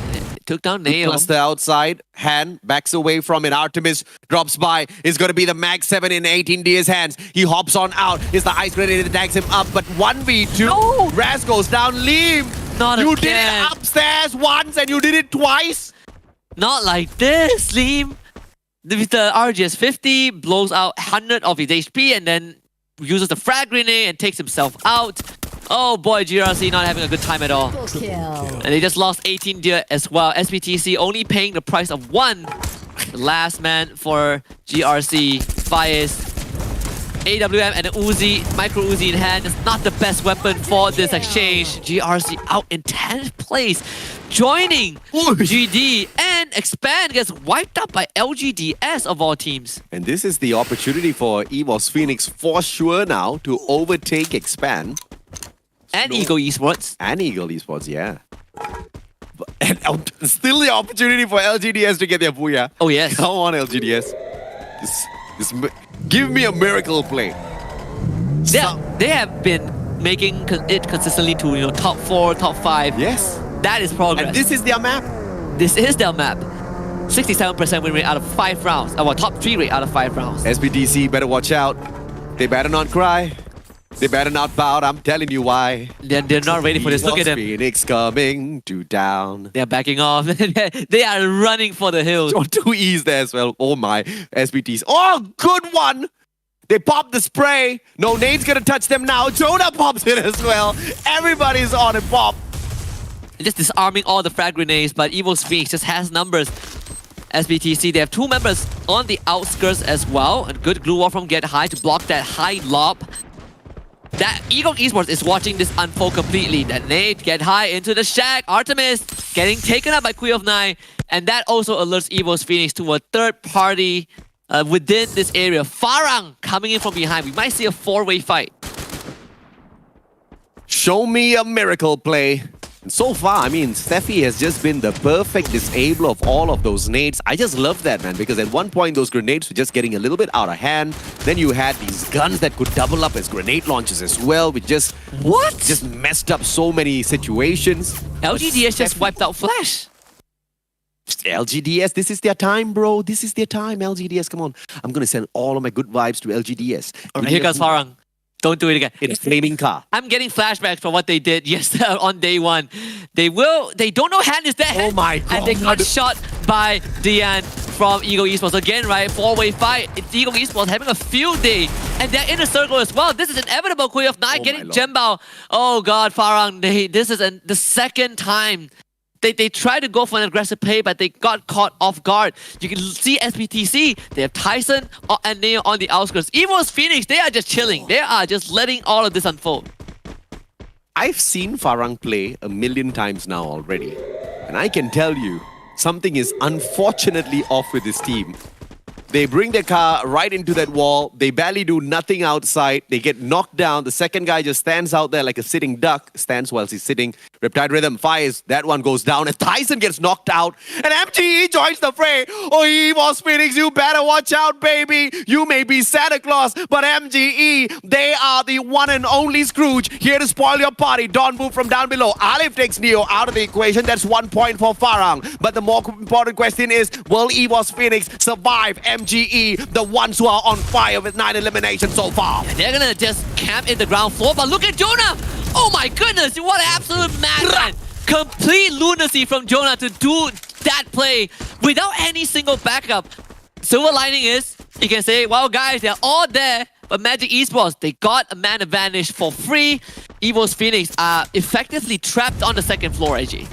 MGE. One's Uncle Scrooge, the other one is Grinch, and the third one's just a guy stuck in a place where he's just trying to open up some Christmas presents, and those Christmas presents are just the loot boxes of Evo's Phoenix. MGE with an opportunity now to just absolutely ruin the day of the 2-time world champs. LGDS, they are just flying in as well. They did lose Bruce, so only 3 members. Oh, Yuan and Eng, they overshot a bit, but they're gonna run in. Oh my lord. He's in a rough space. Eng, oh no, that's not where you want to land. Roro, he's gonna take on the entirety of MGE, and Yuan is like, alright, that's not the place I want to be in. Roro goes down. Yuan makes it to the second building as Farang gets wiped. There's a complete chaos in this circle, and Yuan somehow survived through all of that. But MGE, they're making their move, AJ. They're starting to really have a feel of how to get rid of Evo's Phoenix. Look at Wasana bursting through the second and third floor. They're hunting for Evo's Phoenix, and they're gonna run into Moshi. Oh, you can't win a 1v4 like this. Moshi, he's just gonna jump all the way off the building. MGE knows that they've had Evo's Phoenix by the neck. Someone buy Farang some coffee, man. Yuan just walked in there and got a free point off of them. That's just unheard of. Alpha? They're showing up, they're wiping 2E. Alpha just did the unthinkable to the Vietnam squad. And now MGE continues to take on Evo's Phoenix. They both get knocked by the blue zone already. Keeping the team in the run. Yuan somehow finds himself in the midst of it. MGE still have 2 more. Wasana and Donbu, they're still standing. Donbu down thanks to Get High Charge Buster. is Get High, the last man standing for Evo's Phoenix against Wasana, and Wasana is a was in that situation. And Alpha going up! Alpha does it! OFEA! Middle East and Africa on the board, baby! I was expecting a miracle from LGDS, but out of nowhere, out of absolutely nowhere, comes a miracle play. Mommy, Daddy, this is Christmas. 8 eliminations also. This is not a slow round for Alpha. They fought their way to the end. And they really needed this, right? Alpha was having a very rough day. They were at the bottom at one point, matching up with Farang in terms of score. But I mean, Middle East and Africa, if you're watching this right now, I think this is a good moment. It's not enough to put Alpha at the top, but it is enough to give Alpha the confidence that they need moving into the rest of the group stage. Legitimately, this is the funniest lobby at FFSI so far, especially towards that final circle. Everybody was joining in the fight. LGDS, they wanted to join the fray, but they always shoot the circle and then they get punished. Yuan steps in, meets the final player from the side of Farang, says hello, claims that 1 point. My goodness, this was a lobby full of laughs for me and Alpha with just the top dogs at the end of it. It is just absolutely hilarious, and I thought the winner out of all of this would be Ego Esports because they didn't have to do much, right? Yeah. And then Alpha shows up and wipes them. I mean, talk about a shocker. This is my lobby. This lobby, I live for lobbies like this. It's my kind of FreeFire game. This is my kind of game. Like hands down, my kind of game. All right. What is there to say about this game? I love it, bro. I love it. I mean, the twists and turns at every single bend. Something crazy was happening. Someone was going down. Someone else was showing up. Some third party comes along. Alpha turns into the top alpha dog. Oh yes, mauls everyone and gets the booyah. Evo's Phoenix at one point was also, I don't know what the comms were, but Jonah running to the first floor just like that, I think it's a bit of a lunatic move. But it is Jonah though. It is Jonah. But the problem is they didn't know who was downstairs. And they know that someone was downstairs. Yeah. They thought maybe it was like a guy from Farang or whatever, you know. Jonah can sneeze and he'll eliminate the whole of Farang.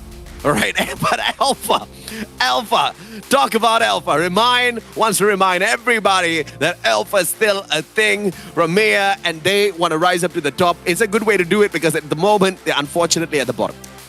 And also, this is a round where they got the booyah. They got, 8 eliminations. So 20 points for Alpha.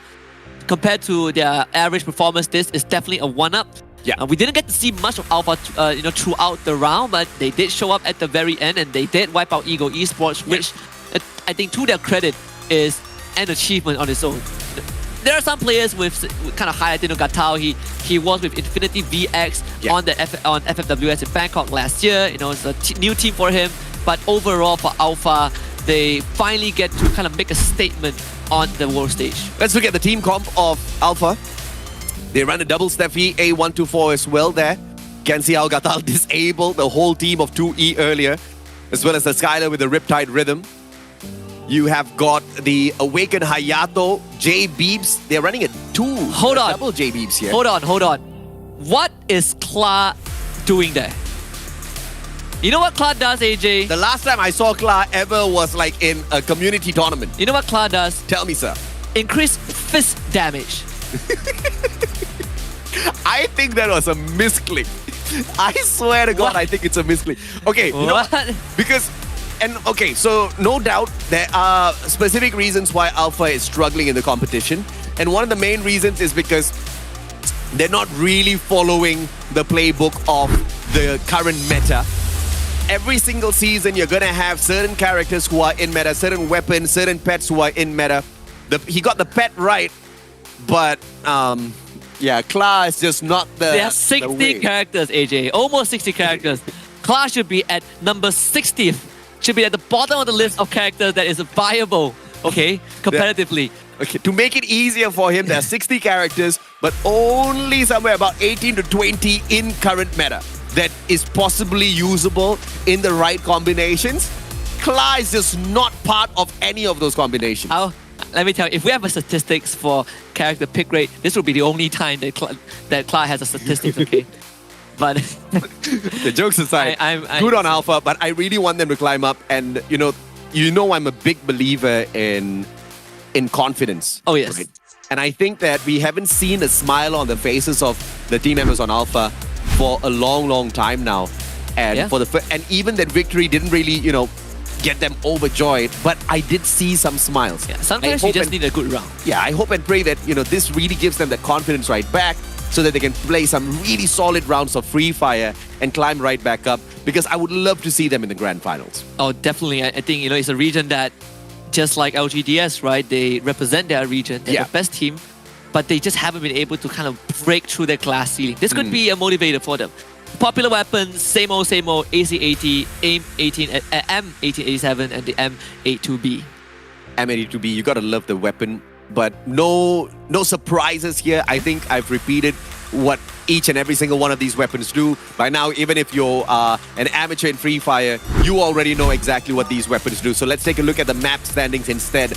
13 eliminations, 8 placement points. Magic Esports worked off of the previous map. Oh yeah. Nextera is a map they absolutely love. They built their confidence there and they rose up to the occasion here in Bermuda. And this is what we call recovery and then carrying the momentum forward. Magic Esports, right? They two good rounds back to back. Alpha getting the Booyah, 8 elims, so 20 points. Evo's Phoenix, they finished third.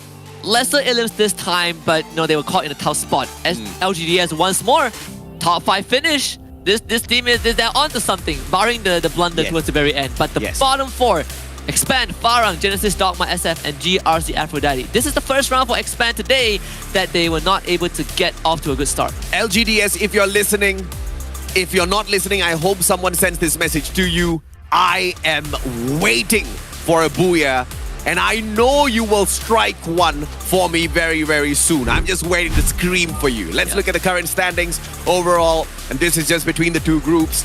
At the moment, EVOS Phoenix, as anticipated, has taken over that #1 spot. 76 total points from 40 eliminations and 36 placement points. 2 Booyahs from today. Eagle Esports sneaks into the second place with a total of 74, and an equalizing 74 points is Expand in the third spot. If they did not play passive the previous round and clunk out this one, they could have definitely fought for that #1 spot with the one and only 2-time world champs. And to be fair, they were hot dropped by Genesis Dogma, right? It was a rougher round. So Expand, one bad round today. I think it's okay. They had a pretty good run so far, and they are still tied for second with 74 points. That's 4 points more than what they achieved throughout the entirety of day 2. So it is an upgrade for Expand. Magic Esports also still maintaining that spot over SBTC. LGDS pretty close to SBTC, just a 4-point differential. But the bottom, Farang still last place. Genesis Dogma, I mean, today is not a no-show for GD. It's a no-show for GD? You want to talk about Farang? But we talked about Farang, right? To be very fair, when you compare these two teams, I have high expectations for Genesis Dogma any day. But I want to see what the map will be for the last one. We had Purgatory on day 1, we had Extar on day 2, and we have Alpine for today. I'm not complaining. This was the same map that got Expand the championship title for MCPS. Maybe it is the boost that Expand needs. But they also only got 8 points the last time we dropped into Alpine, so I don't know. But Genesis Dogma, I truly see where you're coming from, because they had, nothing short of a breakout introduction. But the only reason why we had high expectations for them was because of that breakout day. Do remember, the amount of points they have right now is only a quarter of what they achieved yesterday. Yeah. That is crazy. And they had 100 yesterday. They only had 26 off of 5 rounds. I'm a true believer in just the confidence bit of things. And they brought that confidence in by being that #1 seeded team from Indonesia. They ran a good run, but I think they lost that confidence. Hopefully they gain back some and show us what they can do. We'll be right back with the last round in a bit.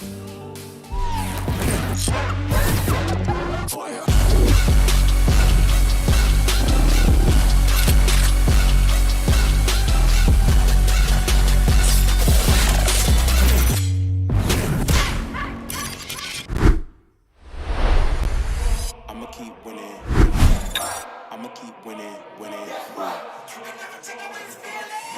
I'ma keep winning. Đây là lần đầu tiên Eagle Esports bước ra trên trường quốc tế.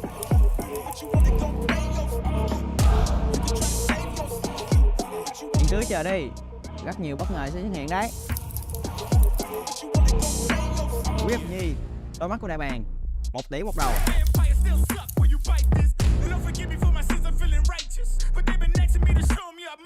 Điểm mạnh của mình là thấy đó hỗn là cũng yếu.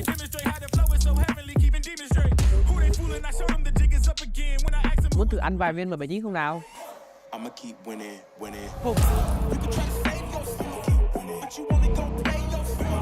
Nhào hết vô đây, y ra gót không ngán một ai. Tại bàn sa mạc, sân bay cao, tổ chức quyền.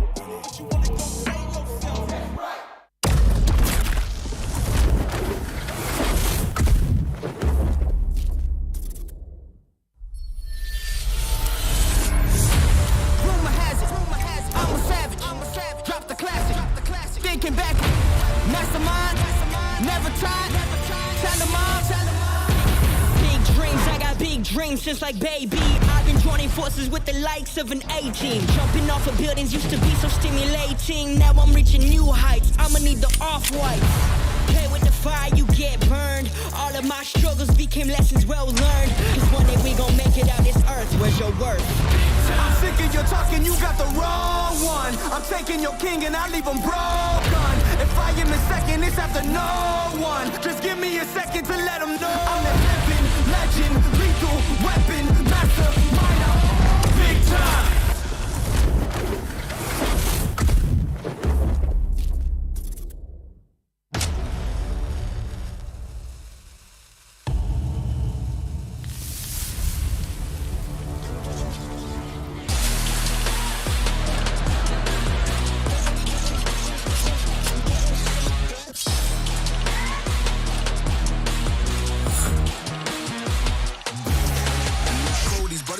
Know that they fly, know that they ride or die. I keep boys by my side. CJ, now I gotta roll with ice. No rush, go on move dumb. Pushing, so I'm you dumb. Peace and love turn to peace and gloves. Now you gotta do a run up. Generations caught up. Look how things will switch. People they're quick. Now they wanna move out the bits. Boy wanna throw to a bitch. Nah, unless you heard it from me, and you ain't heard it from me. Got it from me. All that energy extra. They wanna see me with the hitters. Child, leaving the beaners alone. Me with a squeeze. I get no feelings involved. Child, leaving them beaners alone. Me with a squeeze.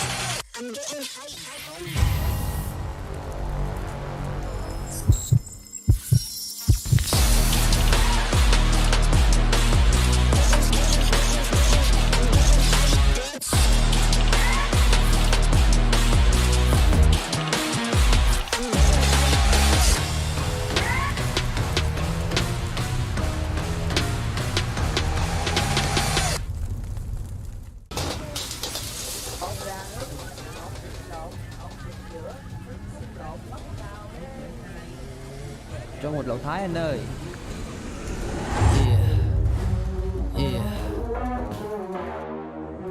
Play games.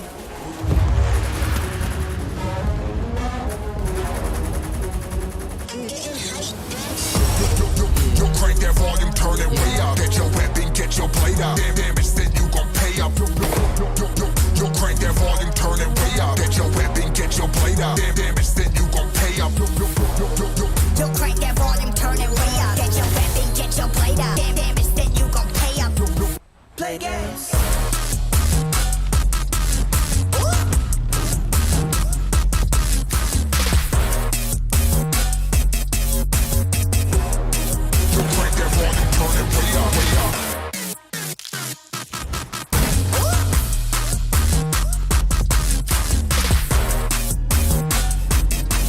Put your hands, put your city, put your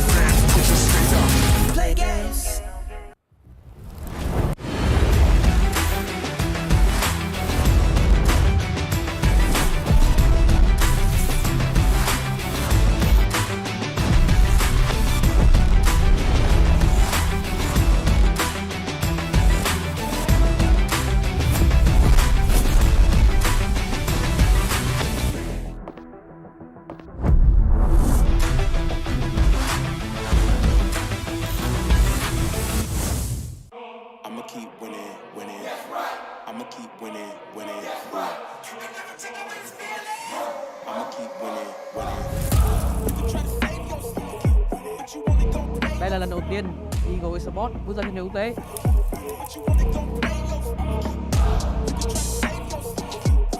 Những thứ chờ đây, rất nhiều bất ngờ sẽ xuất hiện đấy.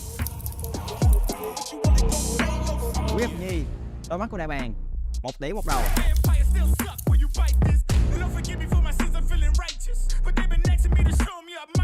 Điểm mạnh của mình là thấy đối thủ nào cũng yếu.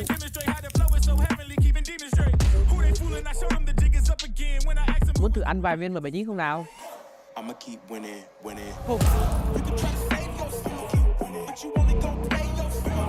Nhào hết vô đây, Iagot không ngán một ai. Tại bàn sa mạc, em bay cao, tổ chức vô địch.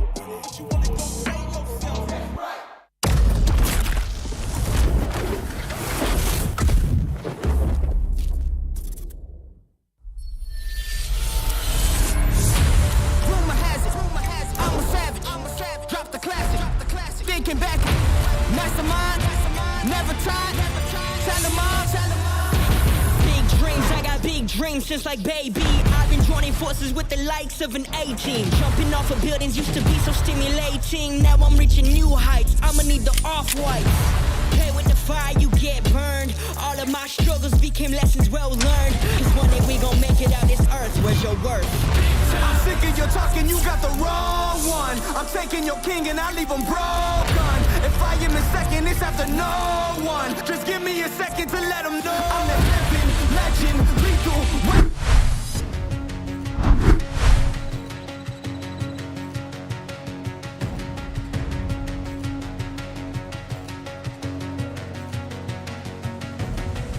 There's something in his eyes.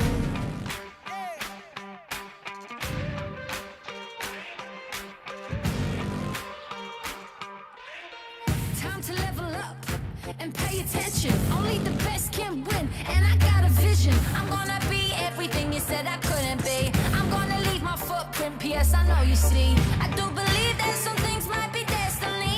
I do believe that I'm gonna give the best of me. I know you can't see, but I'll be on top. Team name tags on every spot.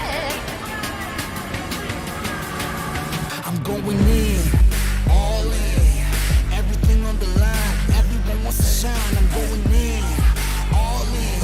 I got my crew right behind, and we would die for the win. One time we gon' level all in. 2 times we ain't gonna stop. 3 times like the loaded, then we're ready to hunt. It's all said and done, you better run. In the battle, I'm sharp, I'm a rebel, I'm hunt, I'ma shoot the stars. Yeah. We're fighting for that one cause, one team, one dream, shoot the stars. In the battle, I'm sharp, I'm a rebel, I'm hunt, I'ma shoot the stars. Yeah. Are you ready for the battle? You know we won't stop. All eyes on me, I smell the danger. Can't turn back now, I can't erase ya. Did they tell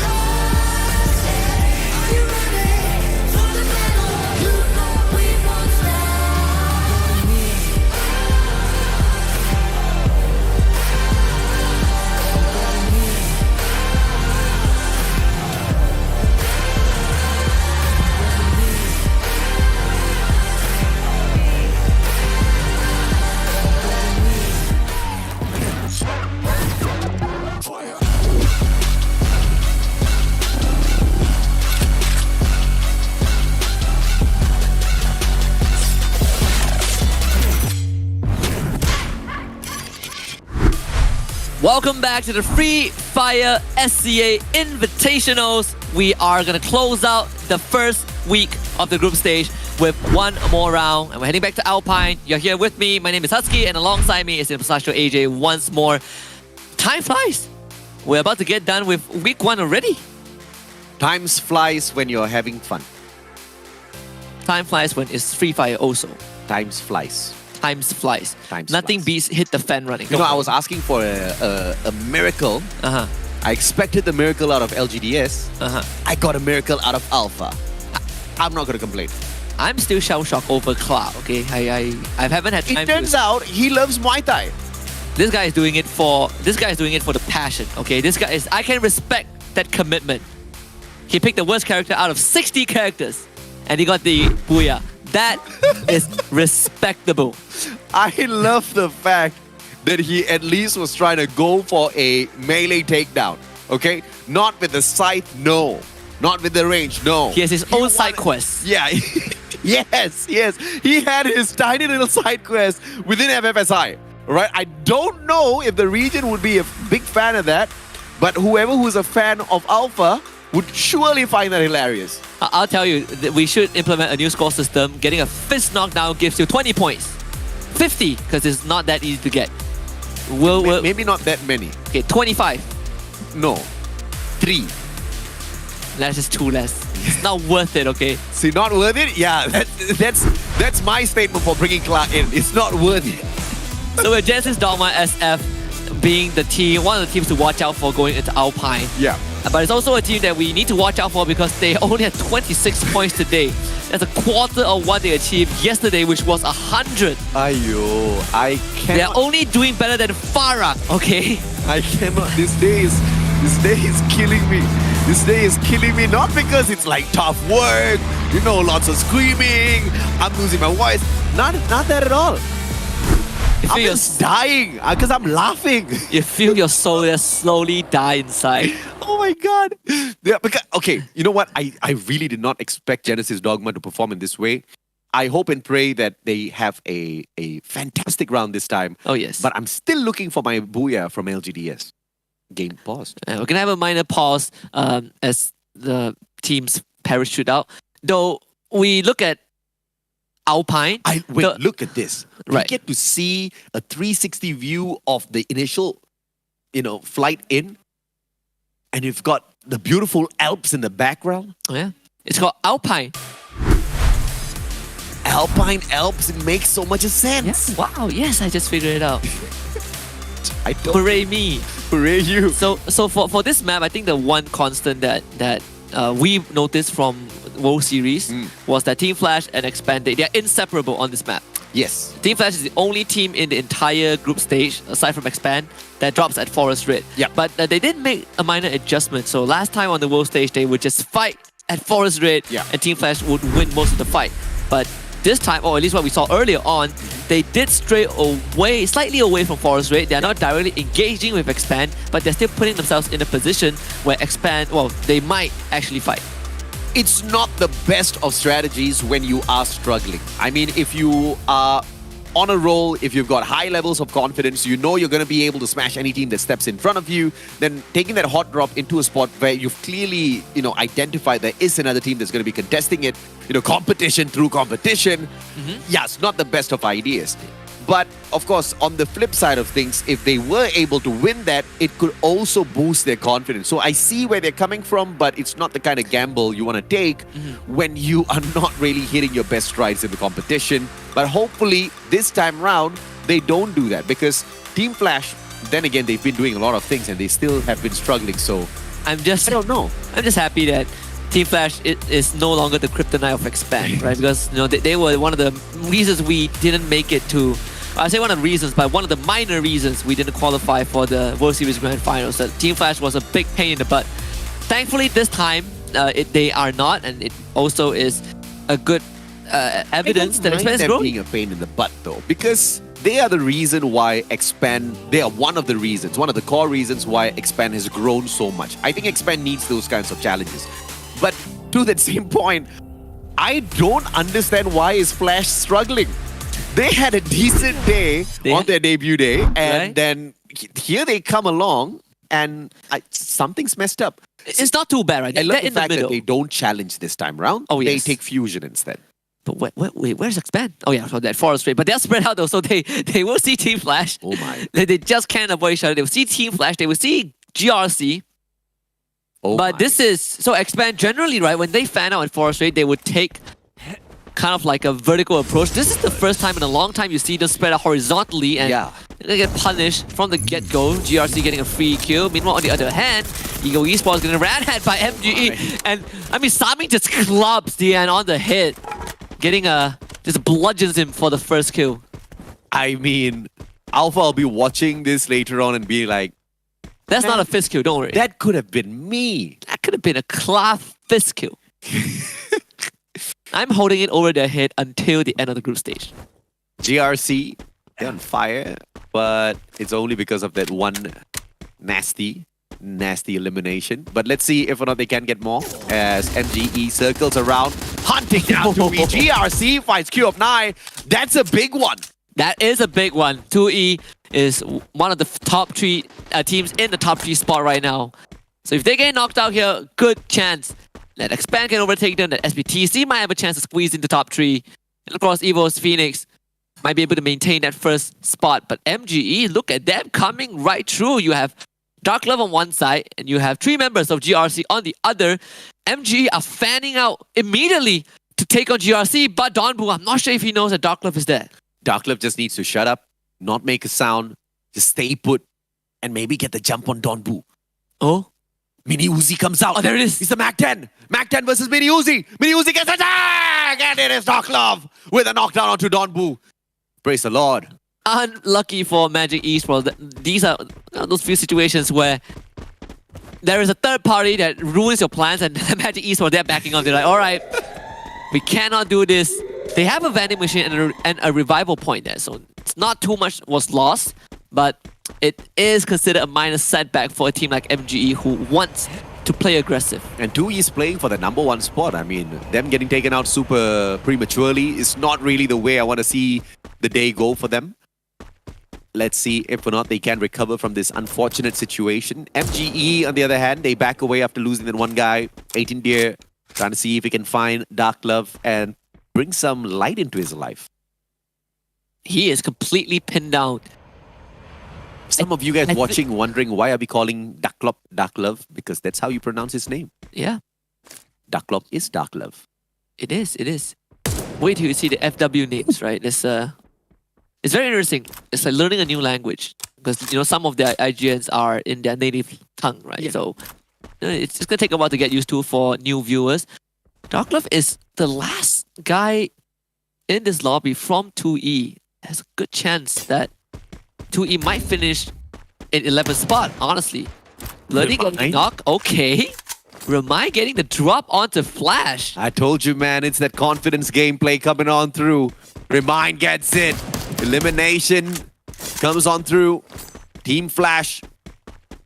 And it looks like Bloody is gonna jump right back in. And Alpha says, 1 elimination point's more than enough, but you're running the wrong way though, Alpha. What is the plan for Alpha? I think that is what I want to find out. Are they going to just make the long rotation?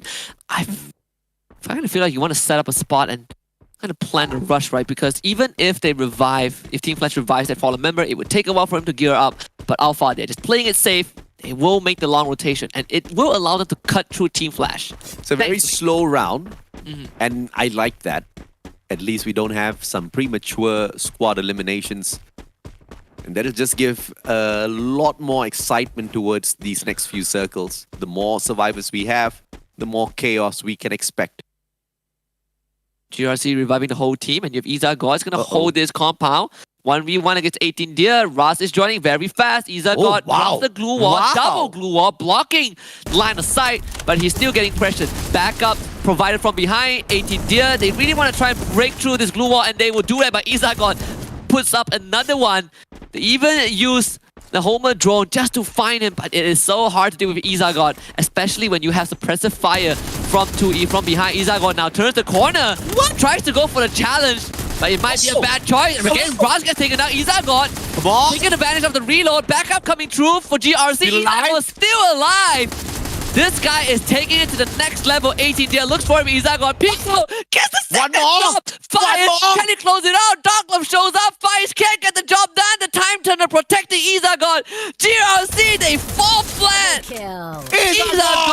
Izagot. He's a god of glue walls. He's a god of dancing around. But I tell you, mechanical gameplay from Izagot. Now I understand the name. Oh my god, that is one of the few best individual performance. That's a highlight reel right there. That is 100% a highlight. This guy, just tenacity. You also have to give props to, I believe it's DN. They were supporting him from behind. It's either DN or Darklove. They were supporting him from behind, but to hold on to that position, we've seen that example, right? In one of the rounds today where it was, I believe, Darklove and Queen of Night. It's not easy to hold a 1v2 even with support fire. And this guy pulled it off. Q of 9, he started off having a good day, but then started dropping like as if he didn't want to play anymore. Of course, not intentionally. His luck is just not on his side. His positioning is a tad bit off. He needs to be alive and kicking in order to back up these players on the side of 2E if they want to get another booyah for themselves. Once again, 2E is looking for the #1 finisher by the end of the day. Yeah, they got off to a rough start in this round also, and they ended up winning the fight against GRC. Oh, Magic Esports. There's an opportunity right in front of them. X-Roy. He put up the glue wall, so Magic Esports now knows there's someone there from Expand. I think there is an opportunity here for Expand to backcool. No, there's no compounds defensively for him to play around with. So X-Roy really needs to play this AWM shot well. If he's got the Raphael, Saming's going to pay a high price for this. Yeah, also using that supply crate just to help him out. He has a grenade launcher. Oh, nice one. Yeah, he's just going to use the launch pad to get away. Not worth it to challenge MGE. But I think that puts them outside of the circle, so they will have to eventually start moving. MGE decides to continue inwards. MGE hasn't been all that too bad. 59 points out of the 5 rounds.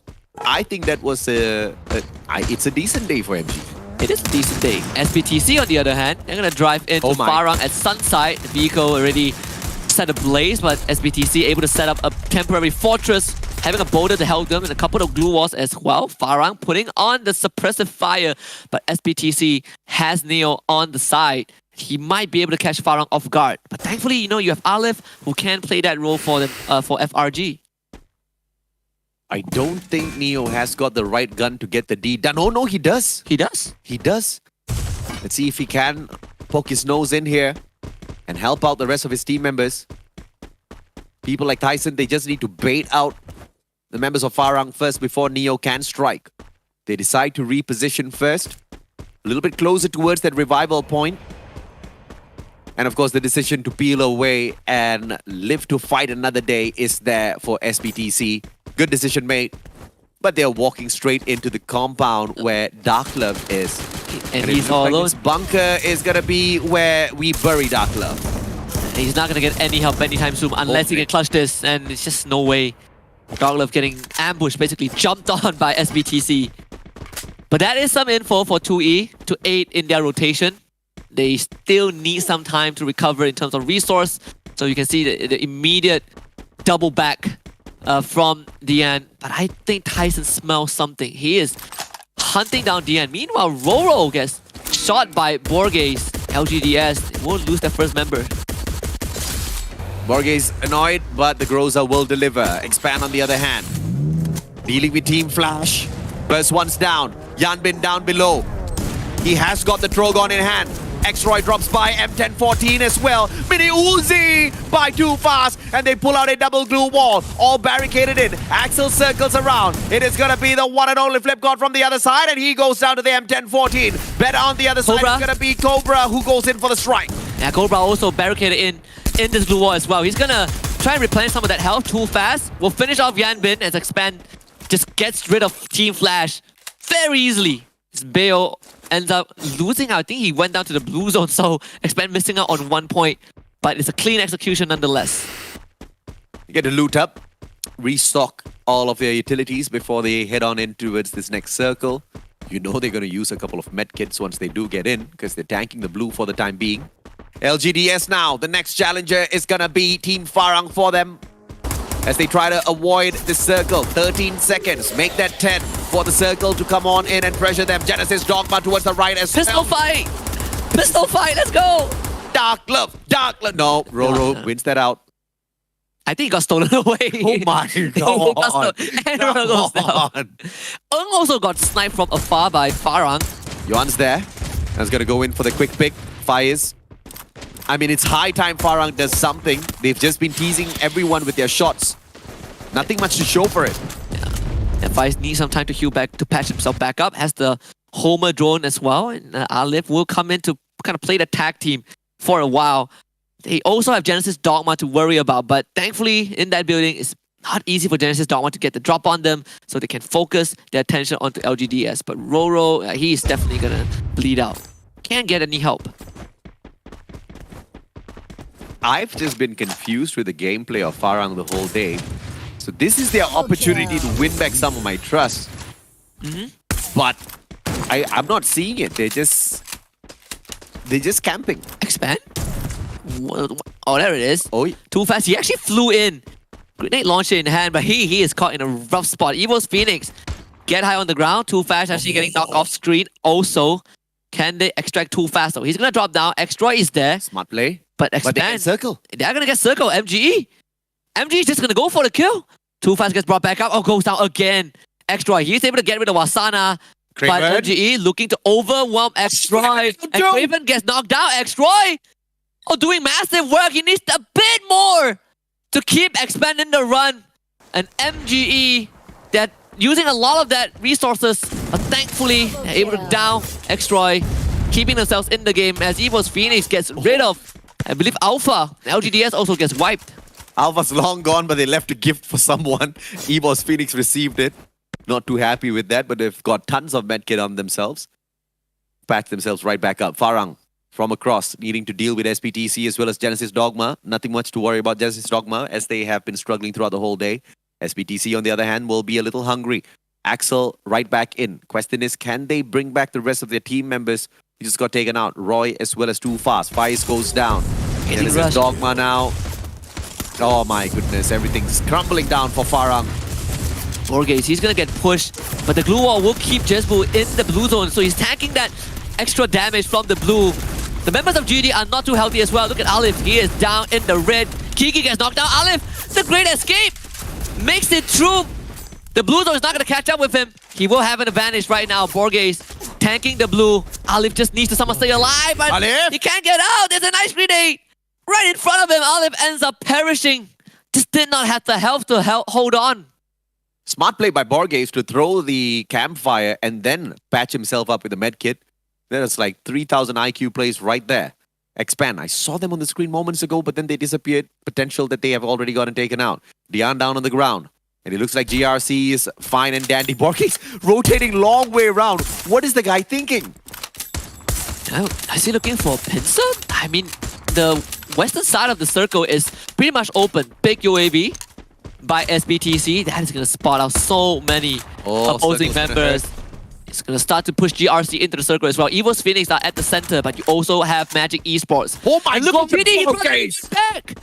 Borges ran outside of the circle, tanked the blue, brought the whole of Genesis Dogma right back into the game.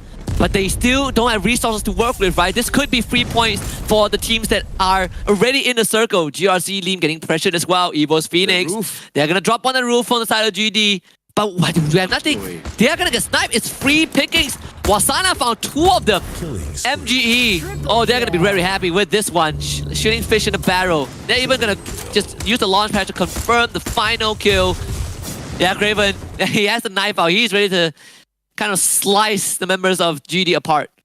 At least Borges got the team 1 extra placement point. Another team got taken out before them. Then, of course, they went down like flies, but I guess every point matters. Wasana circles around, get high, down on the ground as well. Moshi from down below. Don Boo strikes! It's going to be the grenade launcher, Jonah! He pops the spray, and it looks like Steffi saves the day once again. SBTC on the outside of the building as well. They will need to start moving in because the circle is not within, it's not containing them. SBTC now making that rush. MGE, they have the roof, they can keep SBTC away. Donbu being a nuisance with that grenade launcher. As Neo, he's already out of this. Han also needs to try and run through, but Donbu will not stay around for any longer. GRC out in 4th place. MGE has 17 eliminations, AJ. They might break the record in this final round. Jonah not doing well. Mochi on the ground, already has a shotgun, but MGE, they're holding such a tough spot for anyone to break through. And it looks like MGE might be in the best place to get this booyah for themselves. Jonah, what a knock onto Artemis. Takes him down. Ice Clean. grenade. Wasana, ice grenade, but it will be the spray of Steffi used once again. Ice grenade is going to be absolutely useless in a situation like that, and already uses the timing to back away. Circle still going to be protecting Jonah as well as already. It is going to be the one and only Donbu charging up that nade. Nade gets sent in, but gets bounced right back from those glue walls, and the rest of his team members already still does go down though, and MGE with a solid booyah to climb up the leaderboard. The second team to achieve 32 points in one round. The first one, I believe, was by Genesis Dogma SF yesterday? Yes. And Magic Esports is the second team. No records broken today, but they definitely matched the performance. The first 3 rounds, mediocre at best for MGE. They even had 1 round where they were the first team to get wiped out. But the second half of day 3, MGE came online. I mean, game 2 and 3, MGE collectively picked up 7 points. The round where they got taken out in the 11th spot, they had 2 eliminations first, but who cares? Because that was a really flat round. But to make it back with such a solid performance, that's what they are all about. That magical play. Oh yeah, it definitely is. You can call it magic. It could be. It's definitely more than just magic. It's the recovery, right? I think this would be a term that gets thrown on broadcast very often for the rest of FFSI. It's just how you bounce back from bad rounds. Oh yeah. And Magic Esports, they did it in the best possible way. 32 points in 1 round is no easy feat. No team, even the best team in the world, hardly achieves this consistently.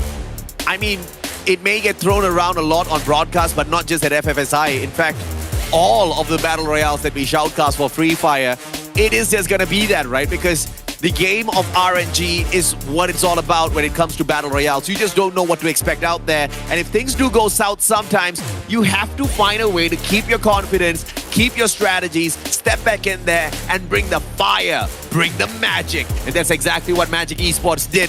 And I believe it's Tyson's blue hair that got them that. I mean, that's Saming's blue. Yes, Saming's blue. Tyson is SBTC. It's okay, AJ. It'll take a while. It's late night. Yeah, we have. I'm way past my bedtime. Well, I understand. We have 2 hours ago. We have a lot more days to familiarize ourselves with them. But you can see, right, the relief on MGE's faces. They know they have achieved something great to close out the day. And you know, we said that the top 3 that helped by Eagle Esports, EVOS Phoenix, and Expand.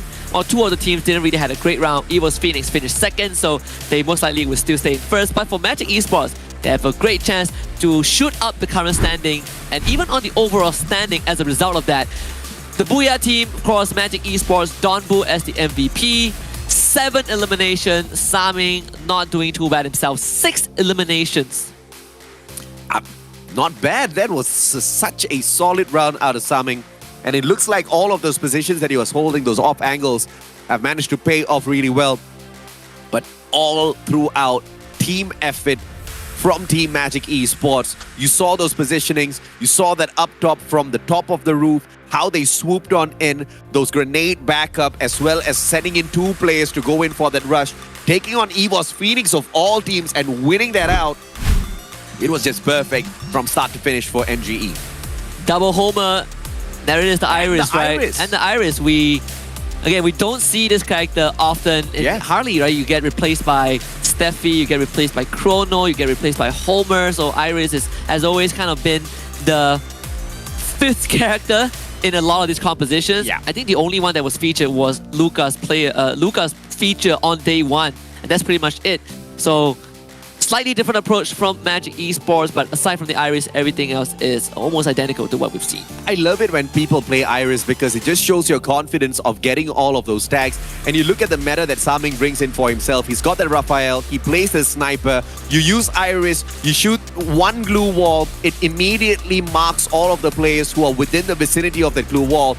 If they are behind the glue wall, you don't even need the M82B.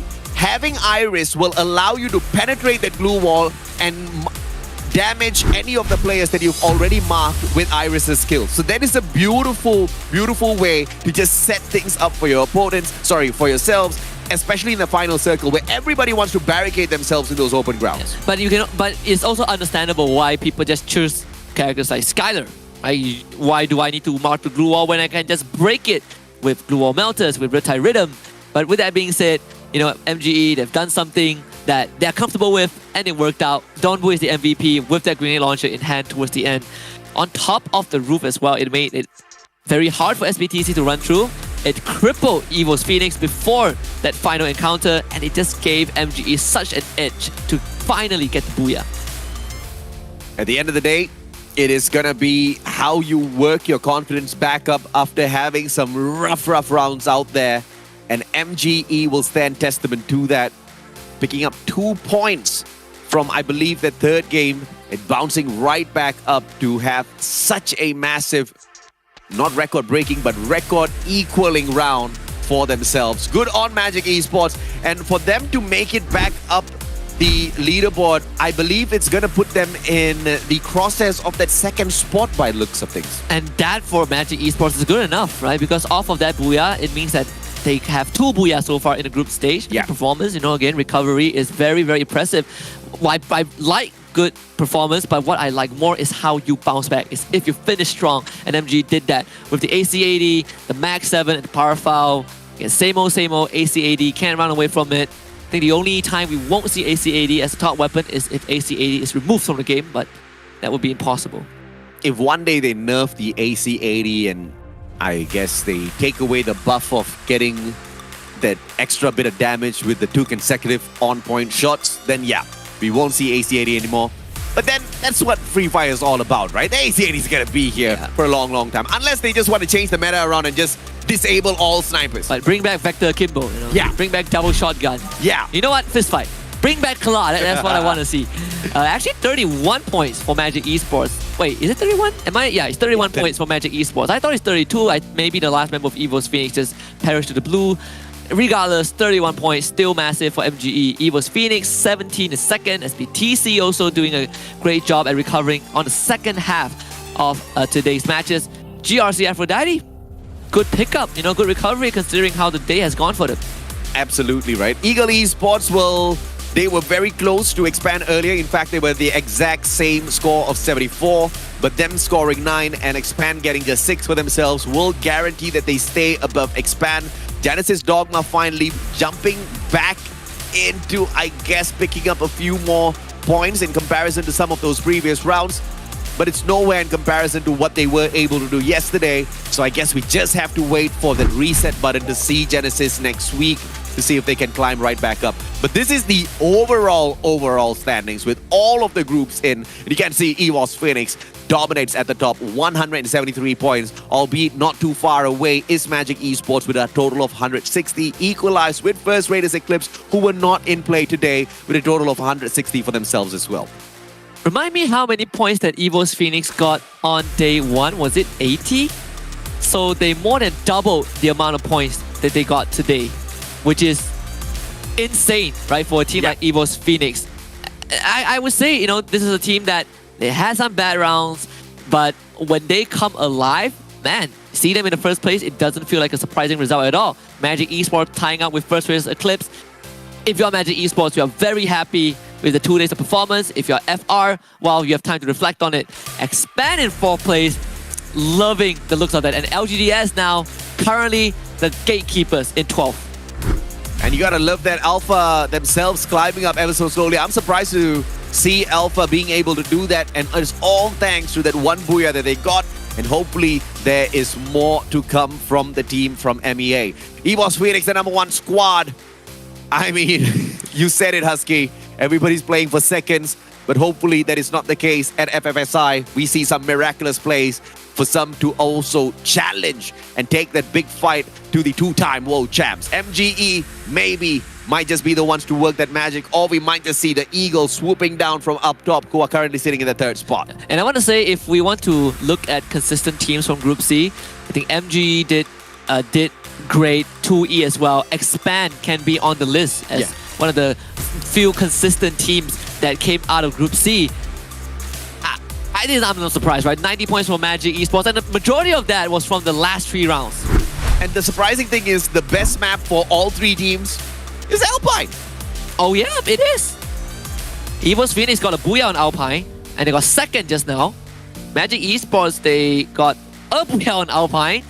I don't remember the first one, which place they got, but that was the round. I think they finished 11th or 10th. But that's not the secret sauce. So if any teams want to get the #1 spot or the top 3, you want to go for Alpine as well, you got to deal with all 3 of the current top 3 who are really, really good at that map. So might not be the best of ideas. Focus on a different map. Well, that's the end for the first week of the group stage, but we have week number 2 coming up next Friday until Sunday, so we'll see them there, to see which 2 teams, top teams, make it to the grand finals. Good night and goodbye.